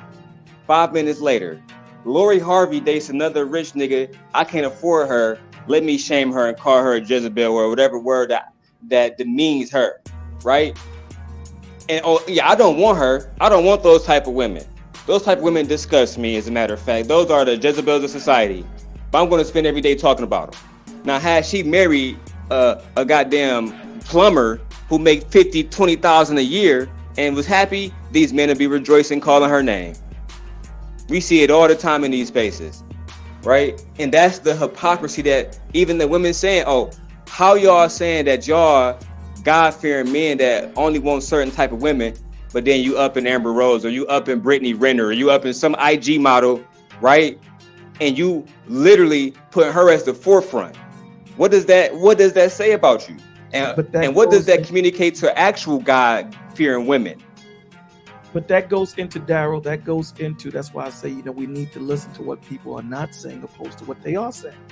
If you listen to them and listen, if you have discernment and you're about truth, you know, it's going to be revealed. And Queen said something real sweet. You know, sometimes it's in a whirlwind. Sometimes it's just in the wind, just blowing you cautiously. But if you're not tapped in, you know what I'm saying, to hearing it, that's our problem. Our problem is not the message isn't there. The problem is we choose not to hear it at that moment in time. And it's like mental illness. Before it starts to come out and you start to see real attributes of it physically, it starts mentally first. The human body is the human brain is so dynamic and amazing. It gives you signs, but a lot of us as parents, we don't pick up these signs. You know, who goes to school to learn about, you know, mental illness for my children? We don't do that at all. So then when it sees that it's not being seen mentally, it starts to give you tics physically. And that's what we need to do. And that's what the Father does. He gives you these little subtle signs and you choose not to see it because you know what? You caught up in looking at the fat behind and all these different things. Then he says, okay, now you sleep with that chick, you get a disease. And you blame her. Nah, dogs, I tried to tell you. You chose not to look. It's easy to blame everyone else than for you to look in the mirror and say, what part did I play in this dysfunction? When you look at these men, they're only blaming women. And it's tantamount to them being like women because they complain more than shorties do. And that's what I'm saying, Bolo. How many of these men are making videos about the pastor who was down there raping the boys in Atlanta just now? It seems like the only person doing videos about it is a woman named Tasha K. Yeah, this is the first time I'm hearing about that. Pastor Larry Reed, right? But we all know what happened with Meg Thee Stallion. We all know about Lori Harvey and her relationship business. Absolutely. 40-year-old men. Listen, man, we have to understand that this is not our world, and you have to understand what's going on.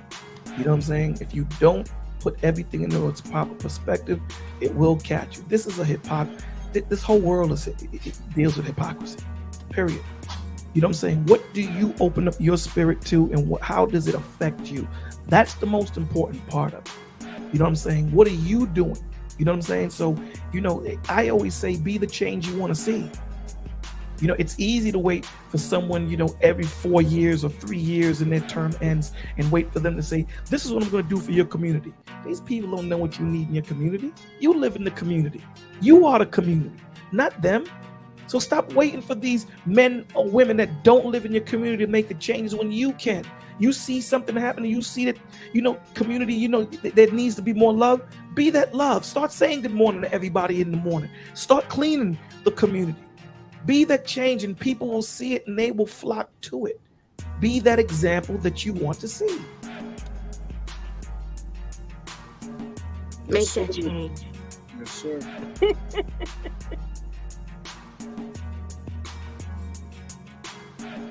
Guys, man, I gotta bounce. Man, thank you guys for having me. 84, my G. Thank you for having me. Truth, my G. I'm a holler.